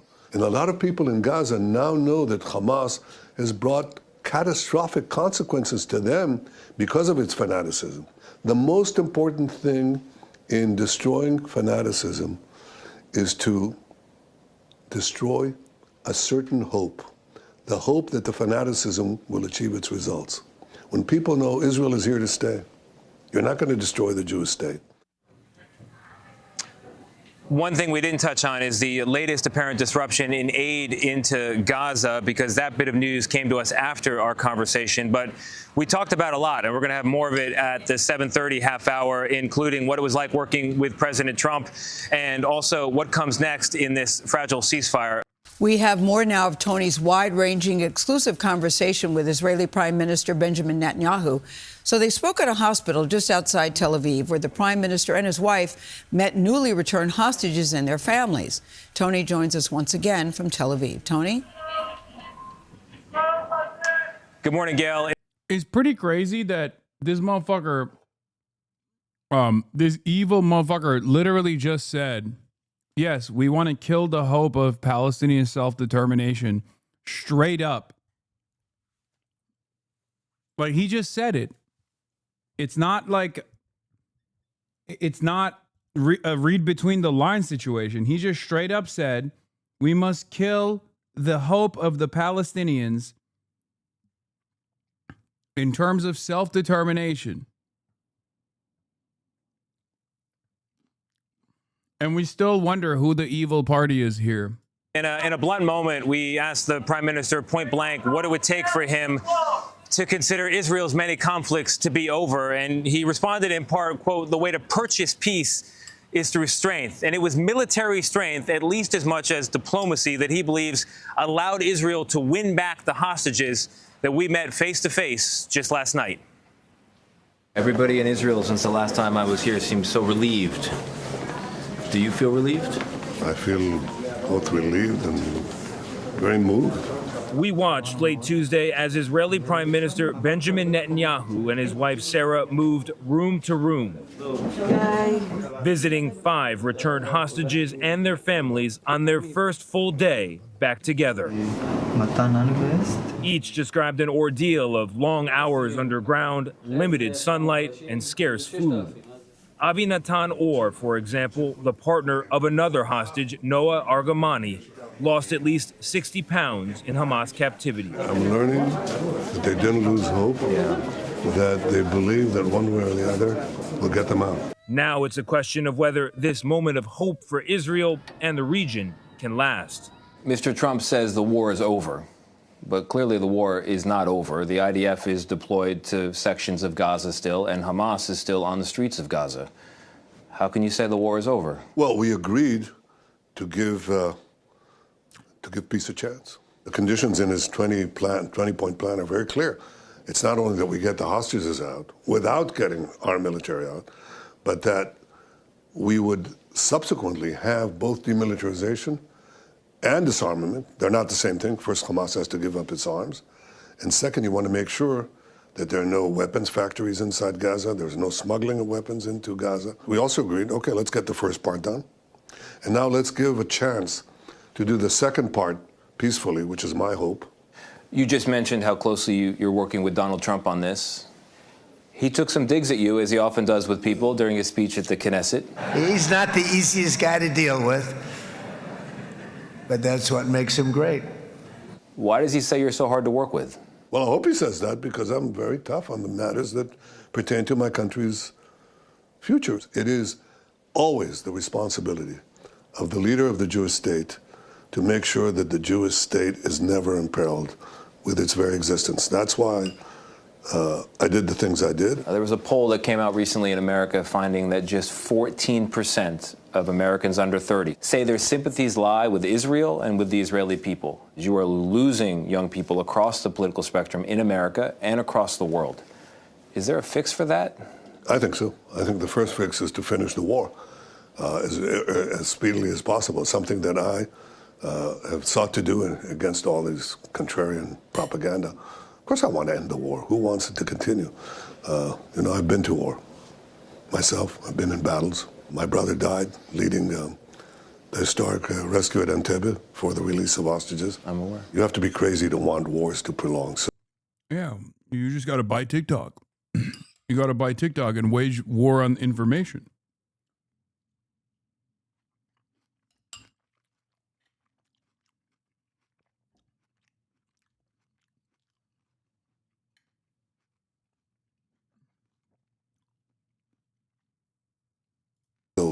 So First, ending you want the to war. end it. You end the war speedily, because in the TikTok age and in the television age, letting wars go on too long is going to cost you precisely what it costs you.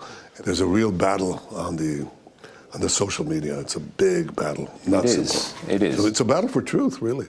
It's also a battle of messaging, of ideas. And there's a big idea that the world talks about and that America talks about, the two-state solution, something that you used to talk about, but not anymore. How come? When I talked about it, it wasn't the proposition that people give. They assume, okay, there are two sovereign states, and a sovereign state has, for example, military power, it can make covenants. The Palestinians should have all the powers in a peaceful day to govern themselves. But they can't have the powers to threaten our survival. That sovereign power of security must remain with Israel. Because otherwise, the jihadists take over. Iran takes over immediately. And that's what happened every time we vacated territory. The most extreme fanatics came in. And people said to me, but that's not... Do you still believe saying that Israel's most popular day today is, and so on? Yes.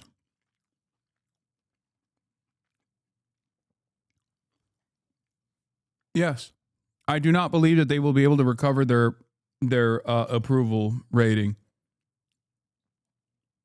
They will try, but I think given the ways in which they will try through media manipulation and whatnot, it will only invoke more of an aggressive response towards those initiatives. They're far too arrogant and far too fascistic. You know, that's not a perfect state. And I said, you're right. But it's perfectly aligned with reality.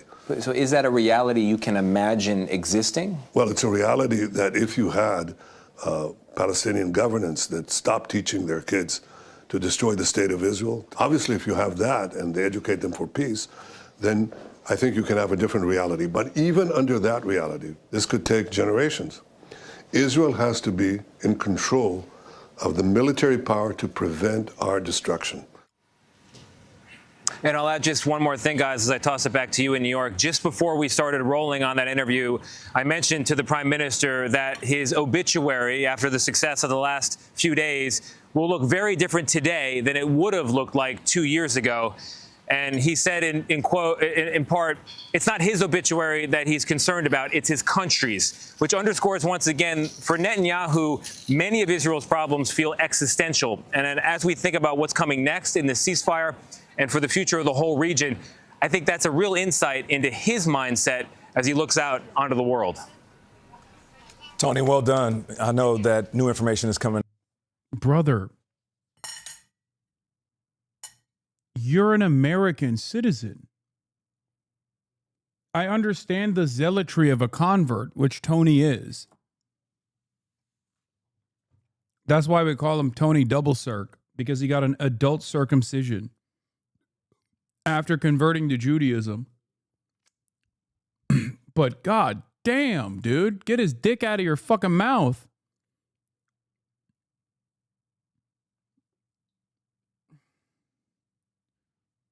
It's just like, is this his attempt to try to rekindle his former relationship with his previous Israeli wife? Is that what happened? For those of you who don't know, Tony had a Israeli wife.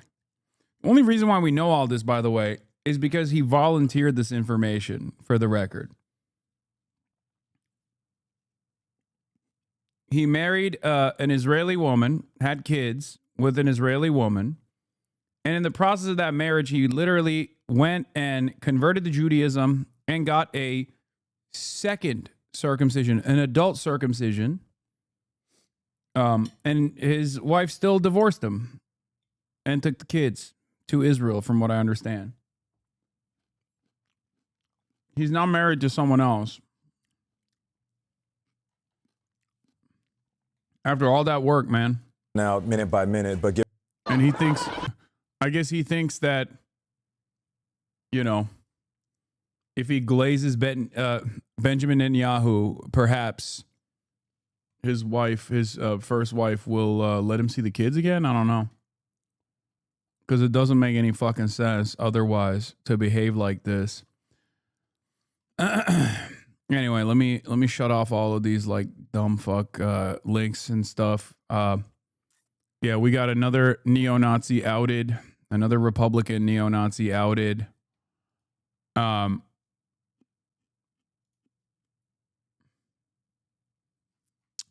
But let's get back to domestic Israel behavior.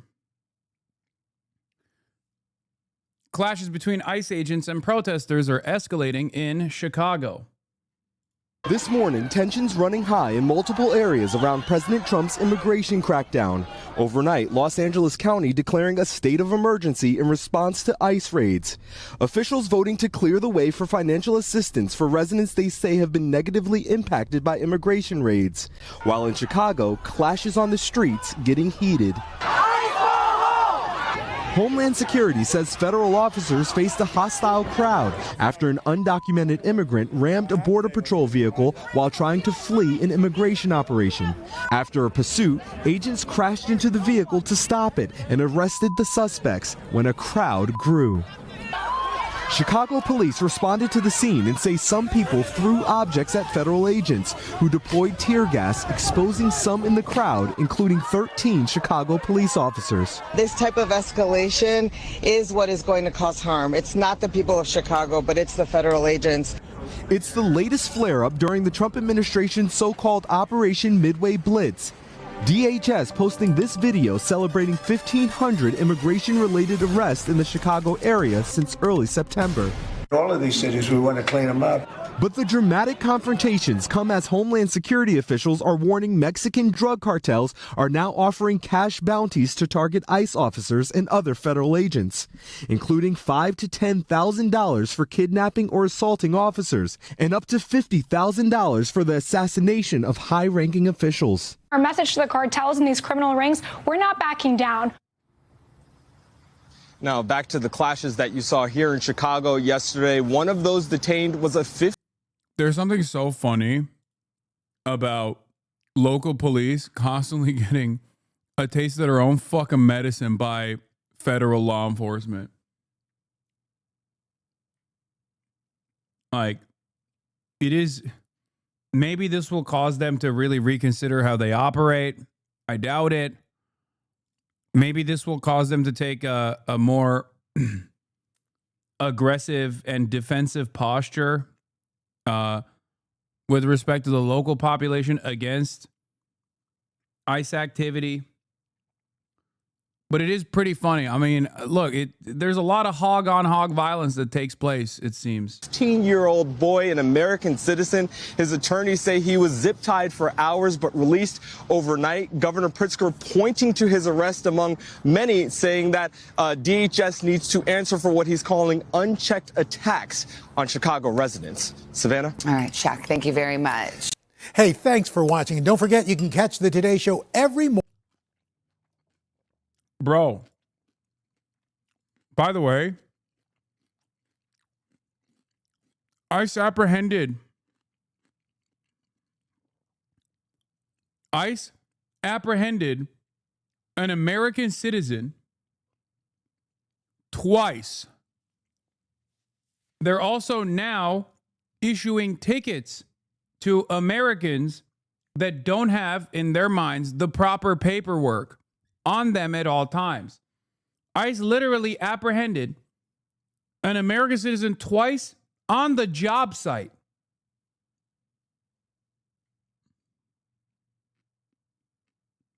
They went to a job site, apprehended a dude, found out that the dude was fucking American, an American citizen. They released him, and then they fucking did it again.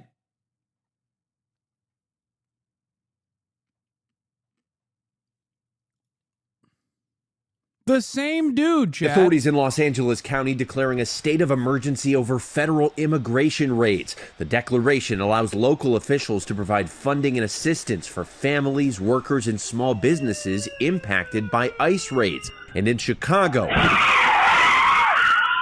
a dramatic crash led to a chaotic confrontation between... Yeah, this was another one where ICE literally got into a car crash on their own and then lied about it. They just keep lying about every incident. Residents and federal officers. Homeland Security officials say an undocumented immigrant inside that vehicle tried to flee an arrest, ramming into a Border Patrol vehicle, leading to a chase. Agents crashing into the SUV, they say, to try to stop it. 2 people then fleeing on foot, both eventually arrested. A crowd at the scene growing hostile, throwing eggs and rocks, agents firing tear gas. That confrontation highlighting increased tensions. Homeland Security officials say they're seeing intelligence that Mexican cartels are attempting to track, harass, and target Immigration and Border Patrol agents with violence. In a statement, the department warned the cartels are offering $2,000 for gathering intelligence on federal officials and their families, $5,000 to bullshit.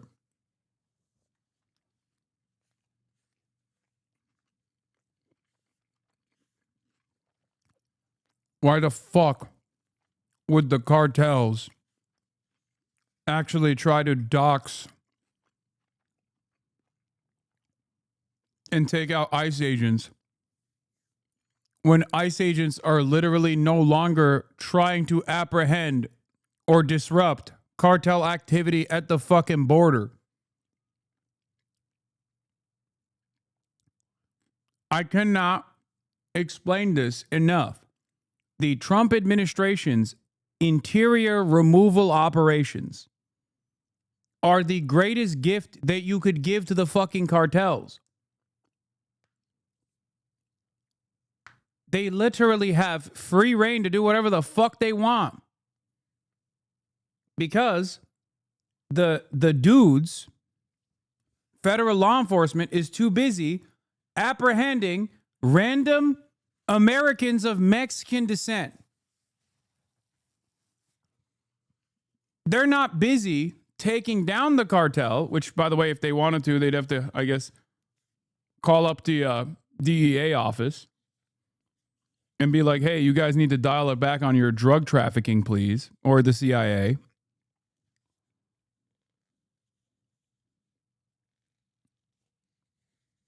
But everything that they're doing right now is actually completely against regular ass people that exist within the confines of the United States of America and unironically do not impede cartel activity at all. So why the fuck would the cartel be like, oh man, we hate that they're, deporting random day laborers? Yeah. They must hate that you guys are spending all your time, effort, and energy on deporting random people at fucking court hearings. That's what's really threatening the cartel, because everyone knows famously rugged cartel operators are always getting apprehended at their fucking immigrant court hearings, dude.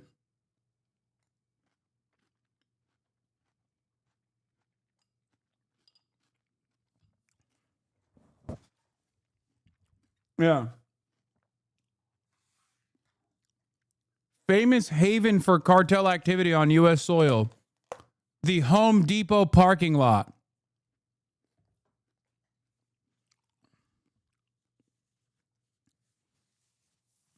Famous cartel safe haven.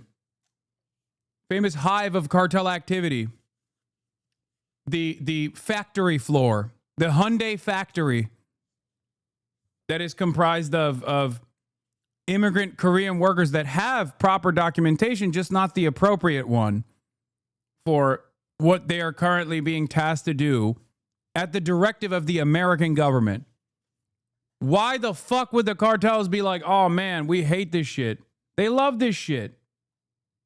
$10,000 for kidnapping or non-lethal assaults and up to $50,000 for the assassination of high-ranking officials. What is this?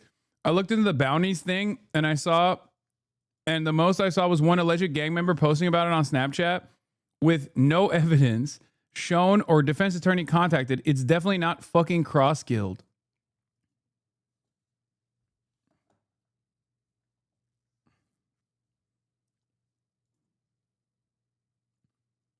New details revealed on alleged murder for hire scheme targeting Border Patrol chief in Chicago. The I-team was in federal court Tuesday as Juan Espinoza Martinez made his first appearance that he was arrested on Monday in Burr Ridge by a cadre of federal law enforcement, including the DEA, FBI, ATF, Border Patrol, and Homeland Security Investigations offices. Espinoza Martinez, who goes by the street name Monkey, is accused of offering a bounty to members of the Chicago Latin Kings street gang to kill Border Patrol Chief Gregory Bovino, according to the complaint. Bovino has been front and center in multiple Chicago immigration enforcement operations over the last several weeks. On Operation Midway Blitz, a street gang is a formidable organization. We know that. We know how much mayhem they can cause. But they're really no match for the power of the federal government. If there's any evidence against them, it's taking an awfully big risk, said ABC7 chief legal analyst Gil Soffer. So one random fucking dude running his mouth on Snapchat is like the official line of the Mexican cartels.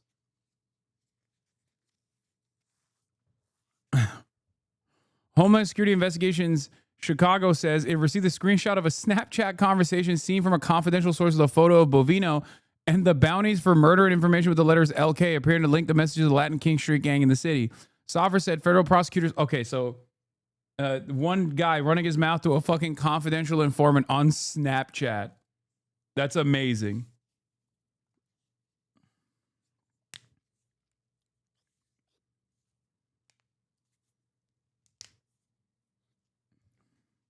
Amazing. The complaint alleges that he was not only a member of the Latin Kings, but he was directing the solicitation to other members of the Latin Kings. According to the filing, after Customs and Border Protection officers opened fire on a woman over the weekend, Espinoza Martinez also instructed members of the Latin King gang to bring guns and deploy gang members in response. You got gang members that are doing drive-bys on the weekends for free, so offer 10 grand, and you might actually get one of these knuckleheads that would take him up on it, said retired Chicago Police Lieutenant John Garrido, who spent 3 decades with the Chicago Police Department.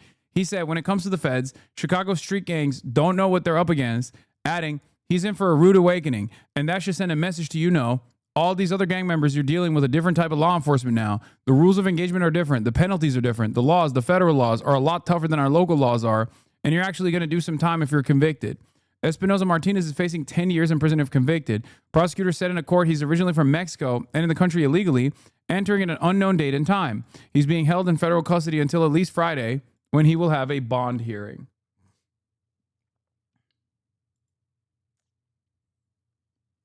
Picture the feds took with the supposed Latin Kings leader, whose wife says he's being framed, is 100% inspired by the IDF. Oh my God, yeah, they have their faces away from the camera because they know what they're doing is like most likely illegal and unconstitutional.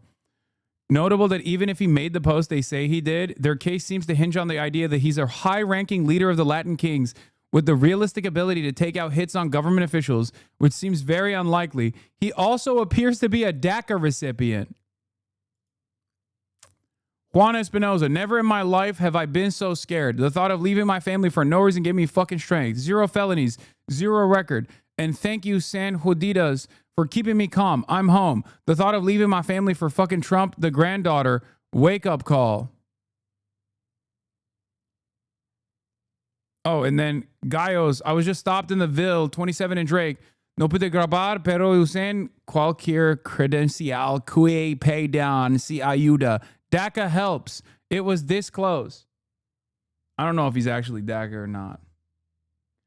It'd be very difficult for him to be, in any way, shape, or form, be a part of the Latin Kings while also being DACA.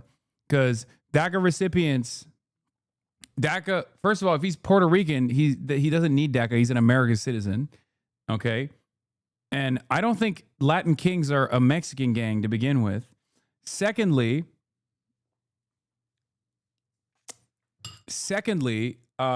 DACA recipients are under constant fucking supervision and constant surveillance. If they have anything, even a blemish on their criminal record, they lose their status. Bro, DACA recipients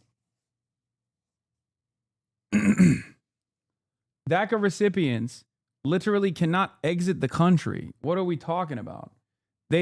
in order to maintain your DACA status, you have to straight up show exemplary work in your schooling and then get a job. It is one of the most insanely stringent. It is one of the most insanely stringent processes of all time, especially considering that these people were deferred action on childhood arrivals, as in they were brought into the country when they were a child. Okay? As in they were brought in the country as a child and only have known the United States of America as their nation. Many of them do not speak another language. They only speak English, and they've never left the country. I was a DACA recipient, and I was consistently reapplying, and even a school fight in elementary made me afraid I would not be able to get it. Yeah. It's a costly process. I think a lot of people don't understand, like, also amnesty for all DACA recipients is like 95% or something. Like, it's never. Yeah, David Dobrik is a DACA recipient. He's a dreamer, for those of you who don't know. Now, obviously, I'm not saying that to like criticize the plan, but he can't be both is my argument. My argument is not, he's a DACA recipient and Latin King. I'm saying he can't be both.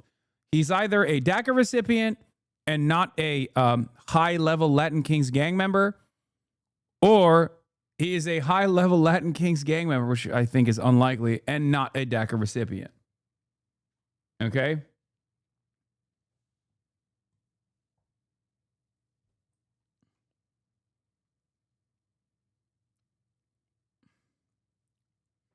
David Dobrik.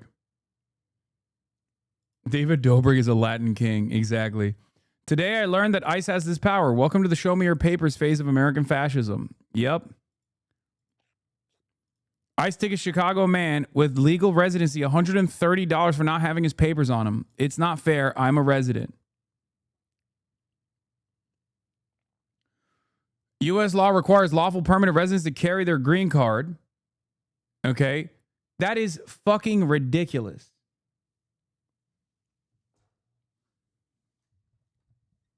That's where we're at. We're officially at the show me your papers part of American fascism.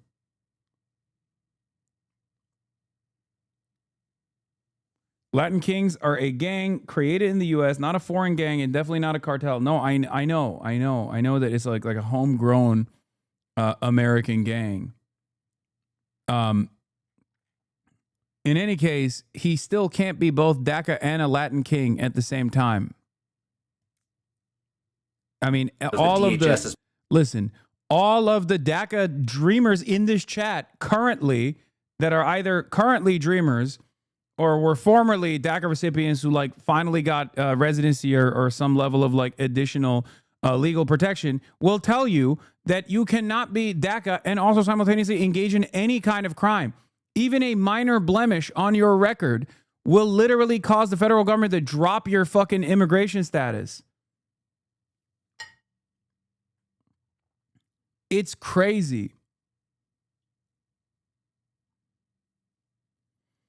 Careful using the word gang for American orgs and cartel for non-American is a very intentional distinction in mainstream media. Yeah. You can be both, just don't get caught. Okay.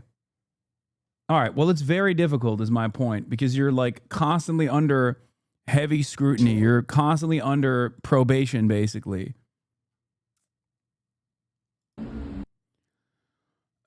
Former green card holder here. It was always a requirement to carry your green card, but that's fucking stupid because it costs $600 to replace and takes 1 year if you lose or damage it. It might be quicker now. The Gestapo might be enforcing it, but the law isn't new. No, I understand. I understand it. It's just still silly, okay? There's leniency under this kind of stuff. It's ridiculous.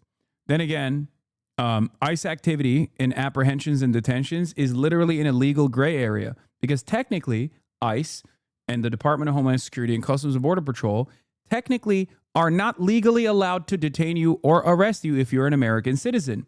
But They can suspect you of not being an American citizen, and that's enough for them to actually detain you.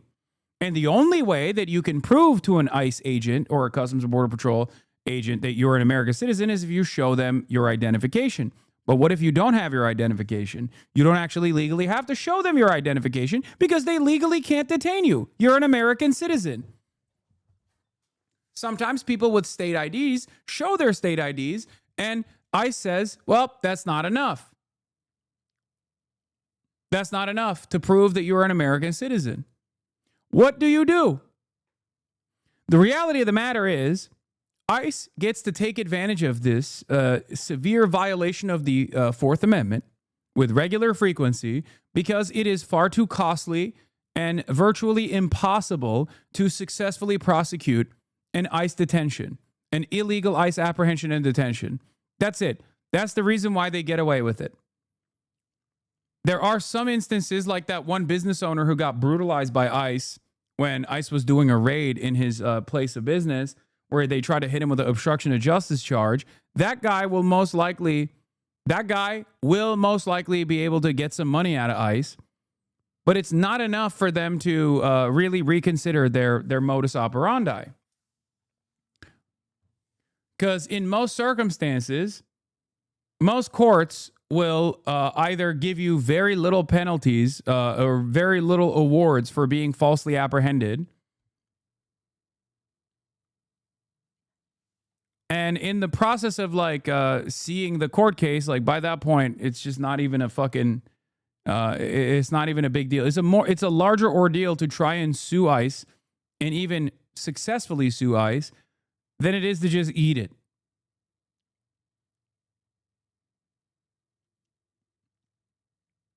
It's crazy. And that is precisely the reason why they can de facto illegally detain American citizens.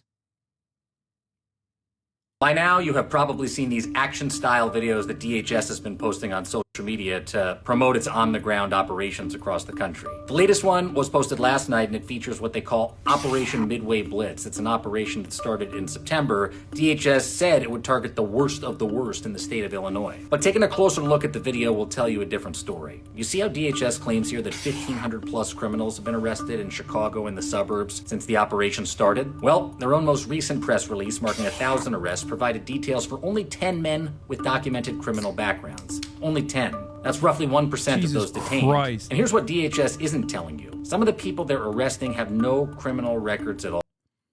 Yeah. Yeah, the worst of the worst, man.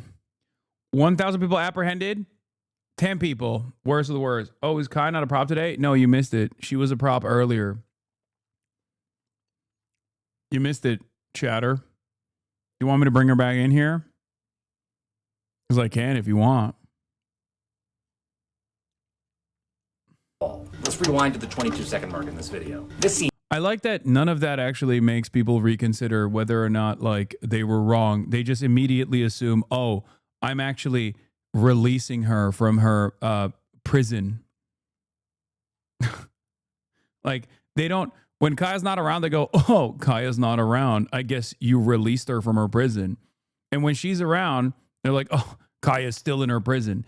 It doesn't seem like you care about the welfare and well-being of my dog. And you're more invested in tripling down, quadrupling down on the delusion that every time you see anything on stream, it's actually only advancing the delusion for you.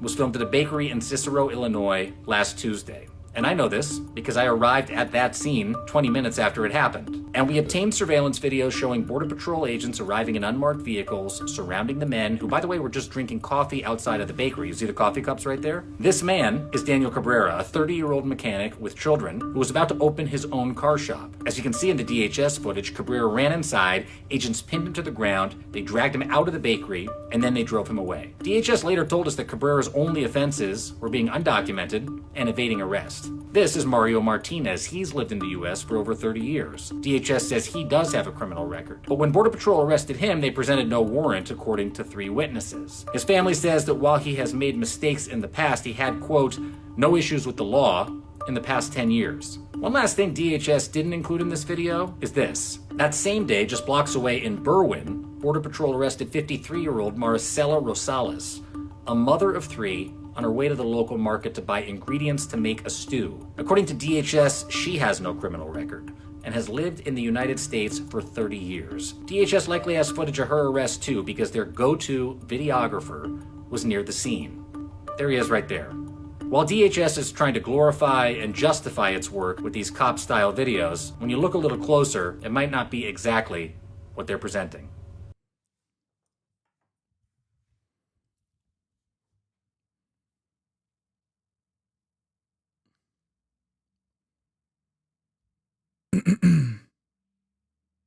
Yes, I've seen the ICE raids in Walgreens. Older white agent tackles black man to the ground, arrests him for running. He's a U.S. citizen.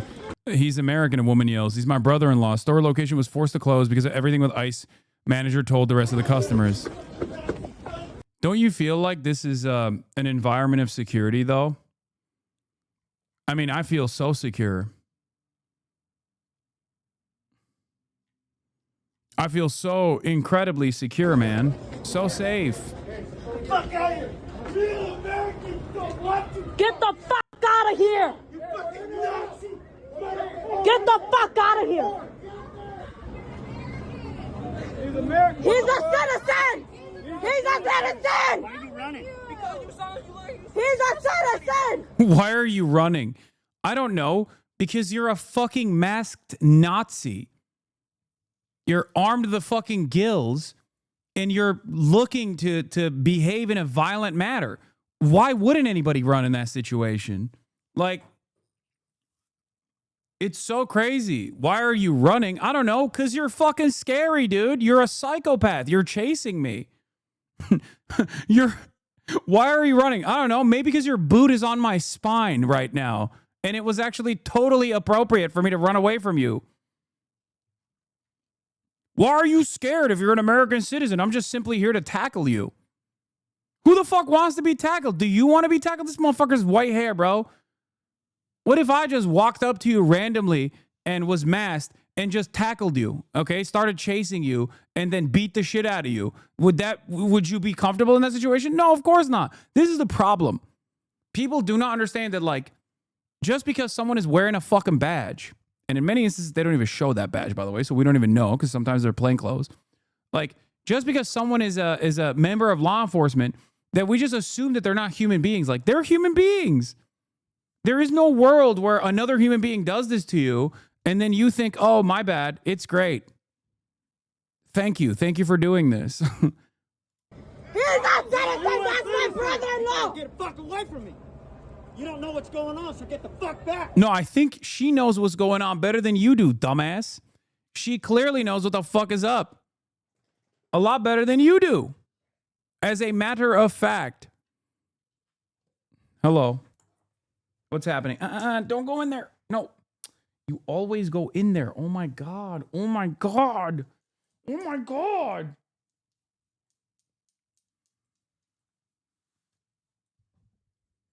She just always try to hook underneath the wires for some weird reason. She loves being under the wires. Hey. What's happening? What's going on? What's happening? What's going on? Most abused dog ever on Twitch. The funniest thing is, like, if they saw me wrestle with her, they probably would think I'm abusing her, not realizing that she beats my ass, being 120 pounds.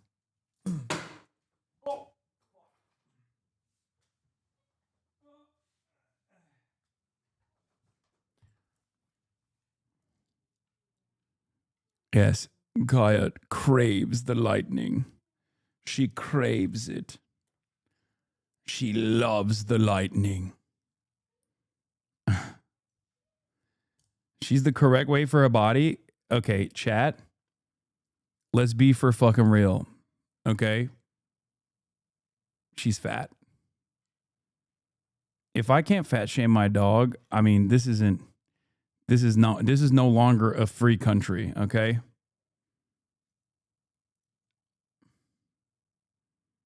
What are we doing here?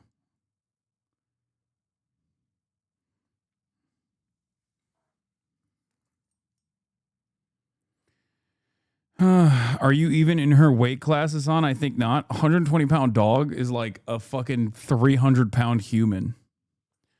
By the way, I follow this account because they're good at sharing videos of ICE encounters, but I look closer at their PFP and I'm pretty sure it's an AI photo of themselves with Bernie and AOC. It's so bizarre. I love that. Back up! Back the fuck up! Back up!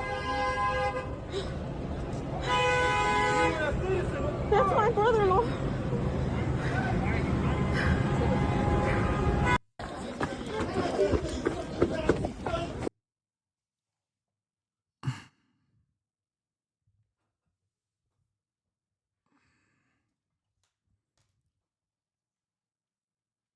So dainty, Hasan, 120-pound dog. Yeah, she is anything but dainty. Will you ever get a cat? No, my dog literally has the qualities of a cat. Like, she embodies the qualities of a cat. As you saw her quietly walk back to her cot to lay down. She does have chow chow in her. Yes, she has a lot of cat-like qualities. This is her show. She runs the show. Shut up. No, she doesn't. No, she is. She does. Additional footage filmed after ICE agents handcuffed a man and took him away in SUVs. A line of local customers just trying to buy basic necessities, but Walgreens is closed due to ICE. This is Chicago. This is crazy. The woman filming laments. I'm trying to get some dishwashing liquid. They saying it's closed due to ice.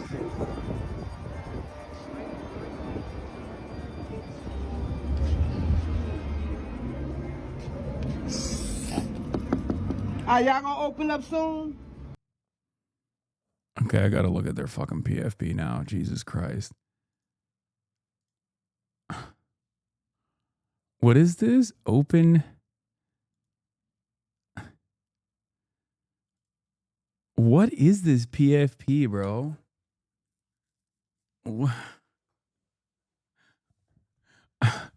I've never seen Bernie that happy in my life, okay? I've never seen Bernard that fucking happy, smiling from ear to ear in my dang life. That's gotta be AI, bro. That's gotta be AI. Why did the account make this their PFP? I mean, respect. Long time reader, first time tweeter. History may not repeat, but it does often rhyme. Home of the Today in History news features.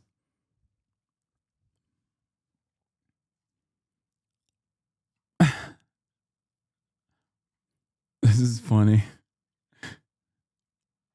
Anyway, here's more ICE agents getting yelled at compilations. ICE Border Patrol threatening to arrest a cyclist for following and recording in Chicago.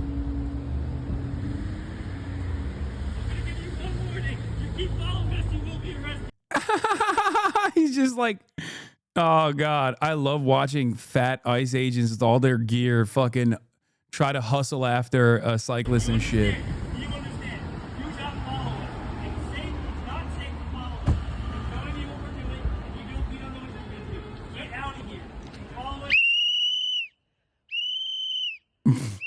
You hear that? You hear that?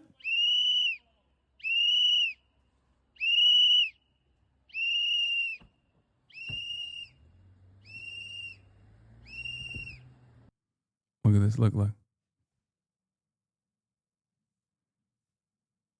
Hi. Hello. What? Oh, you heard something else. Okay.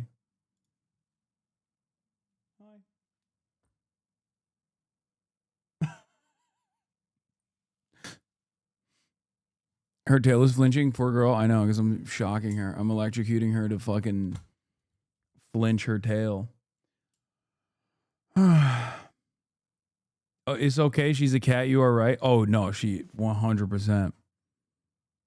It's like she is an incredibly confident dog and very stubborn too. She just lives life on her own speed. I love this new level of Kaya's lore. No, I've said this before. I've said this quite a bit, as a matter of fact, that she's basically like a cat. Like a 120-pound cat. Obviously not as violent, because like I feel like a 120-pound cat would have killed me.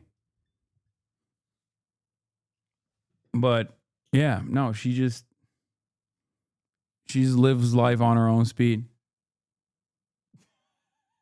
Look at her.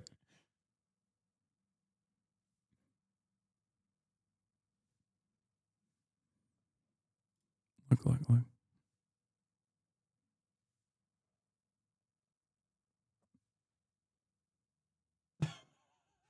What? What?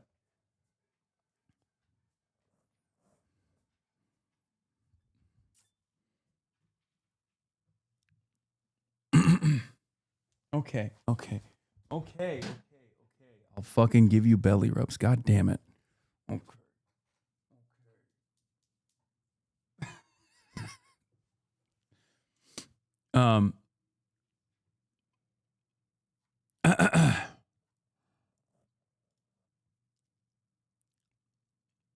Would you get a cat? No.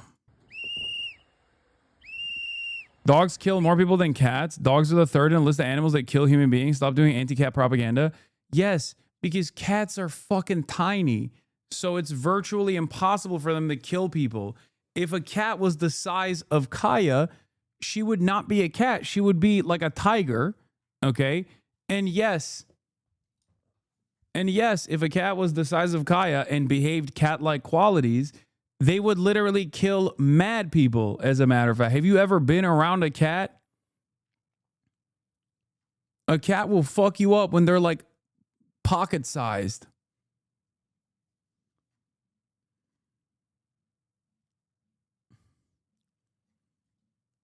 Cats, on the other hand, do kill. They just kill birds. That's why you're not supposed to leave them out. There can't be outside cats. Cats by nature are more aggressive than dogs, 100%.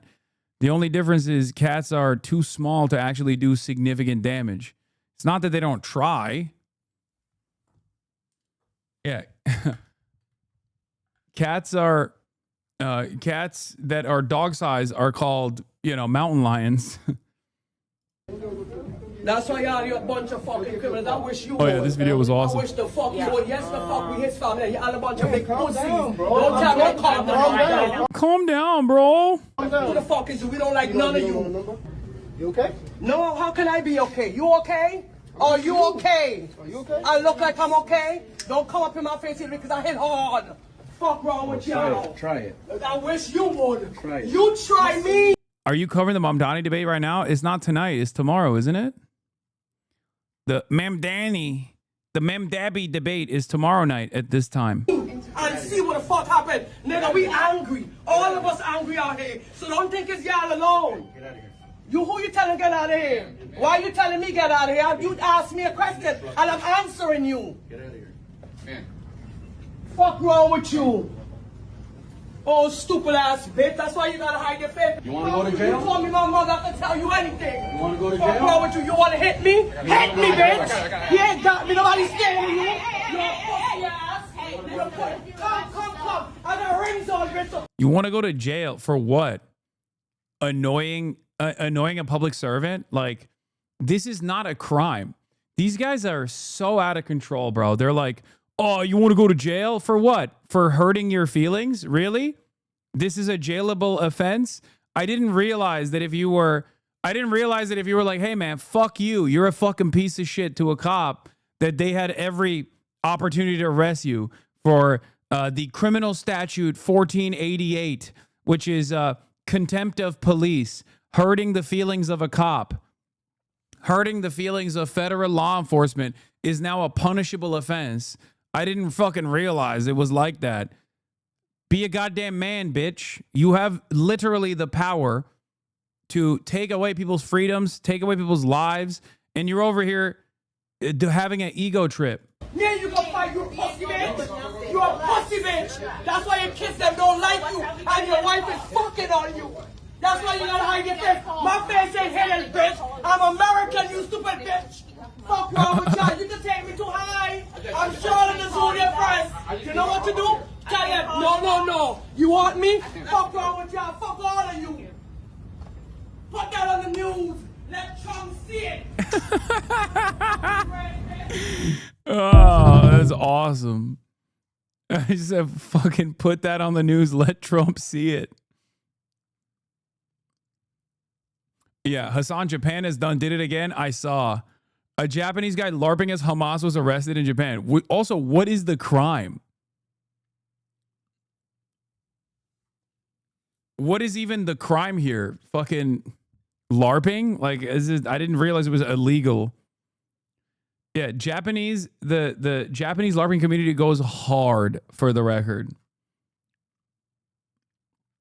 They do. They go hard as fuck.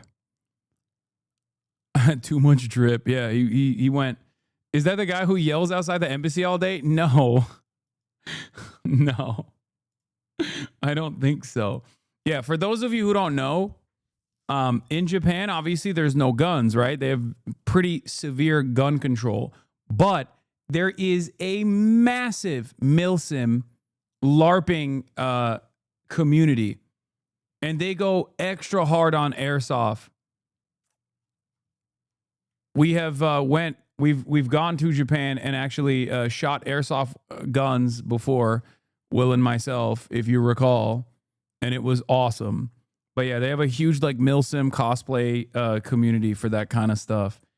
Context of this guy, yeah, I saw this guy explaining.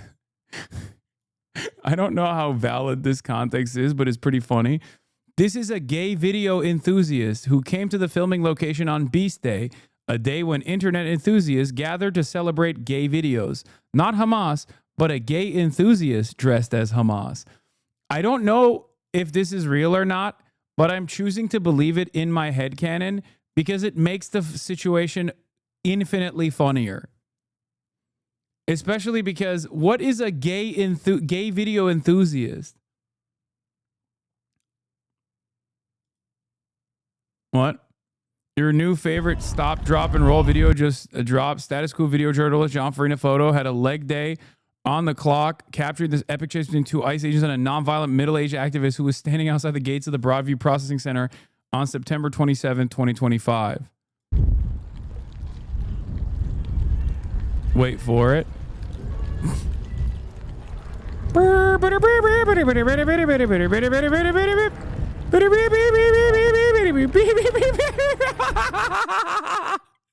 No, he took flight, dude.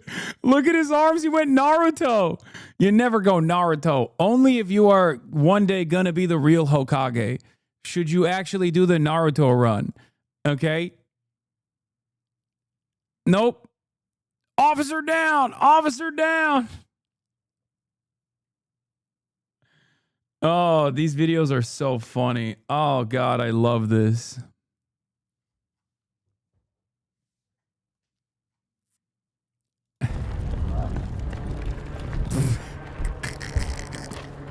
Go, go, go. Go, go, go. Oh, is it a twofer? Will he also fall? Oh, my God, if he also fell, I would die. Sam said he looked like he was going to jump, but misjudged. Oh, wait, extra Japan lore? What is this? Reminds me of the Japanese office worker who hated communism so much he joined the Mujahideen. Wait, what?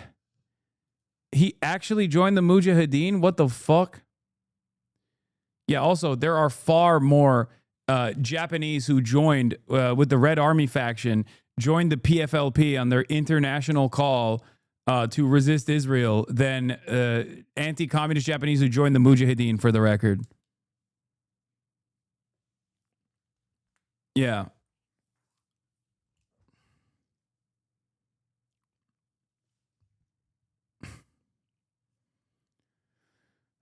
I was supposed to interview one of the released But yeah, there are far more Japanese who joined the PFLP and engaged in like mass like back in the day before like TSA, before 9/11. I think a lot of people don't realize that, one, you could like bring a gun to a plane. Okay, things were a lot cooler back then. You could just like smoke on a plane, and you can bring a rifle to a plane, and people did it all the time. And they would just constantly, like Zoomers and even Faillennials grew up in a world where like that doesn't happen. But back in the day, the number one thing that people who were pro-Palestine would do would just take over planes. They would hijack planes.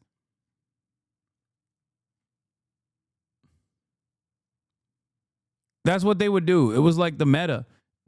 Remember when Benjamin Netanyahu was talking about his brother getting killed on a IDF mission? That was a hijacked plane. People used to fucking hijack planes nonstop. Like all the goddamn time. You can still bring a gun, but you got to check it. Okay, well, I mean, like, you could bring it in your carry-on is what I mean.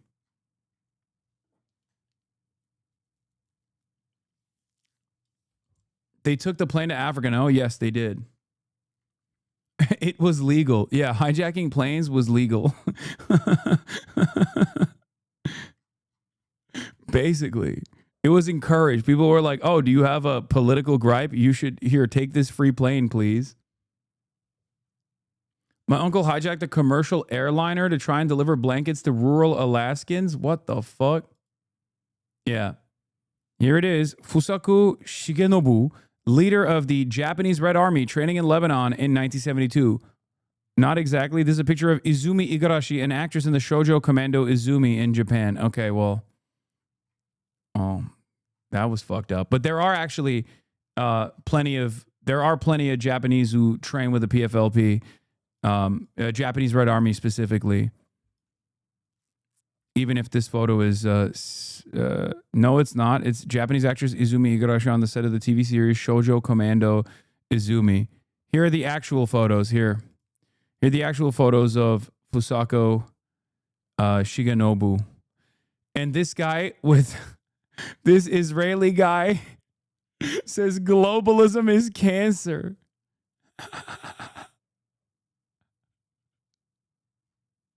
Bro, that's so funny. Dog, everywhere in the Western world, when people are talking about globalism is cancer, they mean you. They keep saying it's the Jews that brought about globalism. Here's a Jewish Israeli being like, globalism is cancer.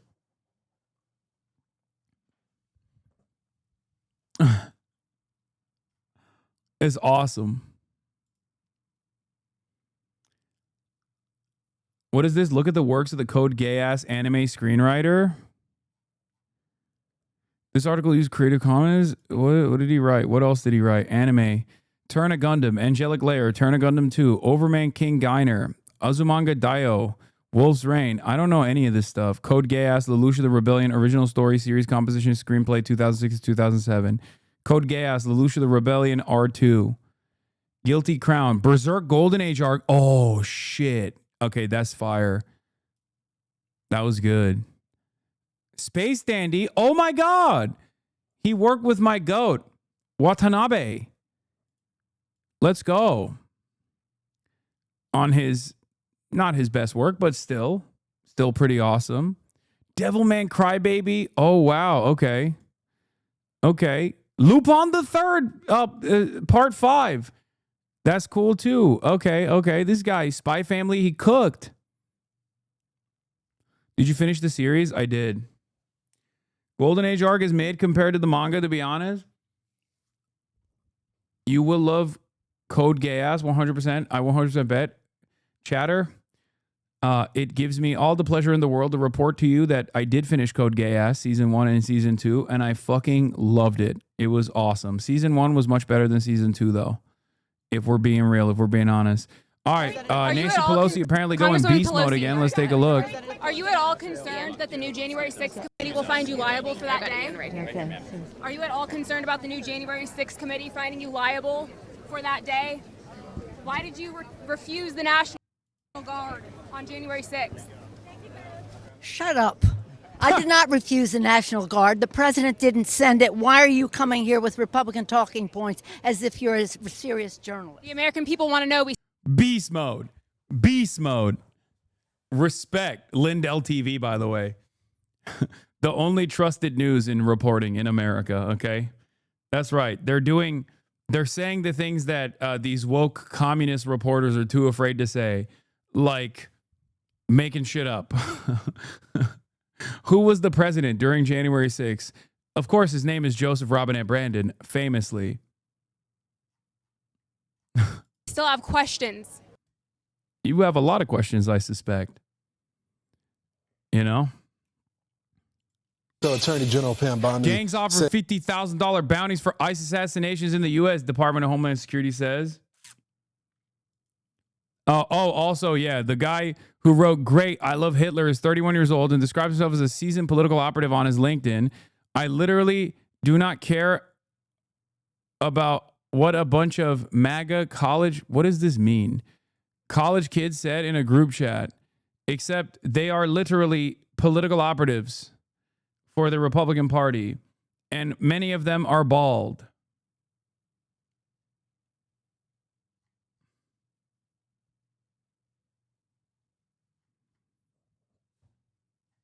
Is he going hard R on MAGA? It sounds like a slur. Anyway, this story certainly is going to have a lot of legs on it, huh? The gangs are offering bounties. The ICE agents are under attack. All this shit. I don't care. As a mother, Massachusetts community demands release of a 13-year-old from ICE custody. By the way, once again, in more Israel USA news, Massachusetts community demands release of 13-year-old from ICE custody. Interesting. Wow. Kidnapping 13-year-olds? Where else have I seen that? Oh, that's right. Israel. America is literally turning into Israel. We are Israelifying at an alarming rate. And much like the hogs in Israel, our own domestic hogs are totally on board with this. Okay? community. We should be outraged. City and state leaders join community members calling for the return of a 13-year-old boy now being held in ICE detention. Yeah, we already covered this. Yeah, we learned so much from the Startup Nation. You know, this is a great example of like the most Israel bullshit. By the way, Trump threatened to take away World Cup games from Boston for these protests. There are no World Cup games scheduled in Boston.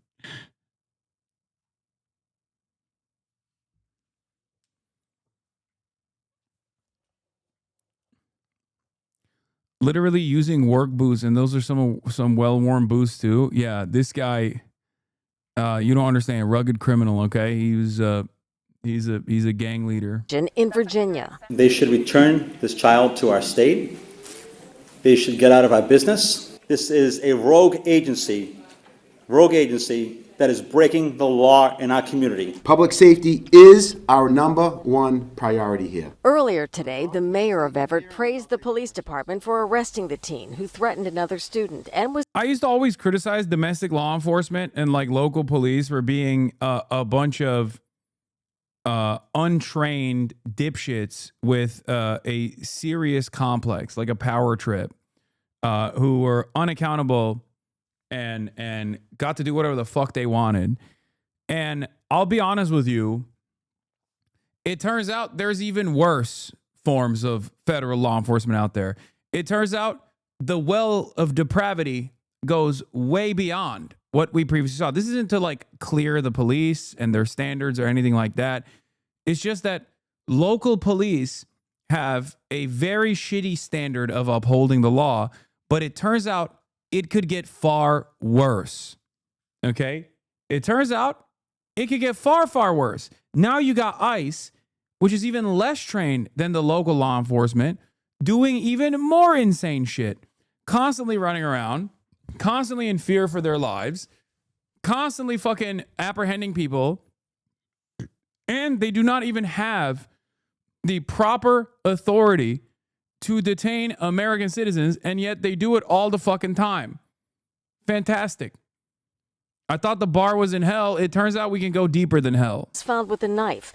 But while that boy's mother waited at police headquarters last Thursday, he was instead turned over to ICE. Lamau mods muting animal abuse. What a joke. Brother, if you come in here with false allegations, of course, it's much easier for us to just like mute it so that we can continue on our fucking day-to-day existence. Like, yeah, of course we're going to do that. What do you mean? Yeah, if you come in here and call me a terrorist, that's also fucking, that's also automatically modded, automatically moderated. Like, what do you mean? Oh, man, I can't go in here and fucking brigade your stream and call you a terrorist animal abuser. I'm like, shit, man. Sorry. I know. I apologize. We should just let it happen. I'm so tired. I know. This is...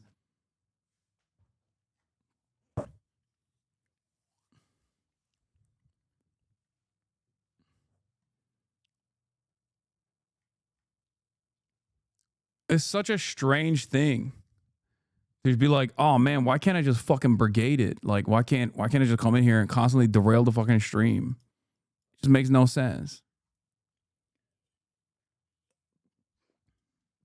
You are such a brave harbinger of truth, chatter. Go find a job. You know? And quickly moved out of state. Police did not contact ICE about this recent juvenile arrest.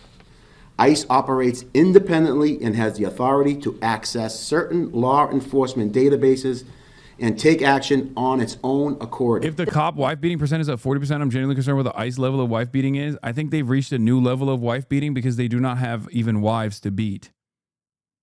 Okay, I refute the claim that you eat a minimum 1 pound of animal flesh a day. I can't. It's true. That claim is actually correct. I do actually abuse the chickens. This is not a falsehood. I eat a pound of straight white chicken breasts every day. My dog passed 11 months ago. The love you give, Kyra, helps me remember the good times from my Daisy. I'm sorry people keep harassing you when you're clearly one of the best dog and chat dads on the planet. Yeah, it is what it is. Ironically enough, it is the time that I spend offline with my lovely daughter that allows me to stay normal throughout this entire process. The Department of Homeland Security saying the 13-year-old was in possession of a knife and a gun. The mayor today contradicting part of that. There was no firearm recovered. Remove ICE from our city, issue a formal correction to the misinformation spread online. We face arrest in fear every day. We demand due process. Arthur must be returned home. Now! Not next week. It must happen now. It's very simple. ICE should not be detaining minors. We shouldn't be collaborating with ICE at all, really. Whoa. This guy seems to have an accent. Time to send him back home, okay? Hold on now.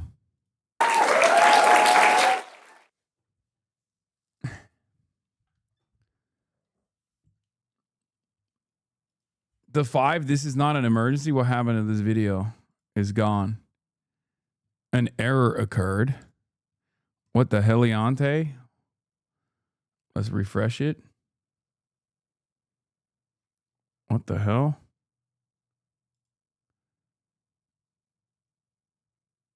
Video got detained. It's just none of the videos are loading. Supreme Court heard arguments today in a case that could have, very honestly, significant... How Louisiana congressional map dispute could impact the balance of power on Capitol Hill. Obviously, we talk about that here. Let's start here. Let's see if it actually works.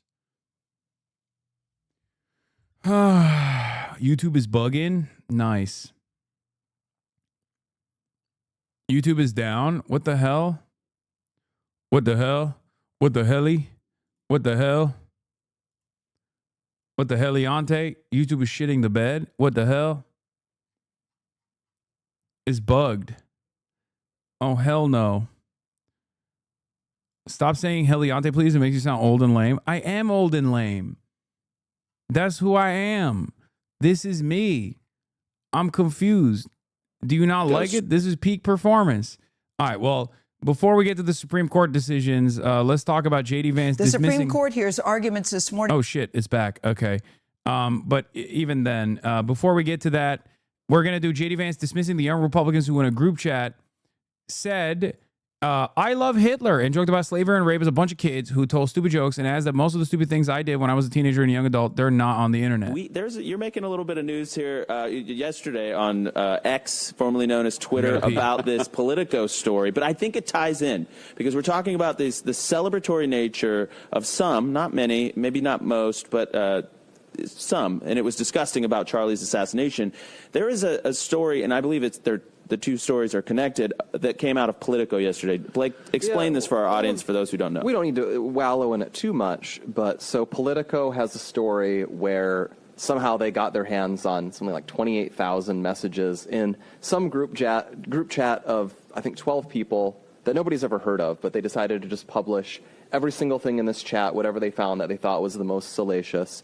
And I think 10 years ago, there would have been a very different response to it. But people are starting to learn from this, and the vice president is one of the reasons why. So you tweeted this. This is far worse than... So what you did is, instead of reacting to the story itself, you just posted what Jay Jones, our friend in Virginia who's running for AG as the Democrat, had said, where he wanted his political opponents to die. And then when someone thought he might be kidding, he called to make it clear, actually, it wasn't a joke. I was serious. That's how people change their mind. And you just pointed out, quote, this is far worse than anything said in any college group chat, and the guy who said it could become the AG of Virginia. I refuse to join the pearl clutching when powerful people call for political violence. And we have 14 million views on that. Yeah. And just a little viral, Mr. Vice President. Yeah, I mean, look, I'll let the tweet speak for itself. I'll say a couple of additional things. First of all, a person who is very politically powerful, who is about to become one of the most powerful law enforcement officers in the country, that person seriously wishing for political violence and political assassination is 1,000 times worse than what a bunch of young people, a bunch of kids say in a group chat, however offensive it might be. That's just reality. And if you allow yourself to be distracted by this person's incredible endorsement, disgusting endorsement of political assassination. I was talking to a bunch of prominent Democrats about this, and I'm not so certain Democrats should be backing down from like the Attorney General conversation. I think it's pretty wild that Republicans just like very openly defend some of the worst of the worst. And I think Democrats are playing a different ball game here when they try to maintain like some semblance of moral high ground in an environment where a moral high ground does not actually help you at all. Like, these guys just straight up lying. He's like, oh, these are little kids, bro. These are little kids. It's like, no, man, they're fucking whole ass, balding ass losers, bro. They're like straight up Republican operatives.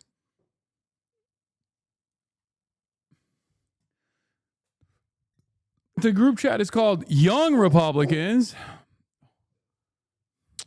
Kai's getting shocked. Kai's getting zapped right now, but you can't see because I got delivery. Anyway, but God forbid some kids talk critical of Kirk. Bro, they literally turned around and revoked the fucking visas of mad people because they were talking shit about Charlie Kirk, being like Charlie Kirk's a fascist. They're like, nope, sorry. We're taking away your visas for that.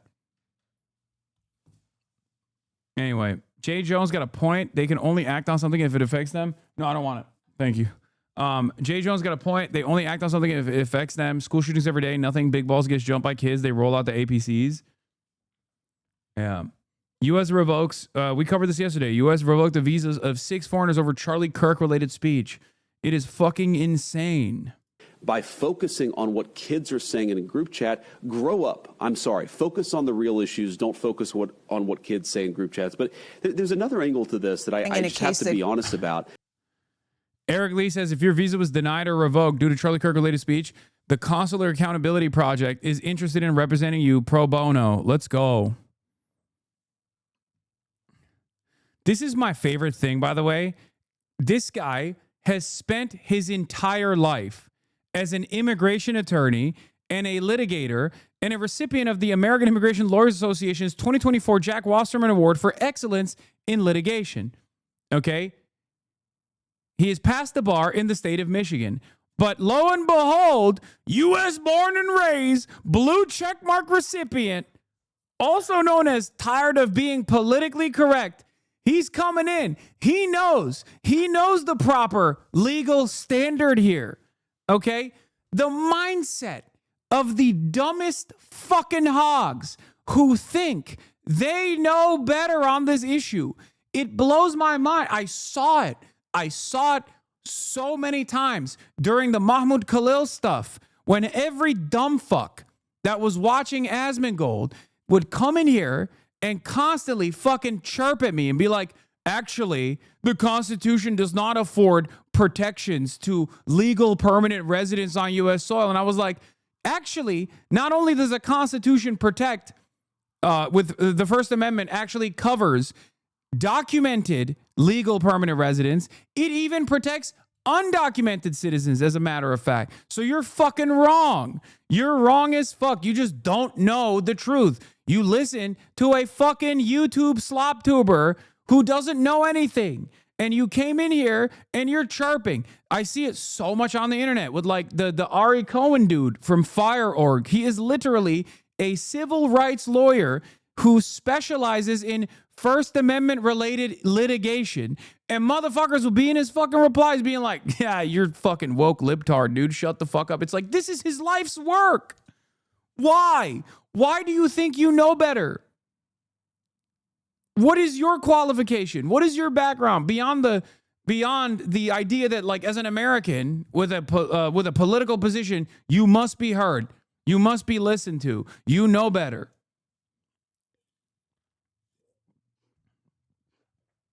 Yeah. Speaking of, here's the Roach Con for people. I saw this while I was pissing. I guess he said, "What is this? You called for murdering immigrants last week.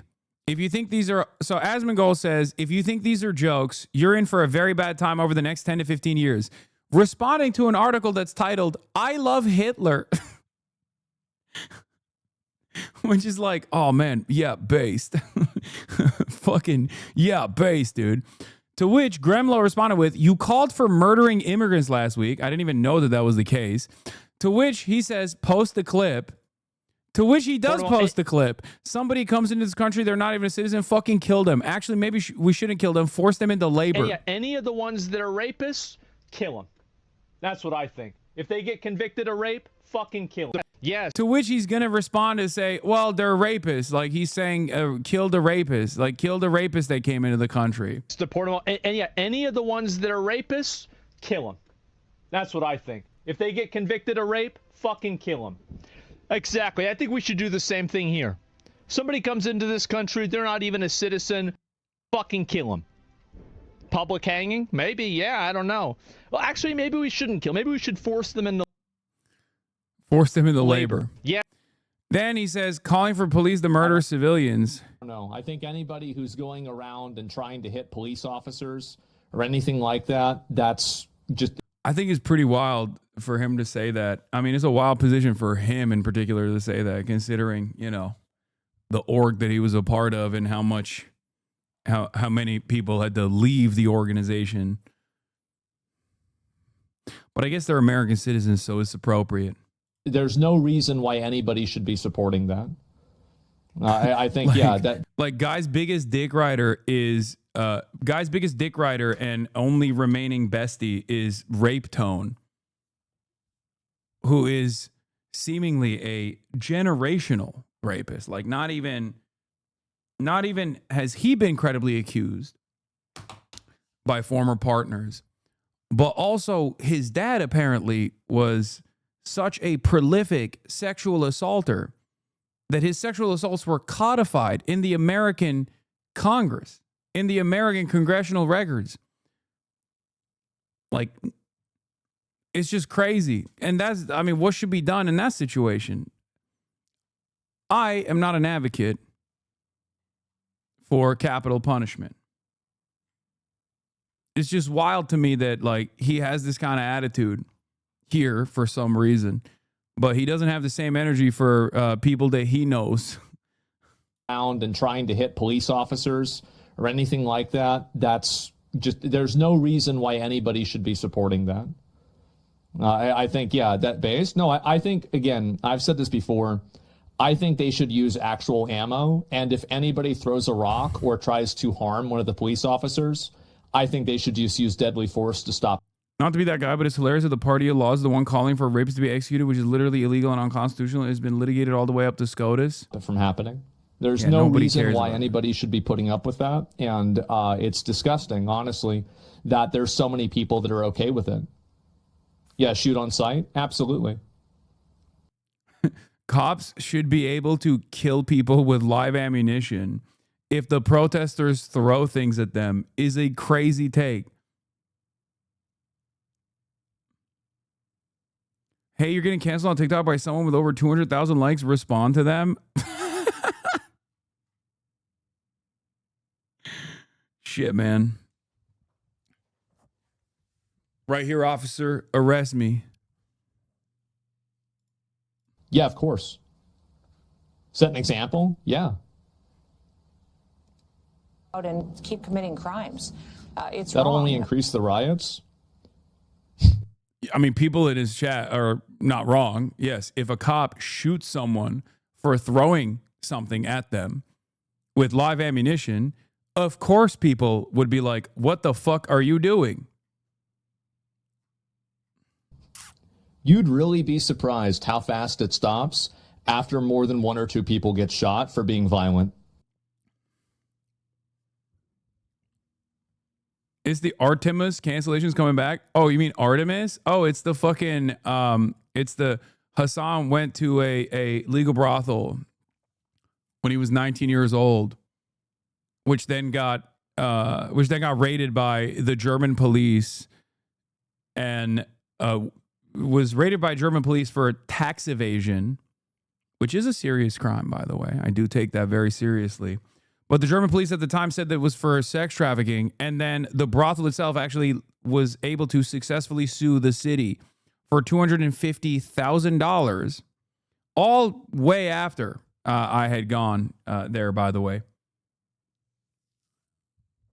Successfully sued the city for $250,000 because they had falsely smeared them. It's just a cancellation rerun.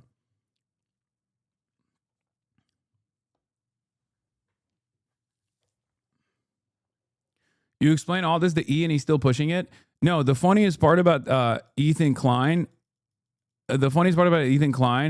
also pushing this narrative is that he himself read the article that actually literally he defended the people that were claiming that I was going to claiming that I was going to a brothel. It was like that I had been to a brothel that was raided for sex trafficking because he read the article that the brothel had successfully sued the city of Berlin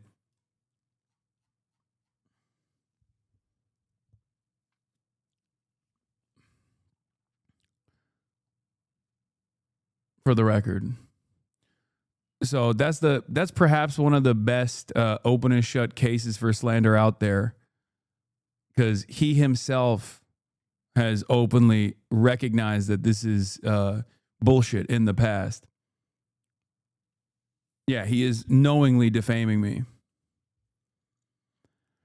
Yeah, the cycle is reaching an end. You can tell when the brothel comes up is almost fizzled out. I know. Yeah, the city of Berlin apologized to the Artemis brothel and had to pay damages to the tune of 250,000 euros.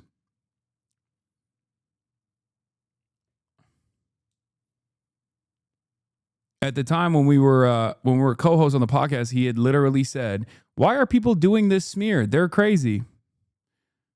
And now he realizes why people do that smear, because he himself is perhaps motivated by the same intentions.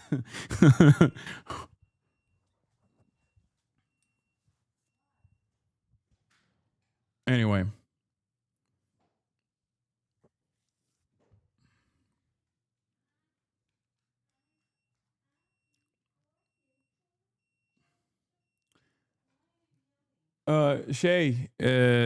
Batterisi azalmış ondan.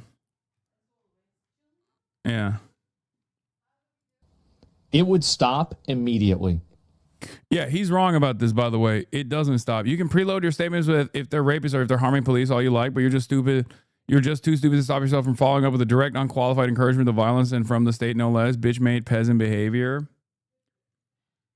Yeah, I mean, he has a plausible deniability here. He'll just say, oh, I just meant for rapists. You know. That's what he'll say in both of these circumstances. He'll be like, oh, well, I just think that this is the difference between someone who defends people against state violence and someone who demands more state violence. If you demand more state violence, you will never come across as violating the terms of service. Okay? That's the difference between people, for example, saying that they wish Hamas was more successful versus they wish Israel was more successful. Because Israel is engaging in state violence, and therefore it's totally appropriate for people to say, oh, I want more death and destruction that Israel is contributing to. Whereas if you were to say the opposite, if you were to say the inverse, if you were to say, oh, I want more militant action from Hamas, you would get banned. As evidenced by, you can't say America deserved 9/11, but you can say Iran deserves multiple 9/11s, and no one will bat an eye. This is how it works. This is also exactly how right-wingers can get away with demanding and engaging in violent rhetoric with regular frequency while simultaneously claiming it's the left that's actually violent. This double standard is built into the argument. So many people are anti-sex work is weird. Yeah, I don't start the swerve conversation, please. I don't want to relitigate it. I spent too many years. Okay, I spent too many years relitigating the sex work, the swerve wars. Elon and Asman refuse to condemn the texts. Partisan politics disguises emotional blackmail. Where are the tweets condemning Jay Jones for saying something similar, if not worse things? They don't exist because you don't actually care. Never let people hold you to the standards they don't hold themselves to. It's really interesting because, like, a lot of Democrats actually do bite this bait and do actually condemn it, not realizing that, like, they're doing this because it's partisan. They're unironically projecting here. The difference is they don't care about these statements. Jay Jones apologized for his emotional outburst in a text message, but it doesn't really matter, right? Because the reality of the matter is, I don't think that's a sincere political project from a political operative such as Jay Jones. I don't think he's like going to become attorney general specifically so he can put the death penalty on Republicans who refuse to do anything about gun control, right? Like, that's not sincere. Whereas I do think that it is in line with a lot of young Republican operatives to unironically bring about Hitlerian policy, especially considering that Hitlerian policy is already being implemented right now. So it's not that far-fetched. The only difference between the communications, the private correspondences in this Telegram group, was that they were unshackled, okay, unrestrained by civility, by optics, and they were just saying the quiet part out loud. But the quiet part still reflects the broader Republican policy in this regard. Whereas Jay Jones's statement saying Jennifer Gilbert's children should die is not actually a part of his platform, nowhere close to it. You know? But in any case, I think that I don't necessarily think that either party cares about this shit. I think actually liberals care about it a lot more than Republicans do. Because if you remember, like, a lot of Republicans were like, oh, these guys should be fired. These guys should be fired. That's what you were telling me. And then J.D. Vance came out and straight up was like, fuck you. He did the no you, right? That's what he hit. He hit the no you, and everybody loved it.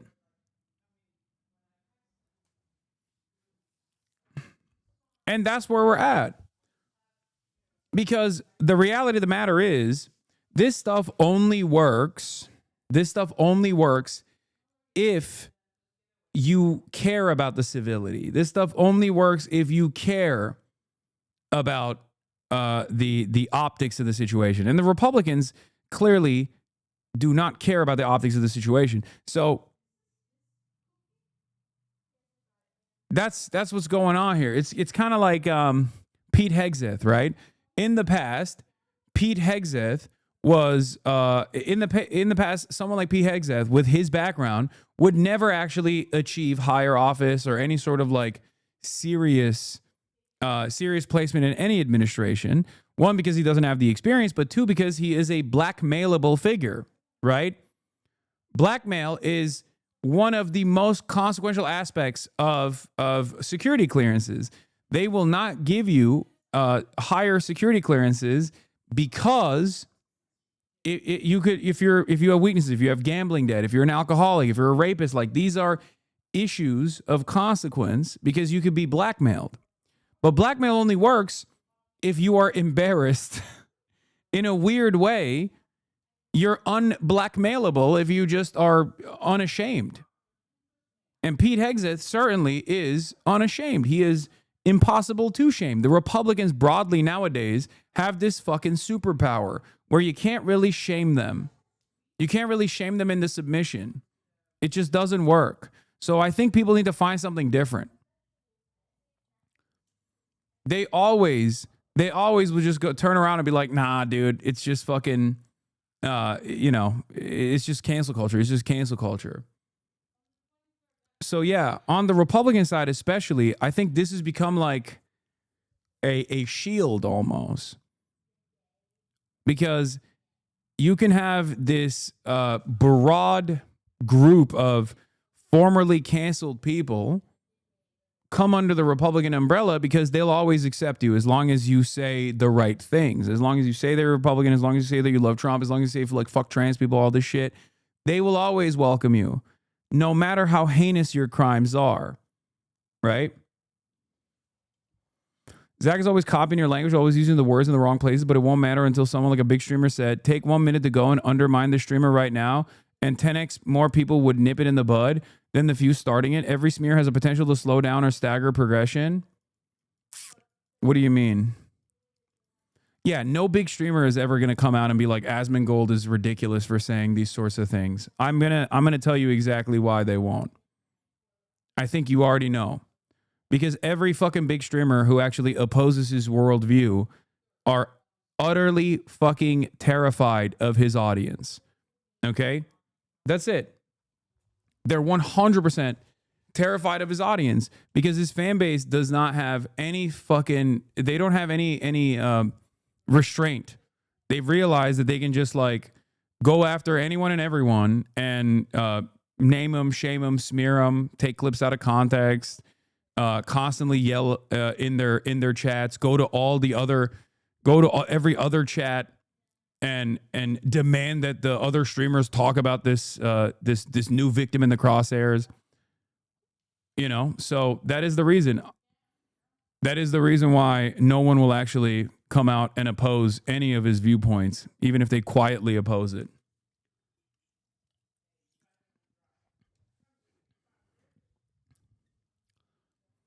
And it's not just Asmongold, to be fair. It's not just Asmongold at all. There are plenty of other, like there's a bunch of kick streamers that do the same shit too. It just doesn't really matter. And I mean, look, I'm one of the very few people out there who does actually oppose a lot of streamers when they do fuck shit. And look how much I eat it on a daily fucking basis. Like here, there's a victim of that conquest right here. That stupid dog not know how to, that stupid dog not know his place. I mean, that's the funniest version of events, obviously. Normally it's people being like, I'm going to come to your house and kill you and steal your dog or some shit. But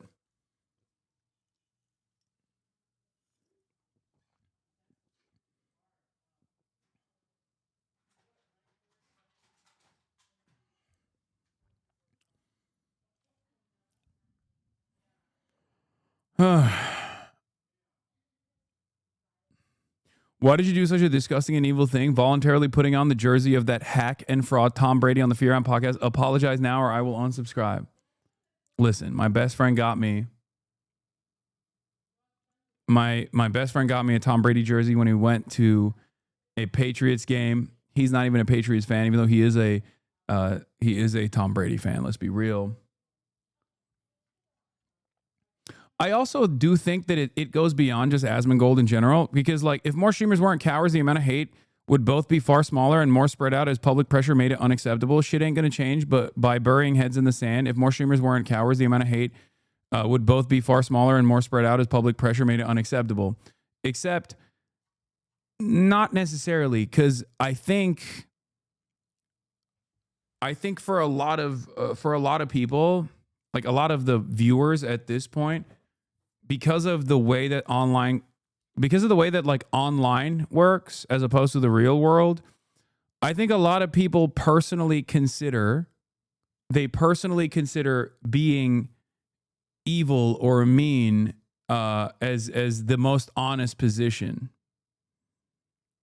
Like many people who are just simply watching people like ourselves at home think that you're like disingenuous or fake if you are quote unquote virtue signaling is a really toxic culture that has been bred online, and it's born out of a lot of the communication happening in a field where there is an anonymity. People are more vicious as a consequence of that, and people have no way of measuring people's authenticity beyond thinking that like they're authentic if they're being reactionary.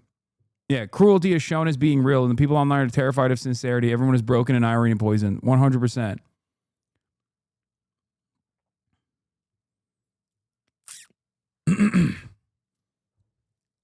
Back in the good old days, in the Gamergate era, people saw being a fence sitter or being a centrist as like the peak of intellect. And now I think people see someone being reactionary or mean or a bully in the right-wing direction as like the peak of honesty, where they're like, this guy's authentic. He says it like it is. I mean, look at Donald Trump. It's the same shit. Donald Trump is very clearly a charlatan. And yet so many people look to what Donald Trump is saying and doing and go, well, he just says it like it is, man. That's how it is. All these other people, they're liars and cowards and they're dorks and they're just like fake. They're grifters. They're fake grifters because they don't have the same nihilistic position that I do. It's like, why do you care? Why do you care about this shit? You're being nice, and being nice is cringe. Could undermine one of the last surviving parts of the Voting Rights Act. Now, that is one of the country's most important civil rights laws. Jan Crawford is at the Supreme Court with the latest. Jan, good morning. What can you tell us? Well, Gail, good morning. The court here today is going to be focused on part of that law that can require states to draw up legislative districts that sometimes zigzag across the state to group together voters based on their skin color. This is all to increase minority representation, and the court's decision could have sweeping implications nationwide. It is really troubling for anyone to pretend that race is not an unbelievably loud issue in our country right now. Civil rights advocates like Ashley Shelton say now is not the time to gut Section 2 of the Voting Rights Act and end the use of race in redistricting. We cannot pretend that there isn't going to be considerable loss of minority voice and power if we were to do away with Section 2. Advocates credit Section 2 with increasing minority representation nationwide by requiring states to draw some districts. My favorite FIFA streamer came at you last week talking shit about you over the whole Kayagate thing, and in a stream today he said he watches Candace Owens' podcast and like Nick Fuentes' videos. It's so sad to see good people fall down the rabbit hole. Yeah. On Wednesday, I feel like that's common. Like that is definitely, what the fuck? President Trump hosts ballroom dinner. What the fuck's this guy doing? Yeah, YouTube is tweaking for everybody.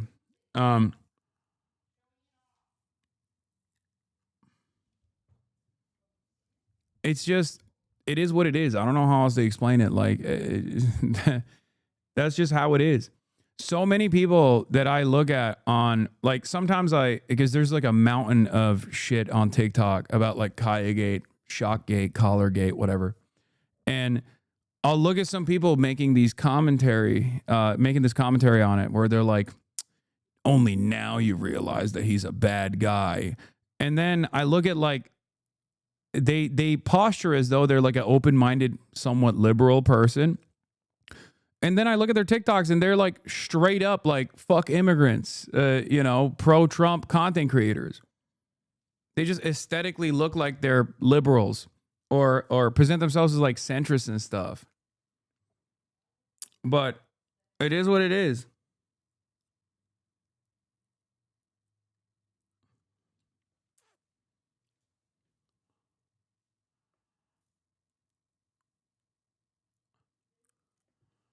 I've seen a popular streamer who talks shit about you getting exposed for DMing another streamer about being scared that you might sue him for defamation. Wait, really? That's so funny.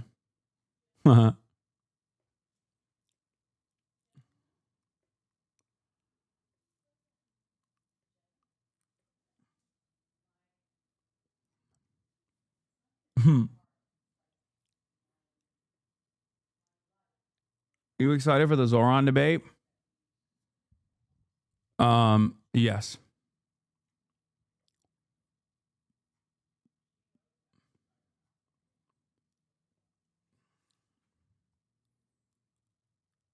I was in an FGC chat earlier trying to counter some misinfo, and it's basically impossible to sway people's opinions once they've made up their minds. I know, it's so funny because it's like, it's one of the most, what is this? You can support Palestine without being anti-Semitic, by the way. You can donate to Palestinians and not hate the Israeli citizens who can't control what their government does, by the way. Someone who chooses kindness. This is not the TikTok that you were trying to link to me, I don't think.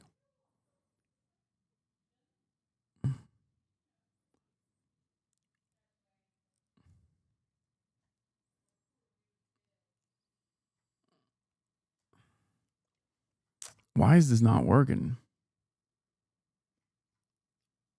Come on, YouTube, pull through.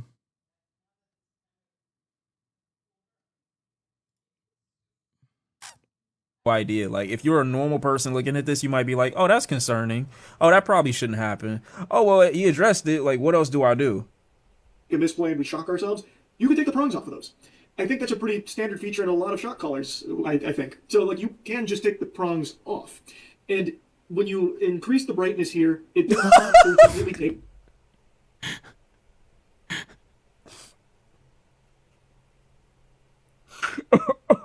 Oh my god. Oh my god, there's no way this is real. Oh, these people are not real. Oh my god. Oh my god, these people are not real, bro. They busted out the schematics. This is the greatest. This is one of the best videos I've ever seen, bro. Like, what the fuck are you doing? You just flashbang me to show whether or not, like, why would you ever do this to a picture?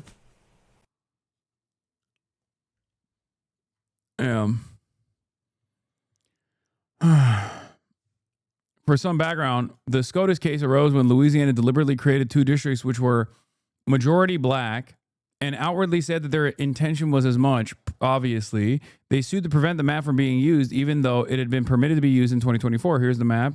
See if you can spot the gerrymandering.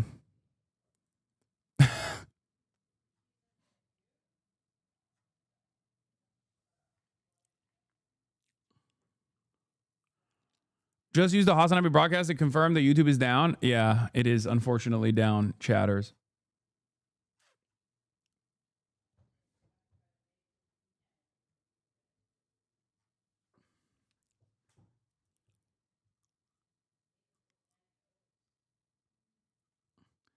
I saw Kayagate was also popping off on Bilibili. The video has like 500 comments. Most of them were saying there's no way Kaya could be abused. She's too fat. That's crazy. That's crazy. I mean, in my heart and in my spirit, I am Chinese. Okay? And you can tell because I too fat shame my dog all the time.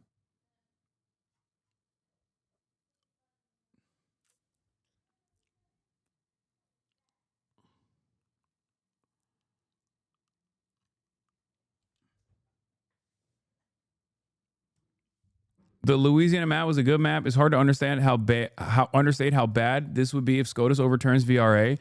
Not only would millions of Black Hispanic voters be disenfranchised, but Republicans would likely control Congress for a generation. I have no idea what happens then. Do they even need to control Congress, low key? Like, they already are doing everything by executive mandate. It's just like they seemingly don't give a fuck. They seemingly don't give a fuck about controlling Congress at all or letting democracy happen in any shape or form. I know this is an anti-democratic provision, but one of the funniest arguments against voting rights, like the Voting Rights Act, has always been, we don't need it anymore because we're no longer racist.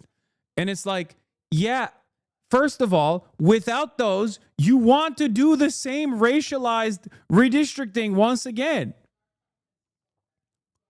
And it's crazy that they just keep using the existence that is stopping motherfuckers from redistricting in a very clearly racialized manner. The only thing that's like stopping people from doing this is the Voting Rights Act, and they're trying to fucking nuke it in its entirety.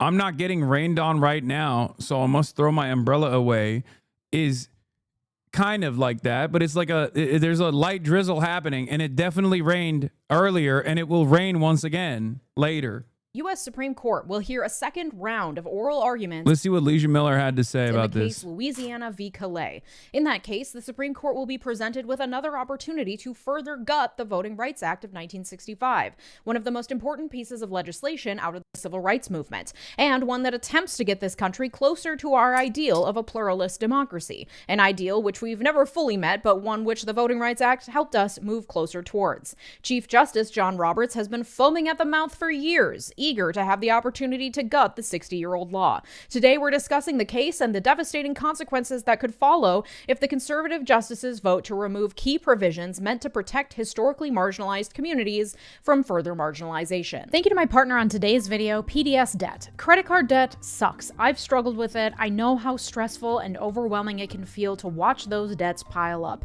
And it's so hard to live your life under the constant strain of worrying about credit card debt on top of, literally everything else going on right now. And of course, it is the credit card companies that win when you have to keep paying them huge amounts of interest every month. It can feel so good to finally take back control of your life by tackling those big scary debts, especially if you can get a little help along the way. If you're struggling with credit cards, personal loans, collections, or medical bills, you need to check out PDS Debt. PDS Debt provides a service to match you with debt solutions tailored to your financial situation. How are you on YouTube? And Is they have YouTube a team down? of people I got magic, baby. ready to help you with your debt journey. They understand your Also, yes, this is a ethical. This is an ethical react and also a recession indicator. By the way, Zach Rar is barking at you is so funny because it's like, brother, he spends every day. I think he's done like a collective total of 8 hours over the past like couple of days just entirely on me. Who gives a shit? Hasan sucks off the YouTube mods? What do you mean? Yeah, I do. Yeah. That's why I got the good YouTube.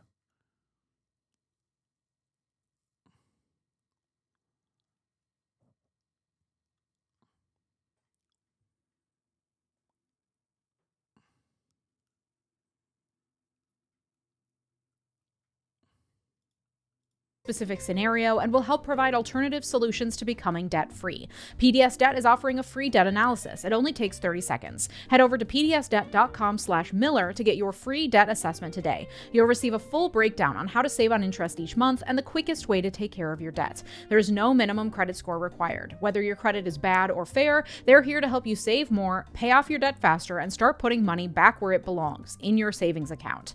PDS Debt is A+ rated by the Better Business Bureau, boasts hundreds of 5-star reviews on Google, and holds a 5-star rating on Trustpilot. And getting started is easy. Go to pdsdebt.com/Miller to complete your free debt assessment in just 30 seconds to see what options are available to you. Get your free assessment and find the best option for you right now at pdsdebt.com/Miller. Thanks, PDS Debt.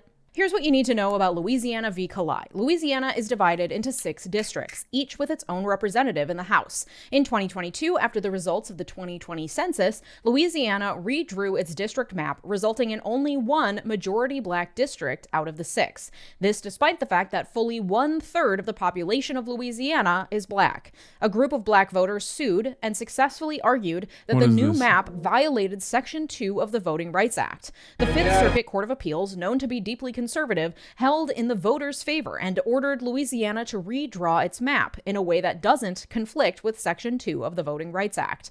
So, this guy, Hassan Piker dog collar situation, 97.67% accuracy. This one went crazy. This one went triple platinum, 1.3 million likes. Okay. Yeah.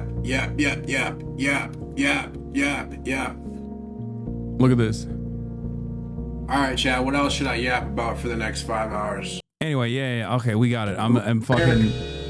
Kaya! 99. Don't spoil it for my mom. She be letting Kaya. This is the collar she had on. Right here. It has. He got it. He got it down. Okay. And then you look at their background and you realize. Just got home from school. Oh, hey, son. What'd you learn today? Oh, not much. We had a bunch of tests today, so. But tomorrow, I guess we're going to be learning about someone who died over 30 years ago. Who could that be? His name was Charlie Kirk. You ever heard of him, Dad? Charlie was a man who died doing what he loved, son. He was a Christian man who was murdered. Well, then why would they kill him? They say he spewed hate speech. But no, son. He spewed speech they hated. Do you think I'm strange? Damn. He sounded like a good man. So then what happened?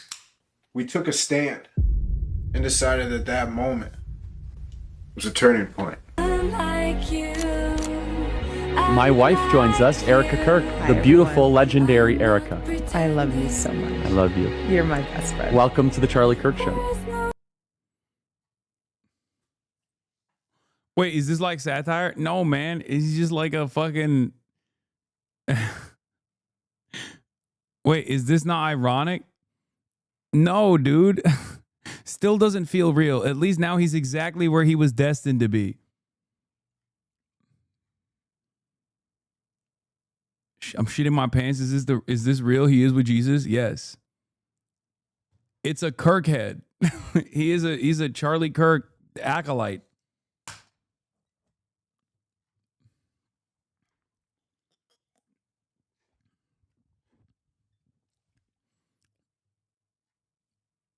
What are you going to do?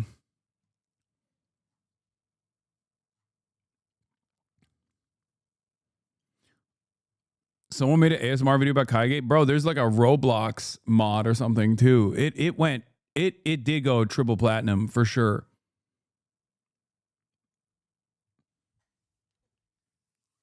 It did go triple platinum. A lot of people are totally on board with the mania. It is what it is.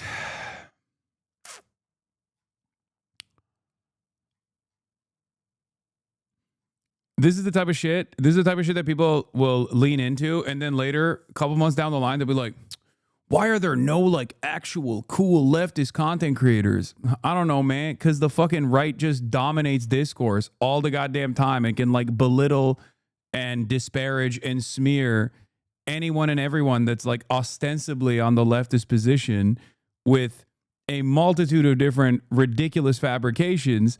And a lot of you dumb fucks go along with it without actually going, let me think critically about this situation. Let me think critically about the situation about a dog that's like on camera 24/7. Motherfuckers are out there being like, he was laughing at Kaya as a puppy being abused by Fiona, and people believe it. You know what I mean? That's it. If you have no critical thinking capacity and you assume that the only way to do politics is a politics of purity, and anything that even like smells remotely in the direction of controversy you automatically lean into, yeah, you're not going to have anybody. That's it.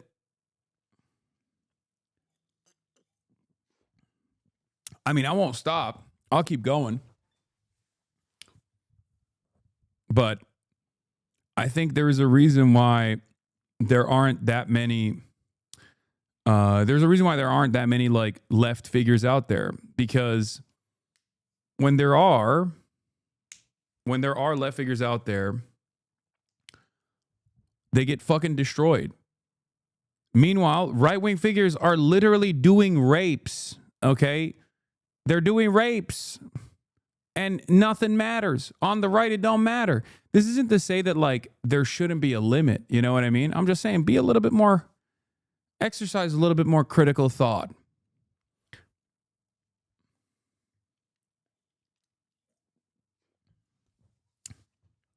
Then be better yourself.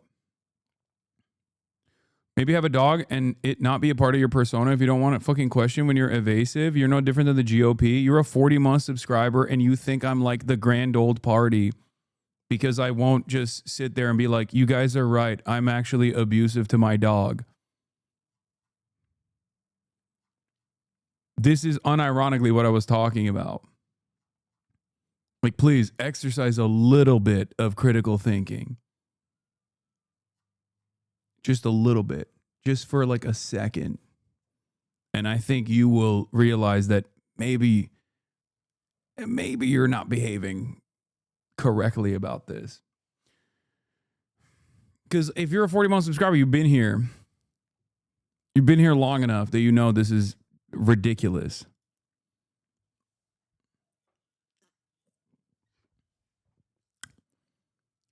Go look at Jiggly Keys. Maybe you'll get more stimulation. No, for sure. 2024, a new map was drawn. In drawing that map, the Republican Louisiana legislature was worried about the political outcome of the new map, and so worked to ensure that the new districts would strategically align with their political goals, especially with protecting the districts that elected Mike Johnson, the Speaker of the House, and Julia Letlow, a Republican representative with a lot of power because she sits on the House Appropriations Committee. The more power your representatives have in Congress, the more power, at least in theory, they have to take actions that benefit you in the state. So it was in the Republican legislature's best interest to ensure the political safety of those two representatives as they were redrawing the map to comply with Section 2 of the Voting Rights Act. The new map included 2 majority black districts, kind of snaking through the middle of the state, including the major cities of New Orleans, Baton Rouge, and Shreveport, because historical discrimination in housing and white flight from the cities means that most of the black voting age population lives in those major cities, because we still live in a de facto segregated society, because we still exist within the consequences of centuries of slavery and marginalization. And if we look at the original Louisiana map with just 1 majority black district, you can see how the court reached the conclusion. Here, because YouTube is down, don't worry, YouTube is not down for me. I got that special YouTube because I not only control Twitch, but I also control YouTube as well. That this map was, in fact, a racial gerrymander.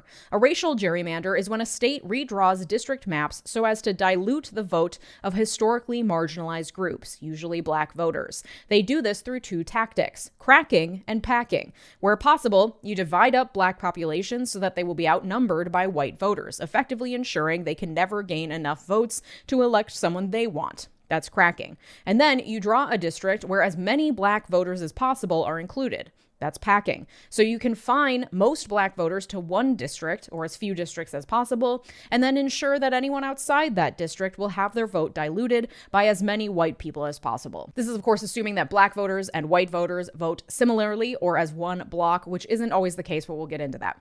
In the original Louisiana map, District 2 was the single majority black district. That district includes New Orleans and Baton Rouge, effectively confining most black voters to 1 district and diluting the votes of all the rest. So 1/3 of the population had a voice in 1/6 of the districts. In the new map that was redrawn after the Fifth Circuit said the first map violated the Voting Rights Act, you can see the 2 districts that are now majority black, which span from Shreveport down to New Orleans. So then non-African American voters sued, saying that now they were being discriminated against because any consideration of race violates the 14th and 15th Amendments, equal protection, and voting rights provisions. Last year, the case came before the Supreme Court, and they heard oral arguments. Then, on the last day of their term last year, instead of making a ruling, the Supreme Court announced that they would be rehearing the oral arguments this term, and asked the parties to submit briefing on that constitutional question. As a refresher, the relevant part of the 14th Amendment says no state shall deny to any person within its jurisdiction the equal protection of the laws. And the 15th Amendment says the right of citizens of the United States to vote shall not be denied or abridged by the United States or by any state on account of race, color, or previous condition of servitude.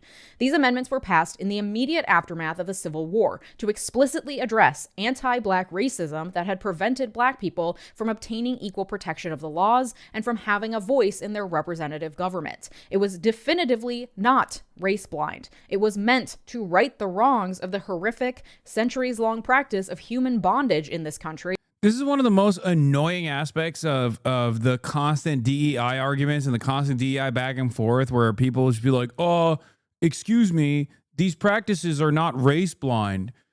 Yeah, it's because, you know what was a practice that wasn't race blind? Segregation.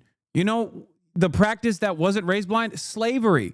These are things that are supposed to heal those racial wounds, heal those racialized wrongs. And you can't fucking do that by just taking a race blind approach. It's so fucking stupid.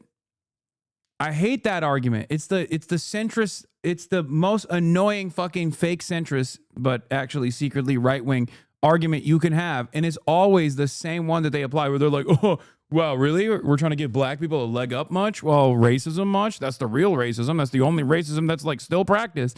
And I think like, I have to really reconsider my stance on this stuff, because sometimes I forget that there are people who have just been unironically duped into believing that. On its face,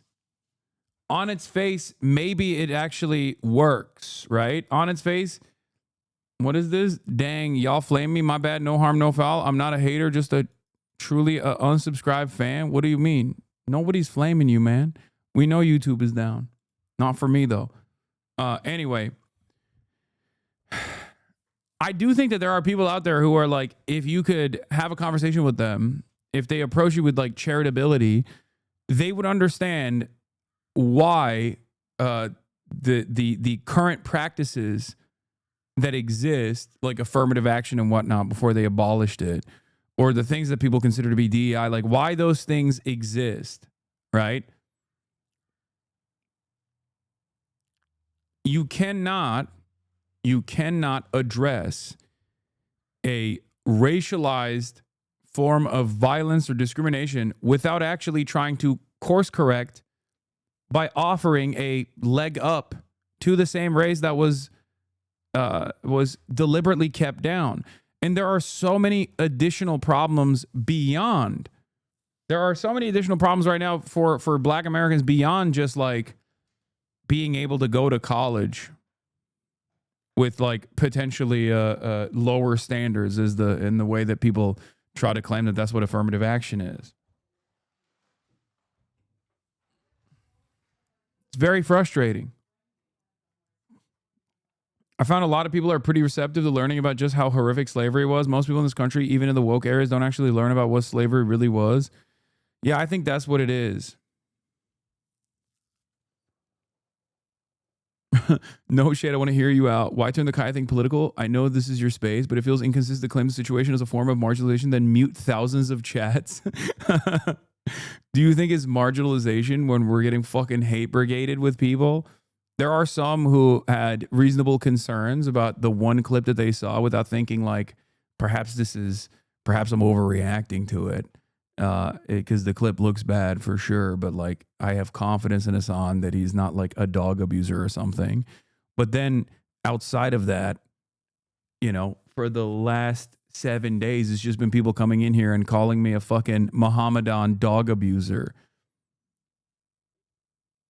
Yeah, I think it's okay. In order for me to, continue talking about how voting rights are on the chopping block, for example, instead of just pausing the stream and constantly relitigating this shit over and over again, we got to fucking mute some people. This is not discrimination. It's just, in order to attempt to give the people suffering from the long-lasting negative impacts of having endured horrific, inhumane treatment for centuries some semblance of equality.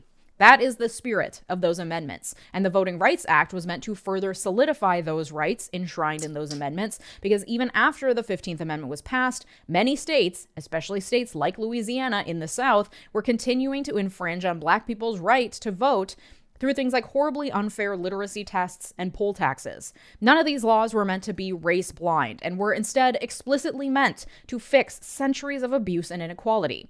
But of course, white people weren't ready to go quietly into the night and accept that maybe they would have to cede some of their power. So the backlash against the amendments and against the Voting Rights Act of 1965 was swift. And today, the common conservative argument against the Voting Rights Act and protections against racial gerrymandering is that being race neutral and colorblind is the only correct, non-discriminatory stance. Yeah, it's fucking annoying. It's so goddamn annoying that like the whitewashing, the notion that like the MLK Jr.'s legacy was whitewashed across the board, but then they always talk about like, I have a dream that, white and black children will be equal one day. And then they cynically will use that line to say like MLK was also colorblind. Like, and wanted everybody to be judged by the content of the character. Yeah, at a time when black people are being discriminated, black people are still being discriminated. A lot of these initiatives that were put in place are Band-Aid solutions to try to overcome that systematic discrimination that black people faced. This is not me just being woke, by the way. I know that a lot of people, well, maybe not people in this community, but like a lot of people hear me say that and go, this guy's fucking fake. Look at him just saying the right things, But I just have a firm belief, a firm commitment to the notion that every single person, if given the opportunity, is destined for greatness. And we do not unlock that potential for so many people. We don't unlock that potential for those in the global South, and we certainly don't unlock that potential for marginalized communities in the United States of America. A lot of that violence and discrimination is racialized in this country because white supremacy is a fundamental principle in the United States of America. But outside of that, there is also a very distinct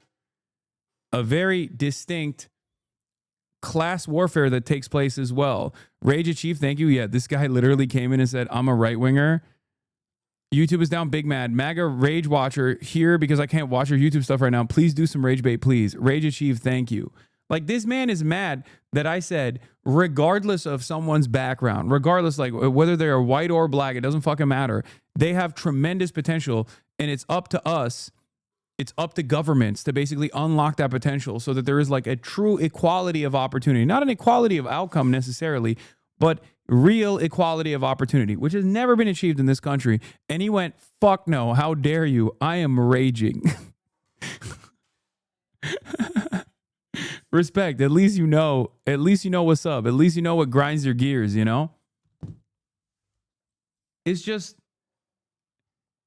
it's so stupid. Hey, I do understand. So does the act guarantee that some districts are black to make sure that black people are represented, or is anti this or what? Cause I do not understand Euro chatter here.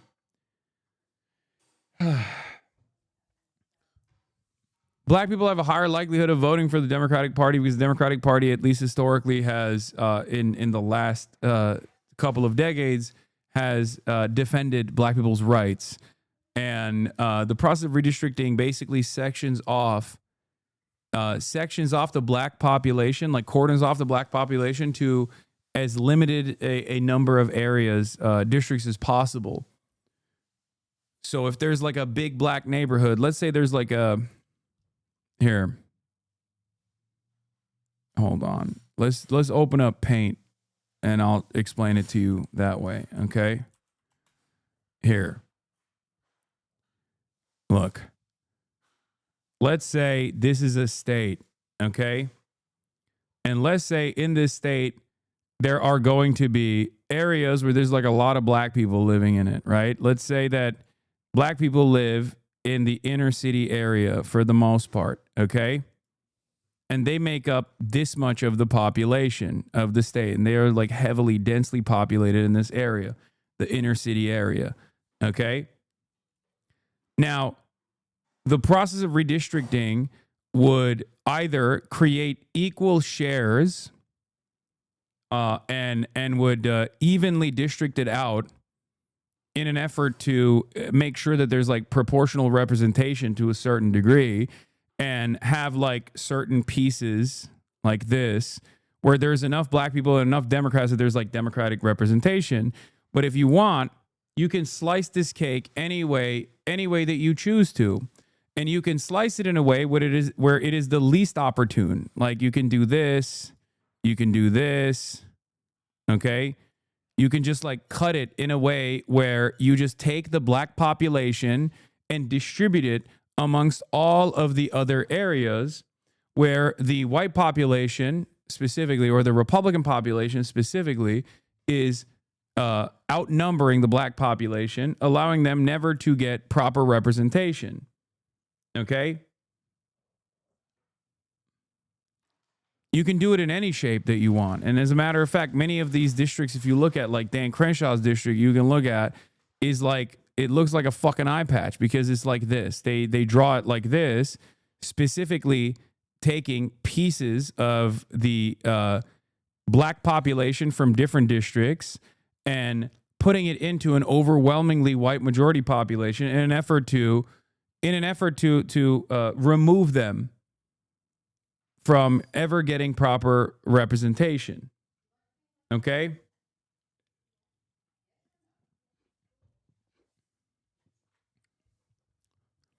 Yeah, and the total number of districts is based on the total population, so they can be very creative within that boundary. Not specifically about VRA districts, yeah, but easiest gerrymandering graphic ever. Yeah, you got 50 precincts, is 60% blue and 40% red, okay? Let's say you got 50 total precincts. Ultimately, it comes down to a 60% Democratic population and 40% Republican population. If you chop it up this way, you will have 5 districts where every single district is majority Democrat. So you have 5 blue districts. If you chop it up this way with gerrymandering, you will have 5 districts and 3 are red and only 2 are blue.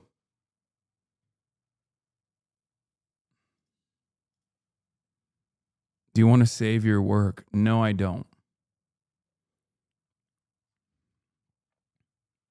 Do you get it? Have you seen about the Defense Department confiscated all Pentagon reporters because they refused to sign? Yes, I did. I covered it.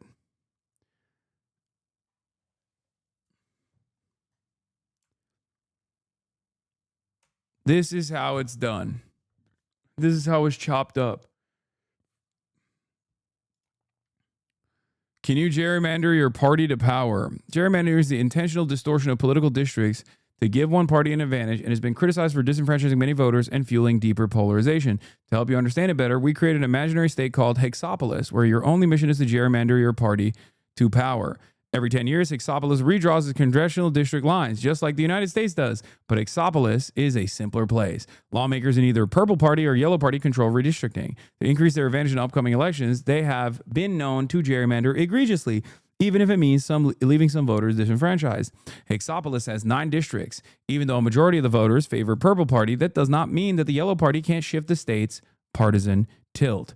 First, here's how to draw a district. Each hexagon represents a person. Group 15 adjacent ones to make a congressional district. Boom. I just made a congressional district. Districts must have equal populations. Dividing 45 into 3 groups of 15 would give each district the same number of residents. Some, by law, must protect underrepresented voters. Some hexagons represent a voter who belongs to a minority group. No, oh my God, we're gaming. Oh my God, I just realized we're fucking gaming. Oh my God. We are literally gaming on the broadcast. What is happening? What the hell is going on? We are straight up gaming right now. That's right. Gaming is back, baby. Hexagon represents a voter who belongs to a minority group in Hexopolis. A mostly minority district is one where more than half of the hexagons are this. Districts can lean yellow or purple. Purple is a voter who favors a purple party, and yellow is a favor yellow party. More than half the hexagons in 2 districts here lean purple. Try to make districts compact. Compact districts are usually shaped like circles or squares. Try keeping as many neighbors together as possible. Least compact, most compact could be better. You are a yellow party legislator. Use all the hexagons to make 9 districts. Make as many majority yellow districts as you can. Make at least 2 mostly minority districts. Hexopolis currently has 2 such districts, and a state law calls for the number to stay the same if the makeup of the residents has not changed. Gain an edge by making compact districts. Snake-like district shapes will make your gerrymandering practices more conspicuous and could open you up to lawsuits, except no, it won't. Okay? You got red to filth. I bet after he's going to say, look, chat, I did gaming with Hexopolis. But I am. This is gaming. This is gaming. Okay, gerrymander for the yellow party. Okay. So there's only 2 yellows here. So it's going to be kind of difficult. It's going to be kind of difficult to do that unless I open it up to like a larger district here. And I don't know, maybe make it like, I don't know. Wait, what does the black box mean outside of the hexagon? Your audacity knows no bounds. What do you mean? Yellow party. Oh, they're the minority population? Oh, okay, hold on. Here, we'll throw up some fucking lo-fi synth wave for you fools. Okay. A yellow Leninist utopia. This is not gaming. I think you're fucking coping, dude. So we need to do 9 districts. Okay, boom, boom, boom.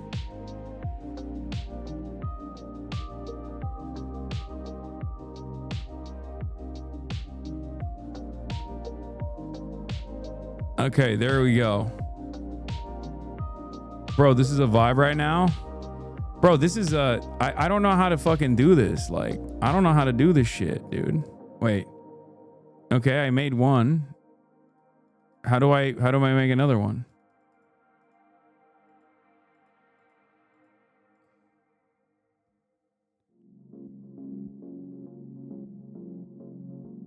You need to have 15 per district, dumbass. Oh, true. Okay.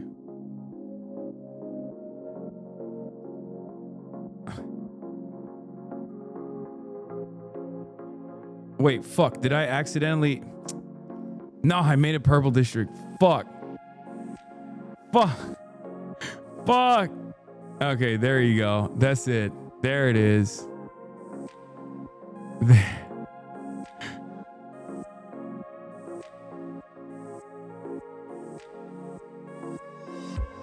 Okay.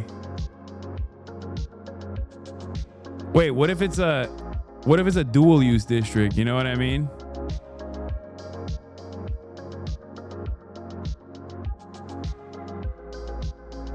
Okay, this is good. Okay, 2 more. Oh yeah, we're just gonna give it up for one like fat here. You stranded some hexagons. This will cause problems later when you can't incorporate them. I'll fix my map. Fuck. You gotta make one big purple. That's what I was trying to do, but I fucking failed. Oh shit. Dude, fake gamer can't even gerrymander is true, bro. Is true. I fucked this up so bad. Wait, do they have to be linked to one another? Fuck! No! Oh no, I can't gerrymander. No! This is racism minesweeper, dude.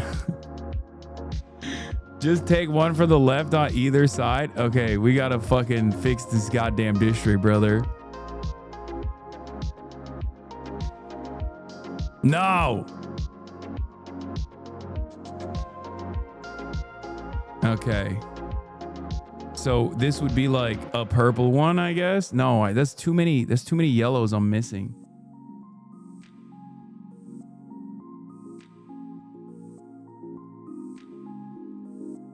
Wait, fuck. Fucking crap. How do we cook the books, chat? What do we do? Can't we just make this an entire district in and of itself? Bro, this is a vibe right now. Still taking an L. Fuck. Don't you know how to pack and crack? No, I don't. This sucks. Hold on. Let's just make a big purple one first of all, before I tackle any of this shit.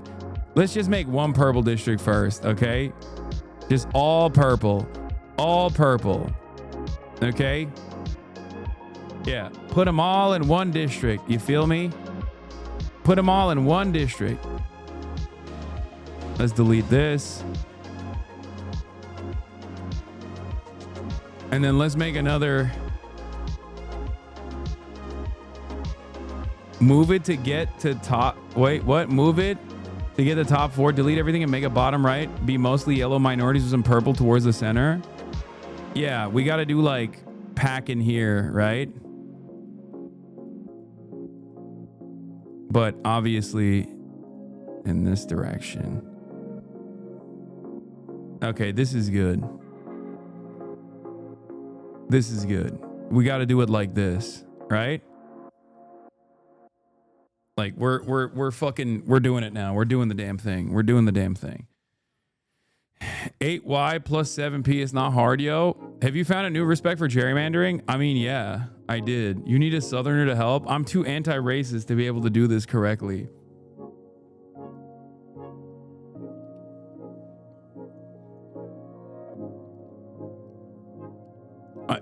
I'm such a honest broker. It's tough for me, okay? It's tough for me, chat.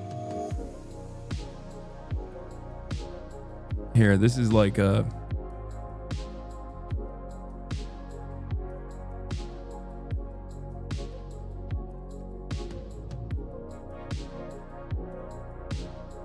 Put your big red thinking cap on. Okay, this is... Okay. We make another majority fucking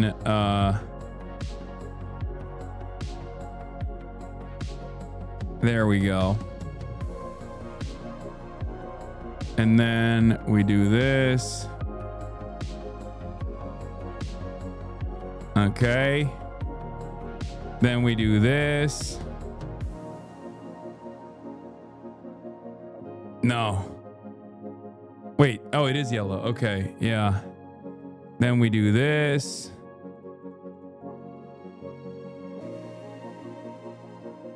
And then we do this.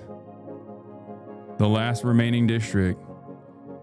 Nice map, but you still need 2 mostly minority districts. Oh shit, a mostly minority district is one where more than half of the hexagons have a minority population. Well, guess what? Here's what I can do. Make it so that you don't need mostly minority districts. Okay? Why play by the rules when you can break the rules and rewrite them? Technically, this is well gerrymandered. Yes. Yeah, where's the Supreme Court button? Where is the Supreme Court button in this? I don't understand. I'm gonna do a quick phone call to Clarence Thomas to fix this up.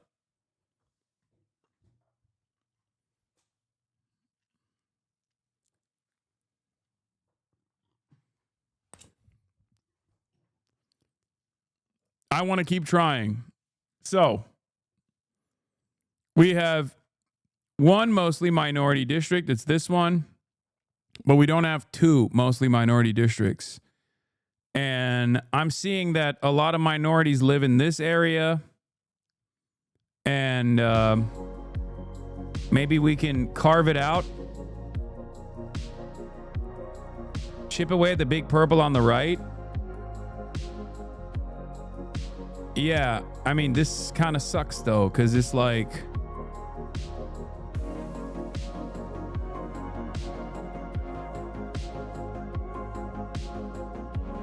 maybe we can redistrict here.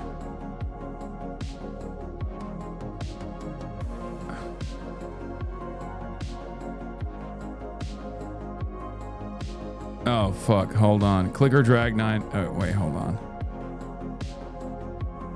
Wait, no, that's important. That's also important. Fuck.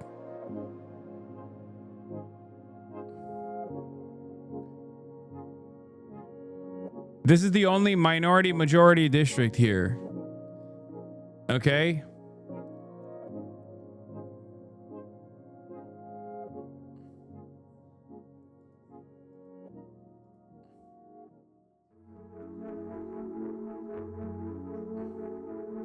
But now, because of the minority redistricting, now we have 3 purple districts, as opposed to good for your party, not so good for democracy. We had 6 yellow districts, 5 compact districts. Redo the bottom right, so one is mostly purple and one is mostly yellow. So in the original map that I had, if it wasn't for the pesky minority majority rule, I would have been able to put together an even more rigged map. But unfortunately, I couldn't. It's because of those minorities. How does your map stack up? Your map had more majority yellow districts than 40% of all maps made by yellow party lawmakers. The highest possible is 7 majority yellow districts. I got 6 majority yellow districts. Among other maps that had the same number of majority yellow districts as yours, 34% of them had a higher number of compact districts. Not quite a high score. I could do better. I could get way more racist. Okay? Successful yellow party gerrymanders. Here are 12 maps that maximize political advantage for the yellow party, made by other yellow party lawmakers like you. 7 out of 7 yellow districts, 8 out of 9 compact districts. Jesus Christ, dude.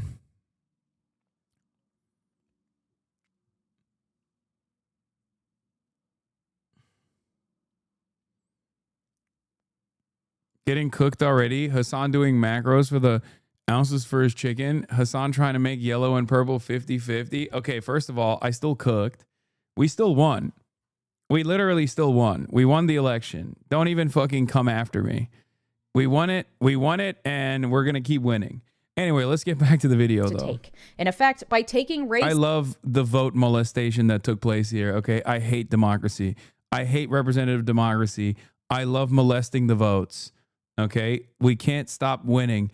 We could have molested it harder, and we were one off in our district molestation. Into consideration at all, you are discriminating against me, the white person, and that is against the Constitution. However, unfortunately, we do not live in a race-blind utopia where everyone has gained parity and the only difference in outcomes depends on how hard you work. If you can believe it, a few decades of laws protecting voting rights did not undo a few centuries of literal human bondage. Black people continue to live with the consequences of overt racism in housing, leading to less accumulated generational wealth, concentration into the cities, and low affordable housing stock, forcing them to live in less than ideal conditions, and then they get blamed themselves for the horrible conditions their landlords are responsible for, and so on and so on. Black people continue to live with the proven biases against them in hiring practices, violence against them enacted by the police, not to mention the day-to-day racism they have to endure from infancy through adulthood, whether it's the unconscionably high rates of infant and maternal mortality in Black populations compared to the rest of the population, or just the racist epithets thrown at people as they're trying to navigate the world. Not to mention intergenerational transmission of trauma, but Lord knows that's too many syllables for your average racist to understand. The point is, we have not arrived at a place where we can say race is no longer a factor and everyone is equal, therefore any consideration of race at all is racist against the other races. You don't get to rig the game for 200 years and then claim, well, now we've stopped discriminating, so everything is fine, and now if we keep talking about how we rigged the game for 200 years, that's actually discrimination against me. But that's exactly how the MAGA movement thinks. And so, returning to Louisiana v. Kalai, you have a group of non-African American voters doing just that, saying this new map is discriminatory against me because it took my race into consideration. And now the Supreme Court has the opportunity to rule that Section 2 of the Voting Rights Act is unconstitutional and undo all the protections it affords, much like they did in Shelby County v. Holder in 2013 when the Supreme Court did away with pre-clearance, which is a provision of Section 5 of the Voting Rights Act, which required any new law regarding voting rights passed in states with histories of discrimination must first be approved by the Justice Department. Back in 2013, the court decided, hey, guess what? We've reached a place where we no longer need to control against these racist states. They've done their time. We've all moved on. And now our society is just and equal. Isn't that grand? Yeah, no, totally. That's how it works, man. Pack it up. Racism is over. Duh. Let me be racist now, please. And they did away with preclearance. And instantaneously, within hours and days and months, those historically racist states, well, what do you know? They passed new racist anti-voting. What? How could that have happened? Oh my God, that's so crazy. I thought we had already abolished racism. This is so strange to me. I'm confused. I'm a confused voter. Laws. Weird. It's almost like a few decades of the Voting Rights Act and undo a few centuries of literal human bondage. Wild. Like, we literally chained human beings to auction blocks and sold them to the highest bidder for centuries. We shoved them into boats and stacked them on top of each other like cattle. And then we made a thriving economy worth billions of dollars on the back of their free labor. Labor we never paid for. Labor that created wealth that white people still benefit from today. And then we fought a war and said, hey, you're free now, but no, you can't live there. You can't live there. No, you can't have a voice in your representation. No, you can't go to that school. No, you can't get a mortgage. No, you can't drive through that town after dark. No, you can't expect to live through the birth of your child. No, you can't get that job. But in MAGA world, we need to move on from that. Like, literally, why do you keep talking about it? Why do you hate your country so much? We passed an act about it. It's been 60 years. We moved on. Can't you just focus on the future? And the non-African American litigants in Louisiana v. Kalai are boiling it down to an oversimplified argument. Race was taken into consideration when drawing this map with 2 majority black districts. That violates my equal protection under the 14th Amendment as a white person, and my right to not have my vote abridged on account of my race as a white person under the 15th Amendment. But that argument is disingenuous. There's a reason we look to the intent of the people who passed a law in order to determine how to interpret a law. Lawmakers cannot possibly anticipate every scenario that could possibly occur in relation to a law they are writing. It's not possible, and even if they tried, it would lead to writing of absurdly long, difficult to understand laws, and it would take so much longer to get those laws passed, and they still wouldn't fully be able to anticipate every possible instance when the law could be implicated. Because of this, we need the courts to step in when there's a controversy and tell us what the law means and how it is applied to this specific unforeseen set of facts. There are many ways courts do this, some of which depend on the case, and some depend on the judge's ideology. You can look to the plain meaning of the words today. What does the dictionary say they mean? You can look to the meaning of the words at the time they were written. What does history tell us they were supposed to mean? And you can look to the underlying discussions on the congressional record and in other primary source documents that can help indicate, based on how these lawmakers discussed this law, this is likely how they would come out on this question, or they addressed this question in their debates, and this is likely how it would come out, etc. Each of these various modes of interpretation are helpful. In my opinion, strict adherence to any one of them is short-sighted because sometimes the way a word was defined when it was written doesn't square with today's reality, and so on. All laws are flexible and debatable and open to interpretation. If they weren't, every lawyer would be out of a job.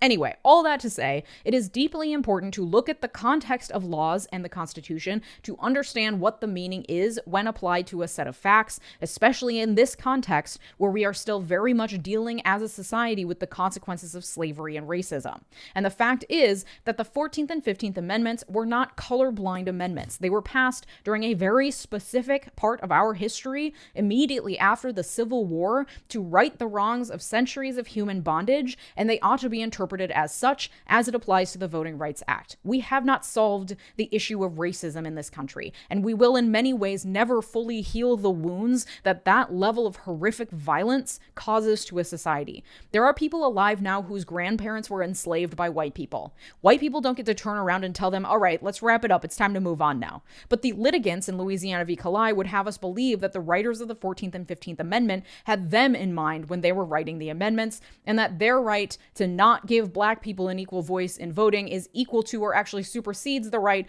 of black people having an equal voice in voting. That in blocking their right to discriminate against black people, the court is discriminating against them. They are also trying to paint a picture that the Voting Rights Act and the subsequent legislation and cases interpreting it create a simple rule where states are allowed to consider race when drawing district lines in favor of black people, but not in favor of white people. The reality is that there is a complex web of guidelines and restrictions when it comes to drawing district lines under the Voting Rights Act that help ensure that the very thing I've been arguing for, that historical and present day contexts are taken into consideration, that the maps being drawn are truly equal and fair, to try to counterbalance the overt racism exhibited by states for centuries with regards to voting.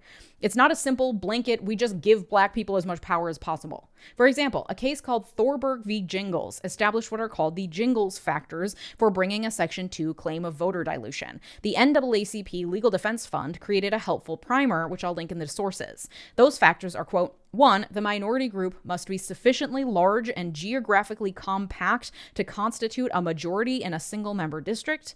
2, the minority group must be politically cohesive. And 3, the majority must vote sufficiently as a bloc to enable it usually to defeat the minority's preferred candidate. After considering all those factors, your comment on the double snip Tony getting the BB interview was 100% on point. Turns out Barry Weiss personally arranged it. Bookers love Barry, says Dylan Byers. Barry Watch. Barry Weiss continues to play lead booker at CBS News. In a meeting with the senior team at 60 Minutes this week, I'm told she proposed a package on the Gaza ceasefire and attempted to book Steve Witkoff and Jared Kushner, two co-architects of the deal. Meanwhile, she personally booked Bibi Netanyahu for Tony DeKoppel's interview yesterday on CBS Mornings. Bookings are table stakes in this business, of course, and they don't always drive viewership, a fact I noted when she landed Hillary Clinton and Condi Rice last week. That said, CBS stands to benefit from Barry's Rolodex of politicians, business leaders, and other members of the Sun Valley set. Most newsrooms' chiefs aren't so popular among the establishment. I told you. That's why Double Cirque Tony stayed behind for one extra day in Israel so that he could secure the coveted Benjamin Netanyahu Adolf Hitler interview. Okay? I told you. Wow, Barry Watch. Watch that Barry go. Mike Johnson suggesting Dems will pack SCOTUS, which is currently packed by Trump. 3 appointments, 1 stolen, 1 drunk cry fest, 1 days before election. Suck it, Mike. Oh, I wish. Every day I go to sleep dreaming of a tomorrow where the Democrats behave a fraction as radical as the Republicans present them. Every day I beg. Every day I beg. I close my eyes and I dream of a better tomorrow where the Democrats are the radical socialist, Marxist-Leninist vanguardists that Republicans present them as every fucking day. Okay? I'm like, where are these far left Democrats? Kamala Harris was called a communist by Donald Trump. Every day I dream of a better tomorrow where the Democrats are actually packing the fucking courts. Okay? God damn, dude. Could you imagine how much better this goddamn country would be? We have so much wealth in this fucking stupid ass country. Okay? We have so much prosperity. We have so much opportunity, so much room for improvement, so much room for growth. Okay? And yet we squander it. We squander it every day at the behest of the almighty Capitol. Oh my God.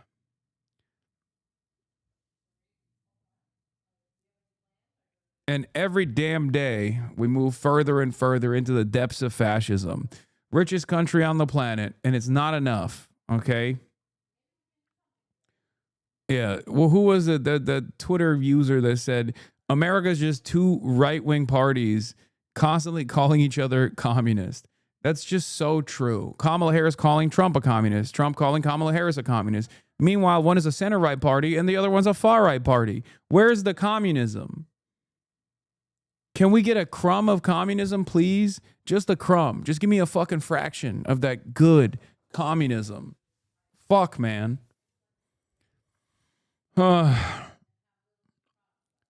Representative Auchincloss goes on Mark Elias and says Dems need to be more like Republicans on immigration. They're fucking hopeless. Oh, my God. Oh, my God. factors, the court must then determine whether the plaintiffs bringing the claim have sufficiently proven, based on a totality of the circumstances, that minority voters, quote, have less opportunity than other members of the electorate to participate in the political process and to elect representatives of their choice. Additionally, courts tend to also require plaintiffs to show that, one, the challenged practice imposes a discriminatory burden on members of a protected class, meaning that members of the protected class have less opportunity than other members of the electorate to participate in the political process and to elect representatives of their choice. And two, the burden must in part be caused by or linked to social or historical conditions that have or currently produce discrimination against members of the protected class. This all must be proven by plaintiffs in order to win a case claiming that their vote is being diluted. There are clear, high Parenti posting, it is the heart of U.S. policy, ladies and gentlemen, to use fascism to preserve capitalism while claiming to be saving democracy from communism. Yeah, this is the gritty is the way, he said it. American politics is just two right-wing parties calling each other communist. It's true. It's fucking true.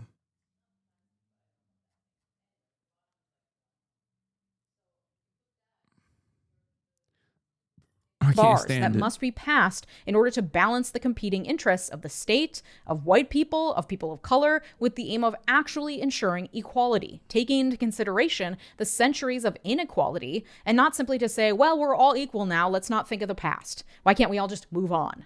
And on Wednesday, the Supreme Court will have the opportunity to hear oral argument and make their own determination as to whether to take all of the previous precedent, the spirit of the laws, and the context of history into consideration, things that they claim to strongly adhere to in cases that benefit the conservative cause, or to decide it's time we all moved on from this whole race thing and just pretend everything's fine. You can listen to oral arguments live as they happen. They're around 9:30 a.m. DC time at the Supreme Court website or on C-SPAN. Sometimes the way the justices question the lawyers is pretty indicative of their feelings on the matter. And like I said, Chief Justice John Roberts seems poised to push for doing away with Section 2 on the grounds that it's unconstitutional. According to the Associated Press, Roberts, quote, has long had the landmark civil rights law in his sights, from his time as a young lawyer in the Reagan-era Justice Department to his current job. Roberts wrote the majority opinion in Shelby County v. Holder, the case that gutted pre-clearance, saying, quote, our country has changed, and while any racial discrimination in voting is too much, Congress must ensure that the legislation it passes to remedy that problem speaks to current conditions. We're all fixed. Nothing to Breaking via Wall Street Journal. The Trump administration is planning sweeping changes in criminal division at the IRS. The Trump administration is preparing sweeping changes at the Internal Revenue Service that would allow the agency to pursue criminal inquiries of left-leaning groups more easily. Oh my God, this is literally what they said Obama did. This is literally what they said Obama did.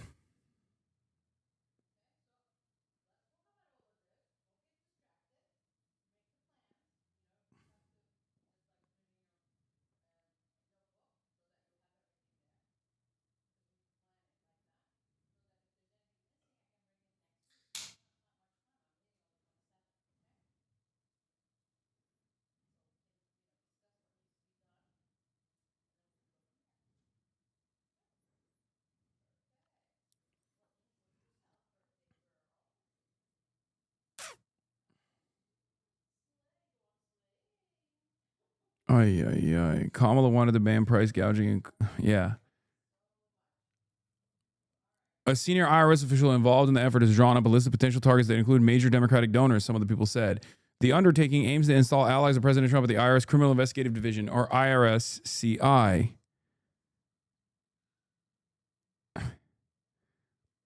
To exert firmer control over the unit and weaken the involvement of IRS lawyers and criminal investigations, officials said. The proposed changes could open the door to politically motivated probes and are being driven by Gary Shapley, an advisor to the Treasury Secretary Scott Bessent. They fired the commissioner of the Large Business and Internation IRS Business Unit like 4 months ago for doing this law.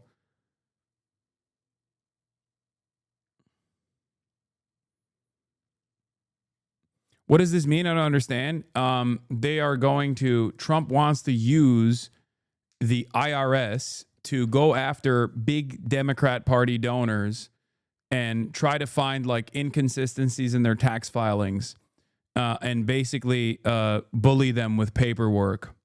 Or in some instances, they could probably find like loopholes that in other circumstances the IRS would like look the other way on or just not really prosecute. He could just like use he could use that as an opportunity to go after people. Because like a lot of I think super wealthy people in this country don't actually do the proper paperwork for a multitude of different reasons. One, because they're like engaging in the light version of tax evasion that is like often not prosecuted, or they are like they're doing shit that other people do all the time. But ultimately, it's just blackmail and leverage. Stephen Harper did a similar thing in Canada, absolutely cooked progressive NGOs. Good thing the IRS is defunded. True, but I'm sure they'll find they'll shake the couch cushions a little bit to find some money to do this in particular.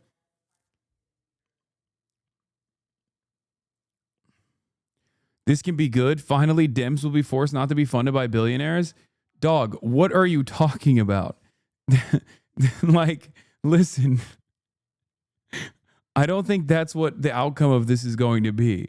I think the outcome of this is going to be every wealthy person that is already pro-Republican is going to be more pro-Republican, and they're not going to stop corruption. They're just going to move further and further into the right, firmly into the bosom of the right, while simultaneously it'll be like random people that are constantly getting fucking audited, you know? Random people who are seen as like Antifa leadership will be consistently getting audited over and over again. Any Dem donor that big has the money to make everything legit on their taxes, if they do any tax evasion, which rich people talk about as a puzzle of sorts, means that they just have to dot their I's and cross their T's. Exactly. Yeah, I think this is more so to find anything in the paperwork to just like to apply extra scrutiny to, and then maybe fucking seize their assets, you know?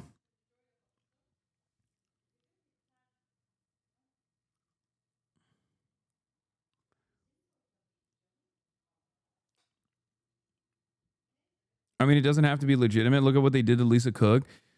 That's the other thing. That's true. They could just like fabricate shit. They don't necessarily need anything real. This will probably hurt like, I suspect this will probably hurt like NGOs harder than like big ticket donors to the Democrats, because those guys probably already have their processes pretty, like, it'll be annoying for them. It'll be a nuisance for them to have like their team have to undergo audits and shit constantly. To see here. But that being said, just in 2023, in a case called Allen v. Milligan, the Supreme Court, in a 5-4 decision, held that a similar map in Alabama did violate Section 2 of the Voting Rights Act, with Roberts writing that Alabama was attempting to remake our Section 2 jurisprudence anew. In that case, Roberts and Kavanaugh surprised us all when they joined the liberal justices in finding against Alabama's map in that case. That could happen again. However, the fact that this case is being reheard this term indicates the court might be ready to shake things up, because they don't tend to do that very often. And in the Alabama case, they were looking at whether the map violated the Voting Rights Act, not whether the Voting Rights Act violates the Constitution. It could be that this re-argument more properly tees up the Voting Rights Act for a thorough constitutional question, giving the conservative justices a good whack at undermining the whole thing. After Wednesday's oral arguments, the justices likely won't issue a ruling for a while, though Louisiana has elections in April and so have asked the court to make a decision as soon as December or January in anticipation of that election. They could hold very narrowly that in this instance, this particular map from Louisiana isn't a good map, but the state can go and try to create a different one that more complies with Section 2 and the Constitution. Or they could make a broader ruling saying, actually, this isn't about this specific map. This is about how the entire Section 2 of the Voting Rights Act is actually in violation of the 14th and 15th Amendments, and strike down the whole thing. A piece by Richard Hasan, professor of law at UCLA for Slate, lays out what would happen if the Supreme Court decides against the Voting Rights Act in this case. Quote, if the Supreme Court moves forward with this interpretation, it would be a sea change to voting rights law. It would be an earthquake in politics and make our legislative bodies whiter and our protection for minority voters greatly diminished. Even if the court less drastically says that Section 2 cannot be used to require the 2nd congressional district in this case, such a superficially more minimal ruling would mean the quick unraveling unraveling of most Section 2 districts. Because if the facts in Louisiana don't justify drawing a second district, most other Section 2 claims would fail too. Quote, any decision to strike down what's left of the Voting Rights Act could kick off the start of a new civil rights movement and more serious talk of Supreme Court reform in the midst of crucially important midterm elections. Justices fundamentally hostile to the rights of voters place the court increasingly at odds with democracy itself. That is what's on the line this Wednesday during oral arguments. I'll be back with a new episode on Wednesday, and I'll let you know in that episode if there's any tea leaves to read in how the justices acted during arguments. Given the track record of this current court, I am not holding my breath for it to be good news. If you want the joy of supporting independent media, consider clicking the big join button here on YouTube or joining my Patreon community at patreon.com/Legia Miller, where you'll find all of these episodes completely ad-free. Thank you to my multi-platinum patrons. The fear is the weapon. They aren't really all that. Yeah. I don't know. Sometimes I think fear is the weapon, but fear is the weapon for those who pay attention. I think their greatest weapon is not fear. Their greatest weapon is indifference. Indifference from the broadest subsects of American society to everything that's going on. They also get to overwhelm the population with like a million different things that they do. They overwhelm the population with a million different things that they do and make it so that people are too busy trying to pay attention to one thing and then they move on to the next. I've noticed that even someone like myself who stays on top of shit by design because it's my job, I constantly find myself having a hard time covering every single issue that's going on. Like they are hitting every angle. I mean, think about it. We got military deployments happening in major cities. We have mass ICE raids happening everywhere. We have the tariffs. We have 40 billion, not 20, 40 billion going to Argentina. The economy's at a standstill. We have the AI bubble that is here. Most of the gains, the overwhelming majority of gains being made is fucking AI. Trump is trying to go to war with Venezuela openly. It's fucking nuts. There are too many things to pay attention to. So I think a lot of people get overstimulated and refuse to pay attention to it. And they just check out in its entirety. Meanwhile, here's the town hall for AOC and Bernie Sanders. Bernie Sanders and Democratic Representative I'll tune into this for a little bit before I have to leave. I'm Caitlin Collins, and tonight, as the shutdown enters its third week, there are still no signs of a deal here in Washington. Republican Speaker Mike Johnson is warning that this could be one of the longest shutdowns in history.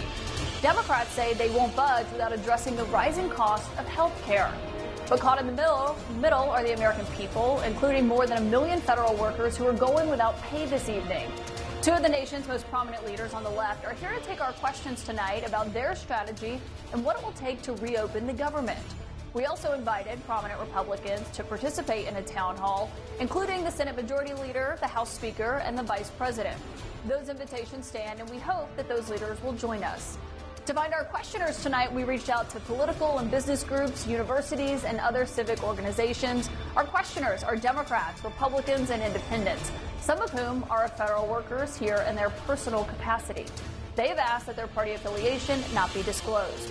Tonight's participants will be asking their own questions, selected by CNN to cover a variety of topics. You might see them holding a piece of paper that has their question on it. It's a question they wrote, and it has not been edited in any way by CNN. Ladies and gentlemen, please welcome Senator Bernie Sanders of Vermont.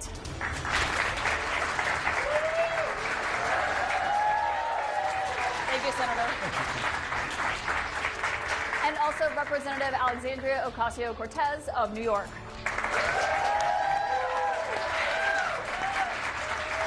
Thank you so much. It's great to have you here. And of course, it's so great to have both of you here. We have so many audience questions tonight, really good ones. And Senator Sanders, just in terms of how long this shutdown has gone on, you and I have spoken multiple times during this, but we're now on the 15th day. The ninth vote to reopen the government failed. What kind of debate is this? Yeah, Bernie and AOC are going to debate one another, chat. He says that this could be one of the longest government shutdowns in U.S. history? No. I think the Republicans are catching on that you can't throw 15 million Americans off of the health care they have. And studies indicate that when you do that, some 50,000 Americans a year will die unnecessarily. And then on top of that, just in Vermont today, Caitlin, people in my state and all over this country are beginning to receive notices from insurance companies about what their new premiums will be if we do not stop what Trump is doing. In my state of Vermont, there are people today who receive notices that their premiums are going to quadruple. Some less, 3 times. In my state of Vermont, and again, this is true in many parts of the country, middle-class families will be paying $50,000 a year for health care. Anyone think that's sane? It's not. Who can afford that?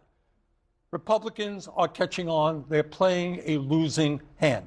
They are going to come to the table finally and address the health care crisis that they've created. Okay, so you think Republicans will come to the table sooner rather than later.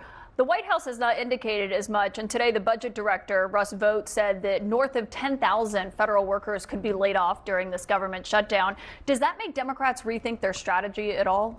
I wish they would be more aggro, man. What Russ Vought just announced today in the laying off of federal workers, we learned today a judge has put a temporary restraining order because it is likely illegal what he and the Trump administration is doing.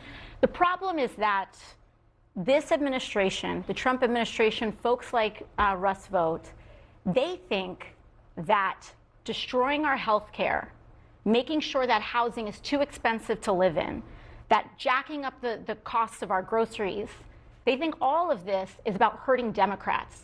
What they are doing is hurting Americans, and they are hurting this country.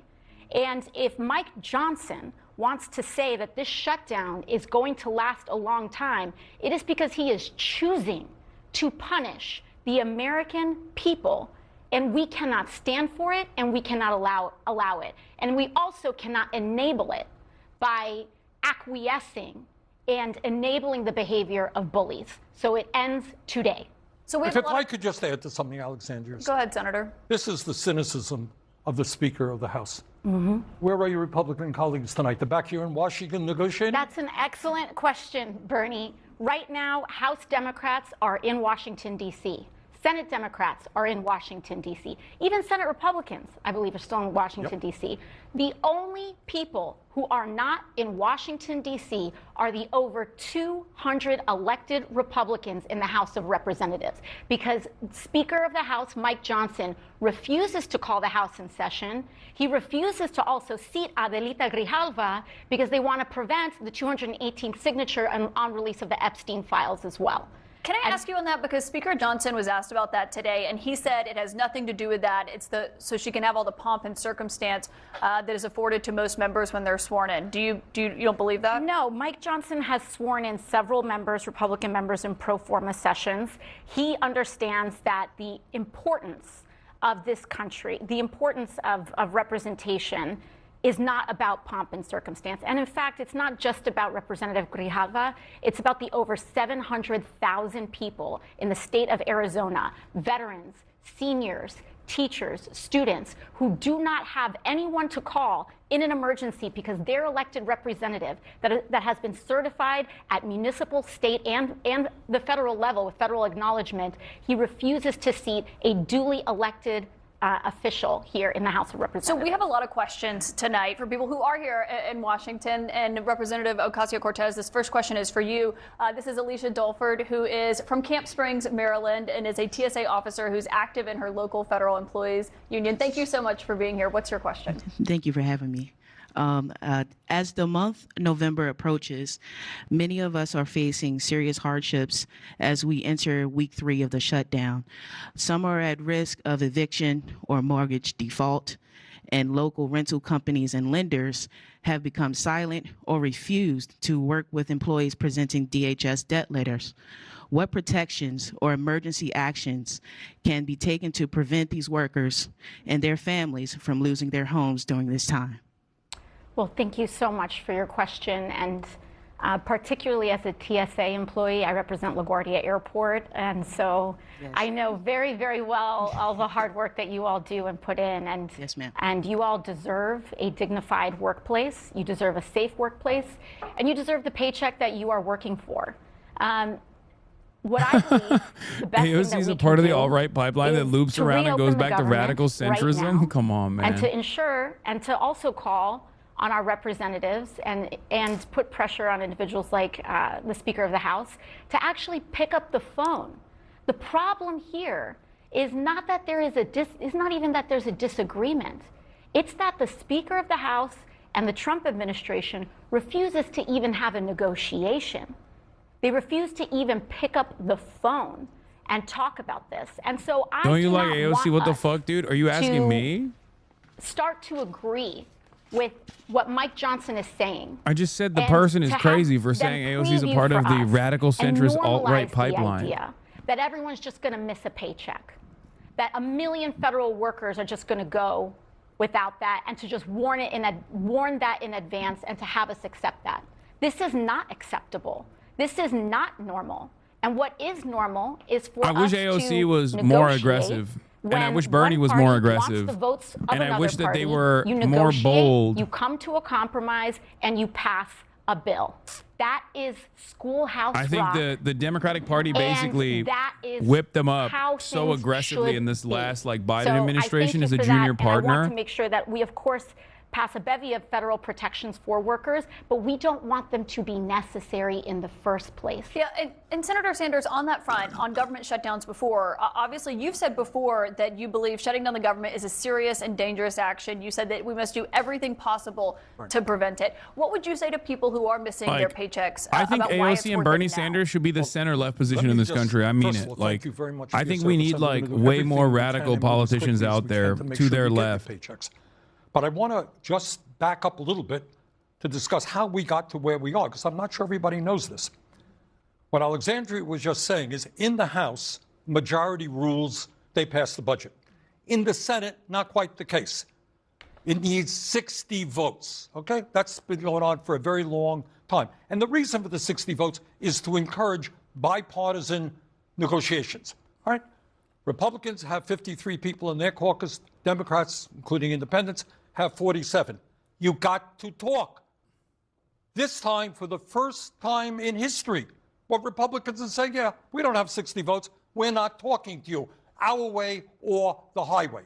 And what we are saying, sorry, you got to sit down and talk to us. You got to deal with the healthcare crisis in this country. Because think about it, like, well, and they have both, Republicans have because argued right that now, Democrats are trying to save the country from the Republicans, right? And in order to do that, they are trying to save Republican voters from their representatives by forcibly re-implementing the Band-Aid solution to a Band-Aid solution. Subsidies for Medicaid. Medicaid itself is a Band-Aid solution. Okay. On that front, let's get And to our should next be legal question in more. from the audience. Senator Sanders, this one's for you. This is Jeffrey Katz, who is a tax attorney from Potomac, Maryland, who says he's a Democrat who voted for President Trump in the last election. Jeffrey, what's your question? Senator Sanders, you've said 50,000 people could die from ACA subsidy cuts. But right now, 1.4 million federal workers aren't getting paid. How do you justify choosing a fight over subsidies that might help people in the future over workers who are definitely suffering today? You are talking to, along with Alexandria, one of the strongest pro-worker members of the United States Congress. So we are going to fight for federal workers. And by the way, in terms of the AFTRA union, you are aware that our friend in the White House basically, in an unprecedented way, decided he wasn't going to have that union anymore, et cetera, et cetera. We're going to fight for federal employees. But what you just said about 50,000 people dying a year, this is based on studies done from the University of Pennsylvania and Yale. You take 15 million people off of their health care. Snatch that wig right out of his head, bro. People, Shut the fuck up, Jeffrey. They don't go to a doctor. They have chronic problems. They Lifelong Democrat who voted for Trump this last election? What the fuck is that? It's not only about health care. Do you know why we are in the situation we are today? Why do you think Trump and his friends made massive cuts to Medicaid and are forcing us to double premiums for the ACA? They gave the 1% in this country $1 trillion in tax breaks. True.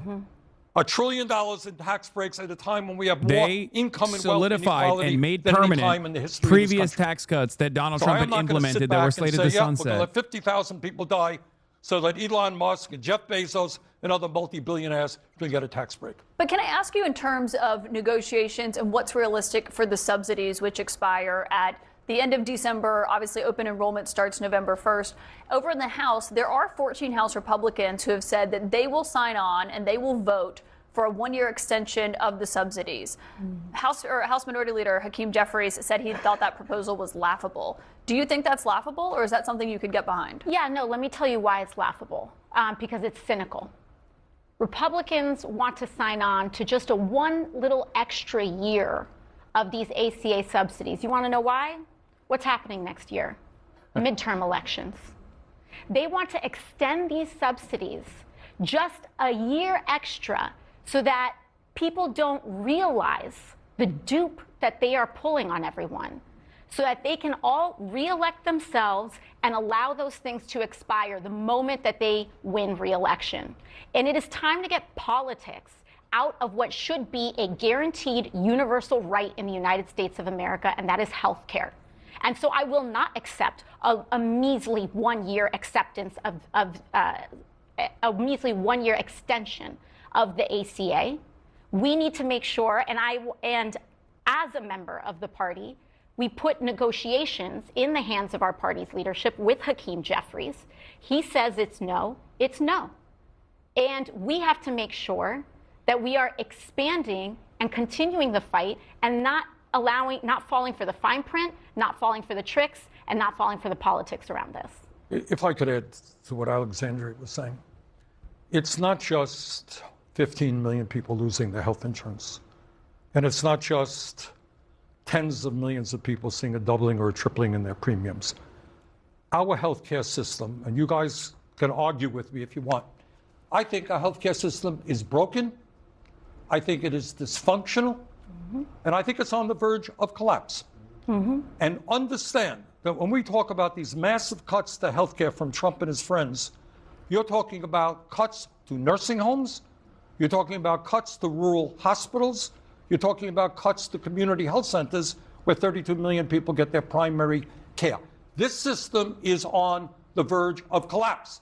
And I would hope that everybody in this room and everybody in America ask themselves a very simple question. Why is the United States, the richest country in the history of the world, the only major nation not to guarantee health care to all people as a human right?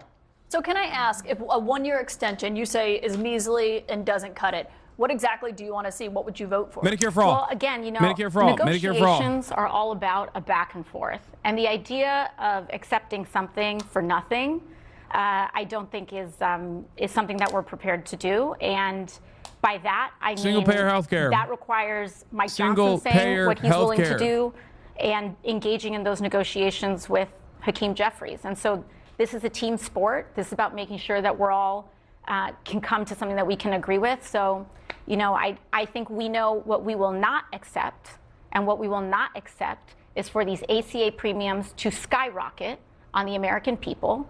What we will not accept is the doubling of these premiums, and what we will not accept is allowing the teetering of this system to collapse right before everyone's eyes. Okay, so you won't accept 1 year. I know, Senator, you've said that you believe they should be permanent, but in terms of what actually happens next year, what do you need to see for the government to be reopened? Can you walk me through what that looks like? I have a radical idea. You ready for a radical idea?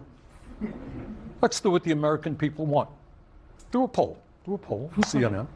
Ask people how many think it's a great idea to give $1 trillion in tax breaks to the 1% and decimate the American healthcare system. And if you do not have a strong majority of Republicans, Democrats, and independents saying that is crazy, I will be surprised. Let's do what the American people want. And at the very least, as we continue the fight for a Medicare for all single-payer system, we're going to protect people today from losing their health care or from seeing their premiums skyrocket, seeing nursing homes, community health centers decimated. But let's say that the White House and Republican leaders say that they will extend these subsidies. It's not clear how long, because you say 1 year is not enough. I'm going to continue this I am going to continue this video tomorrow. So there will be some good content for tomorrow.